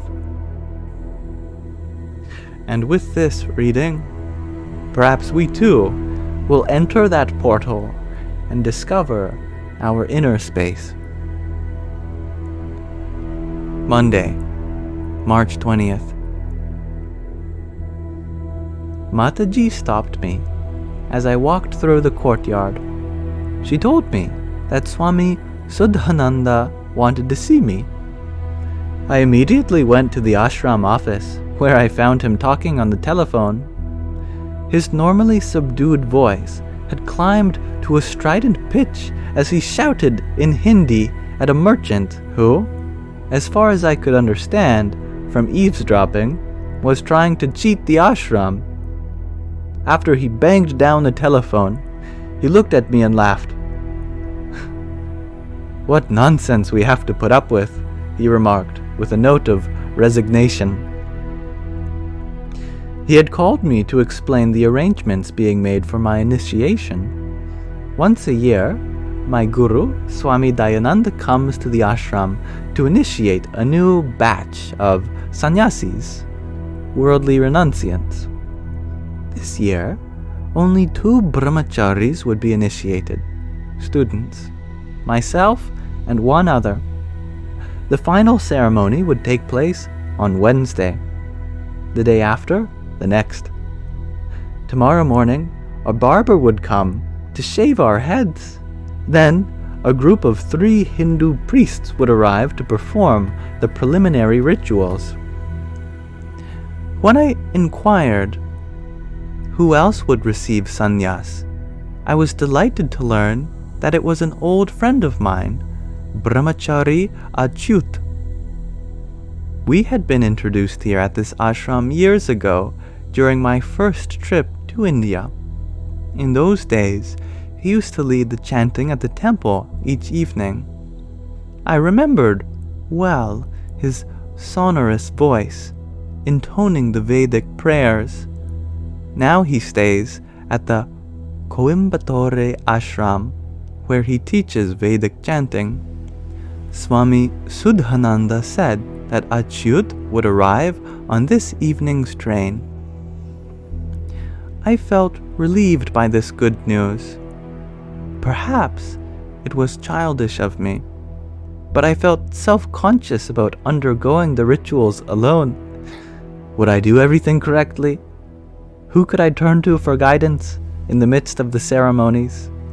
I felt reassured knowing that I would be in the company of a friend. After breakfast, my friend Richard reminded me that we have not finished our conversation yesterday, which I had interrupted to meet with Swami Prakash. I remembered Swami Prakash's admonition against socializing, but a brief chat would do little harm, I figured. Richard and I were soon sitting in my room, sipping coffee again, as we had yesterday. "So?" he prompted. "So what?" I echoed playfully. "So, you were going to tell me how you decided to become a sannyasi, a spiritual renunciant." "Oh, it's a long story. In a way, I never really decided. It seems more like a natural progression of the events of my life. You're not saying it was an accident, are you? No, but it wasn't a decision like choosing to go for a walk. About 6 or 7 years ago, when I was a student in the Pennsylvania ashram, I felt strongly attracted to the idea of becoming a sannyasi. I enjoyed living in the ashram and felt drawn to a studious, contemplative life. Immediately after our 3-year course concluded, I came here to India thinking I might stay and perhaps eventually become a sannyasi. But, Richard interrupted, you ended up back in the States managing the Pennsylvania ashram. Why didn't you stay here? I explained to Richard that when I came here after the course, I lived as a brahmachari, a student, wearing white robes and living with sannyasis and other brahmacharis. I came to know many of them quite well. A few became close friends. They were wonderful people, kind, loving, and spiritually wise. But as the months passed, I discovered that many were subject to the same problems as anyone else. Anger, sadness, pride, jealousy, and low self-esteem. The whole spectrum of emotional problems. Some of them also had serious doubts about their choice of lifestyle. A few were intensely conflicted about women. They had chosen a lifestyle that excluded romantic and sexual relationships. But their desires and emotions did not necessarily conform to this choice. Their desires sometimes made them feel guilty, impure, or weak. They struggled to cope with these feelings. Some denied their sexual desires and tried to repress their unwanted emotions. A few cultivated a dislike for women in an apparent attempt to protect themselves from their own feelings. These sannyasis and brahmacharis were bravely trying to overcome their difficulties. Yet, for some, it appeared they had exchanged the problems of a worldly lifestyle for the problems of a spiritual lifestyle. I wondered if the renounced life was truly helping them grow emotionally, or if it was actually sheltering them from the growth-producing challenges of worldly life.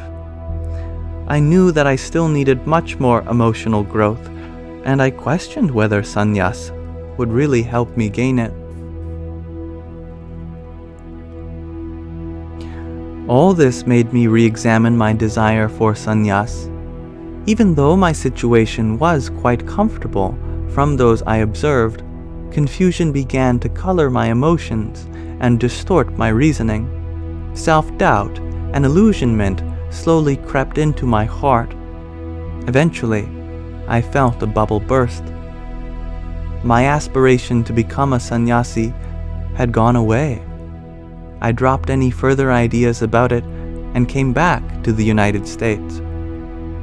I returned to the Pennsylvania ashram, where I helped in the construction of the new lecture hall, drawing upon old skills to install electrical wiring.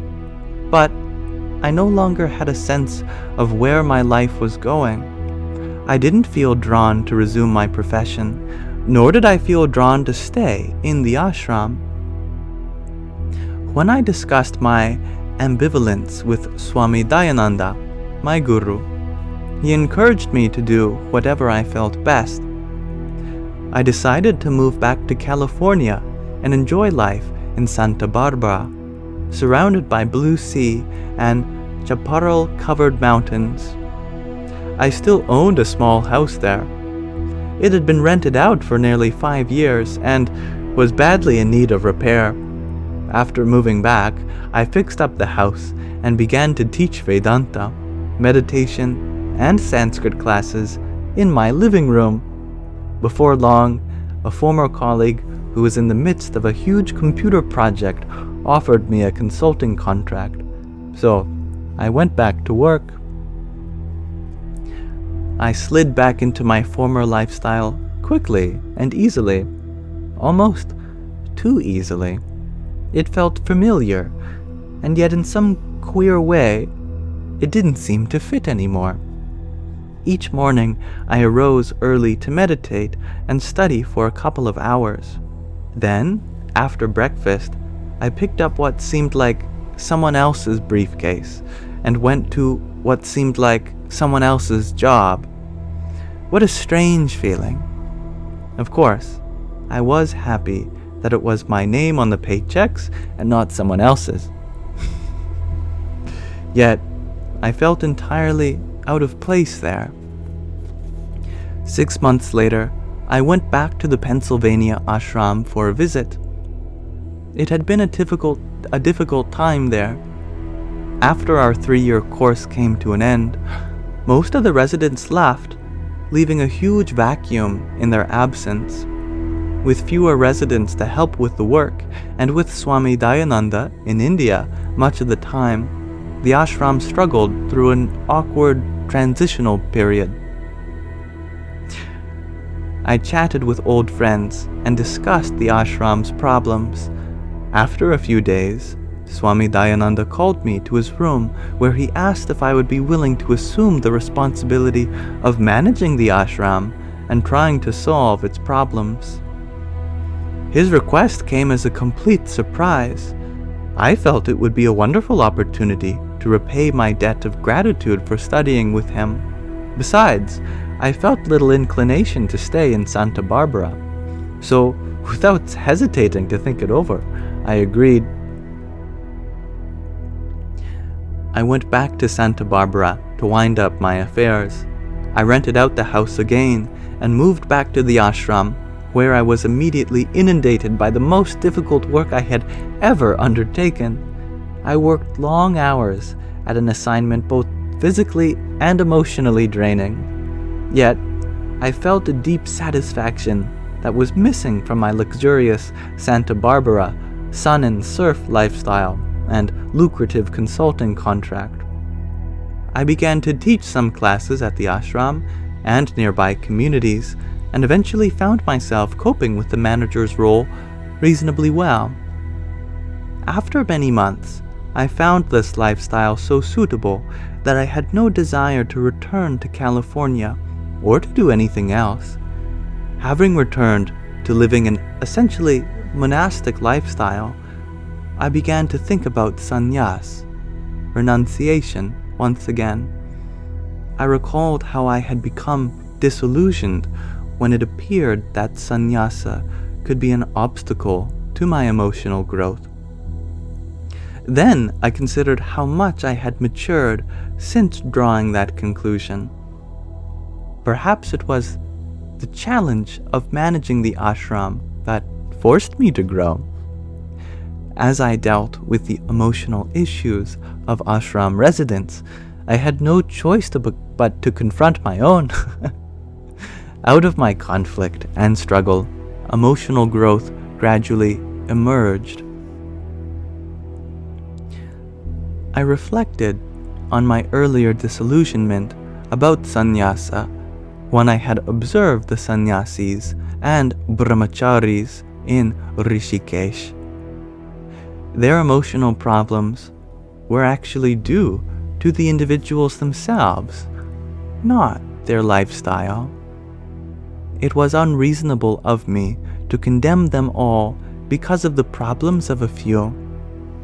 Besides, I was not constrained to walk in their footsteps. For me, sannyas could be an opportunity not only for spiritual growth, but for further emotional growth as well. I finished telling Richard my story, saying, I eventually discussed all this with Swami Dayananda. He understood both my earlier disillusionment and my current views. He felt that sannyasa would indeed help me grow, both emotionally and spiritually. So, that is when you decided to become a sannyasi? Richard added. Yes, I suppose you could say that, but to me, it seemed more like a process of discovering the right lifestyle. rather than choosing one lifestyle over another. After all, any decision I make could later prove to be wrong. So, instead of making a decision, I just waited to see the direction in which my life was naturally moving. When I saw that I was already on the path of monastic life, and that nothing else seemed attractive to me, the decision became obvious, and Swami Dayananda confirmed it.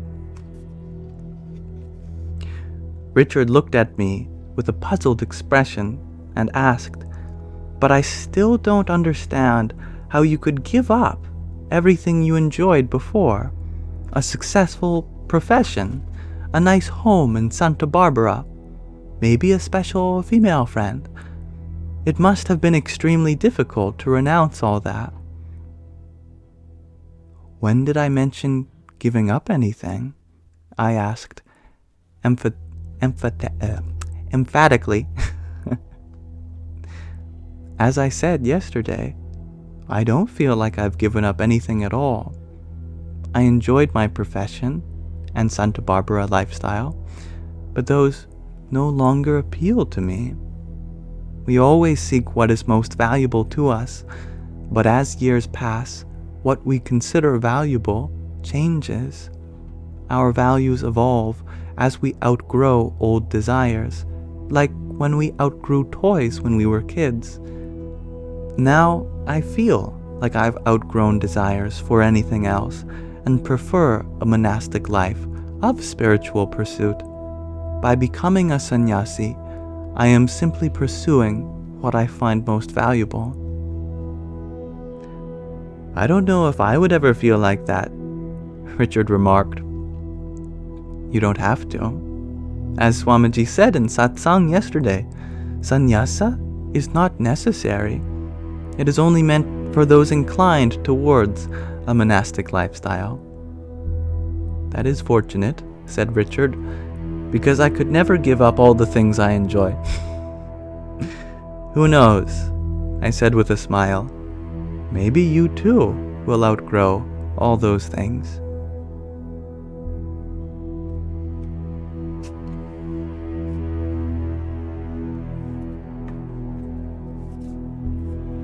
And with that, we will end our reading there for now. Thank you, my dear viewers, for listening with me. I am very excited for Swami Tadatmananda, other known as Mark's initiation into sannyas in the coming chapters. Growth. I like that, Gregarji.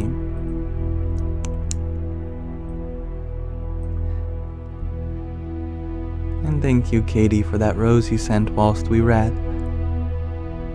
Radhe, Radhe. And Dob Darker, thank you for your heart me. Jai Sita Ram. And Priscilla, thank you for your rose too. Om Namo Bhagavate Vasudevaya. And Sandy, thank you for your rose. Radhe Radhe. And Lori, thank you for your tiny. Nippy.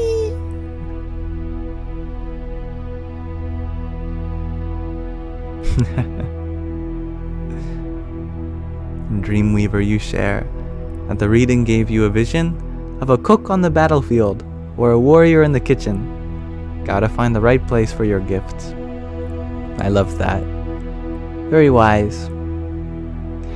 Yes, you are still here, Priscilla. Must be very late for you. You should go to sleep. Yes, we will be doing not a mantra per se. I will show you the lyrics of it. It is a poem that we'll be singing together in English.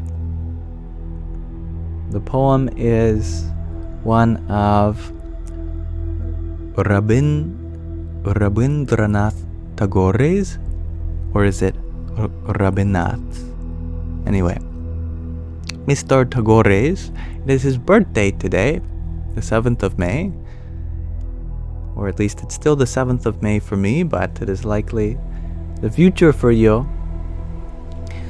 And the author of the book that we were reading, Swami Taratmananda, he actually made a documentary for Rabindranath Tagore's birthday years ago, where he had turned poetry of his into a song.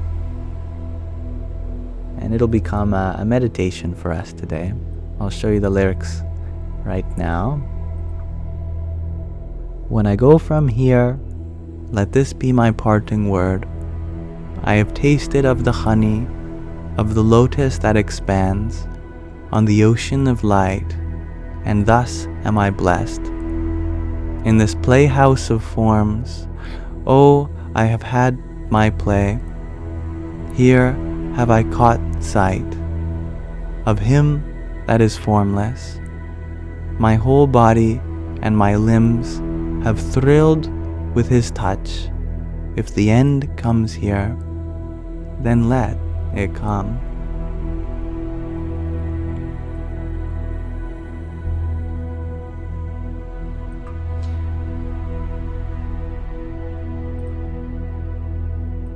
So I'm going to minimize the background music, which we have been listening to so far. And then we will maximize the music that we'll be listening along with.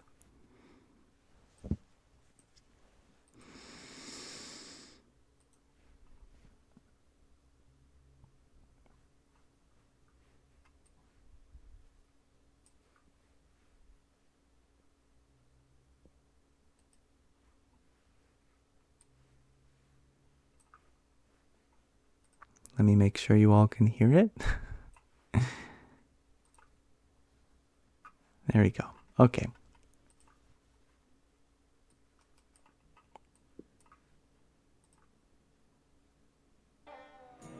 When I go from here, let this be my parting word.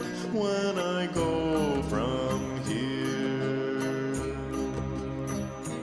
I have tasted of the honey of the lotus that expands on the ocean of light, and thus am I blessed. When I go from here, let this be my parting word. When I go from here, in this playhouse of forms, oh, I have had my play. Here have I caught sight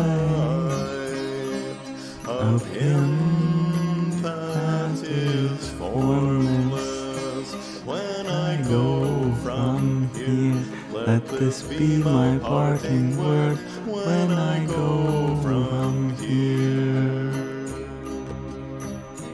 my whole body and my limbs have thrilled with his touch.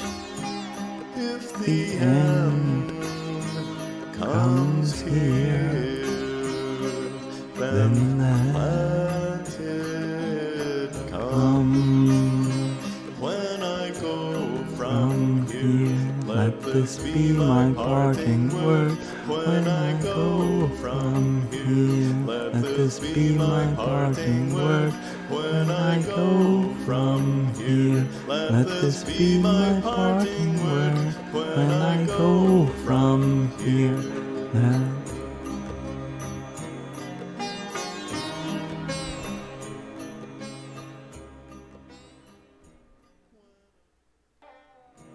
When I go from here, let this be my parting word when I go from here.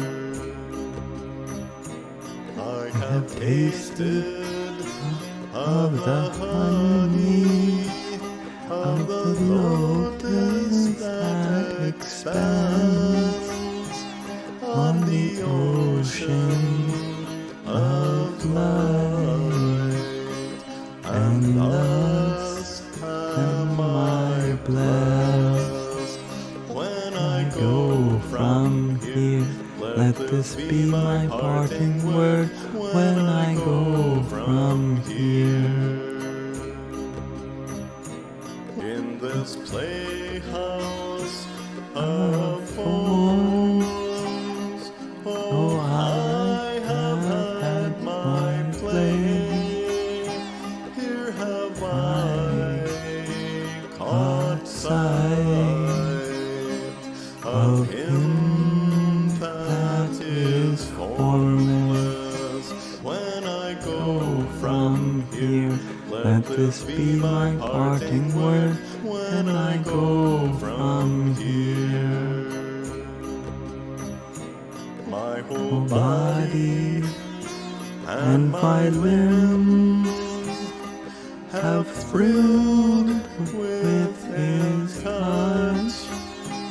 If the end comes here, then let it come. When I go from here, let this be my parting word. When I go from here, let this be my parting word. When I go from here, let this be my parting word. When I go from here.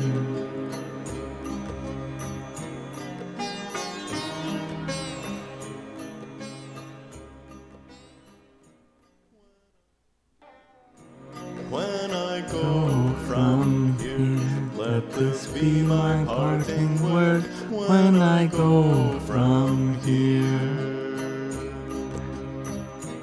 I have tasted of the honey, of the lotus that expands on the ocean of light, and thus am I blessed. When I go from here, let this be my parting word. When I go from here, in this playhouse of forms, oh, I have had my play. Here have I caught sight of him that is formless. When I go from here, let this be my parting word. When I go from here, my whole body and my limbs have thrilled with his touch. If the end comes here, then let it come. When I go from here, let this be my parting word. When I go from here, let this be my parting word. When I go from here, let this be my parting word. When I go from here.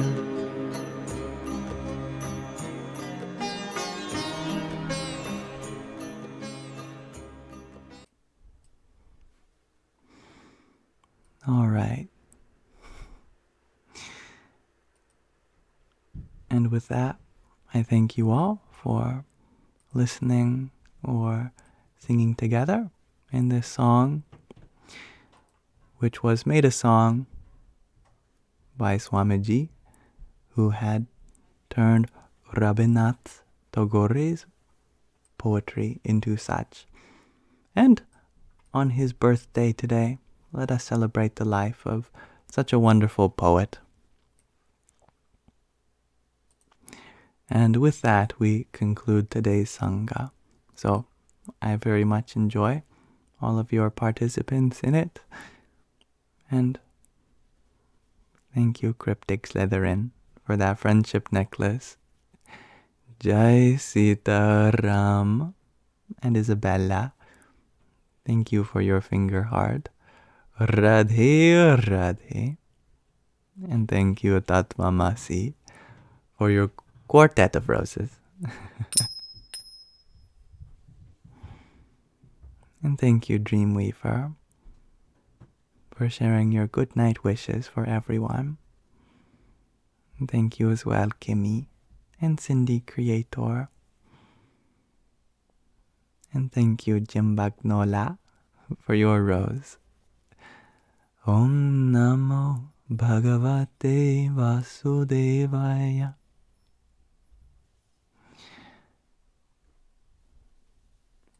All right. And with that, this live stream, as always, will be recorded and uploaded to my Yamsox Lives YouTube channel, in case you ever wanted to listen to another one of these lives, even when we're not live. That archive channel is there for you. Also, Sky Guardian has volunteered to clip out the readings, as well as the chanting sessions, in case you wanted to just listen to those in particular. And today I recorded the chapter 7 of the Bhagavad Gita, this ancient spiritual scripture, also a song sung 5,000 years ago. And I will be uploading that to my ASMR YouTube channel, Yamsox ASMR. Both of such YouTube channels are linked in the link tree in my bio.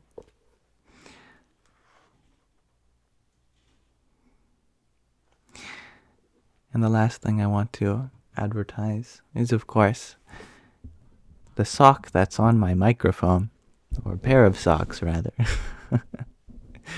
These are Yamsox. Besides the socks, there's also a toque that has a tiny on it that says Yippee! Both of such articles of clothing are on the store section of the link tree in my bio. And it's a way of getting something in return, physical, for your support, if ever you feel inclined to do so. It is certainly not expected, and by no means mandatory. You are always welcome here, free of charge.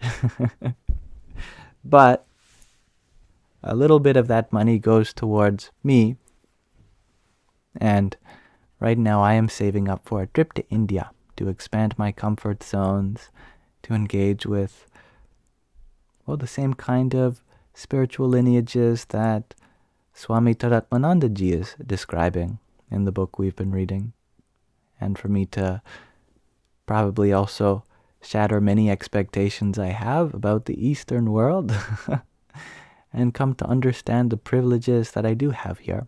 So I'm very looking forward to it. I'm hoping to stay at a temple, Abhikash, and volunteer so that my accommodation is made for by the service that I do there. And thank you, Tyler, for your pair of roses. Radhe, Radhe. And yes, absolutely, I will be taking all of you with me through the online presence, yes. And thank you, Borgbonk. I love your name. And for your octet of roses, I thank you. Radhe, Radhe. And thank you, Lori, for your finger heart. Jai Sita Ram. Planning at the end of August to go, Jonathan. May this be an offering to Sri Radha Krishna, who are flying through space as we speak.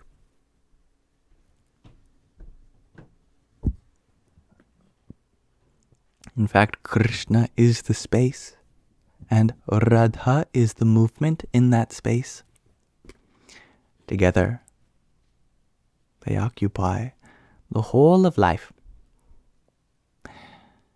Radhe Krishna, Radhe Krishna, Krishna Krishna, Radhe Radhe, Radhe Shyama, Radhe Shyam, Shyam Shyam, Radhe Radhe.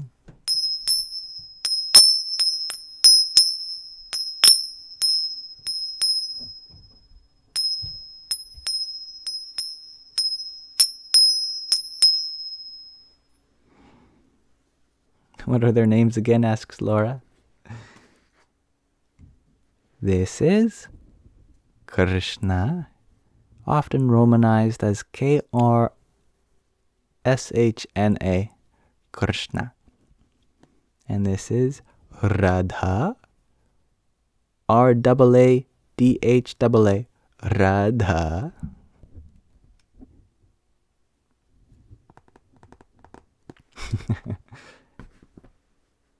Now may you all have a beautiful rest of your present moment. Thank you.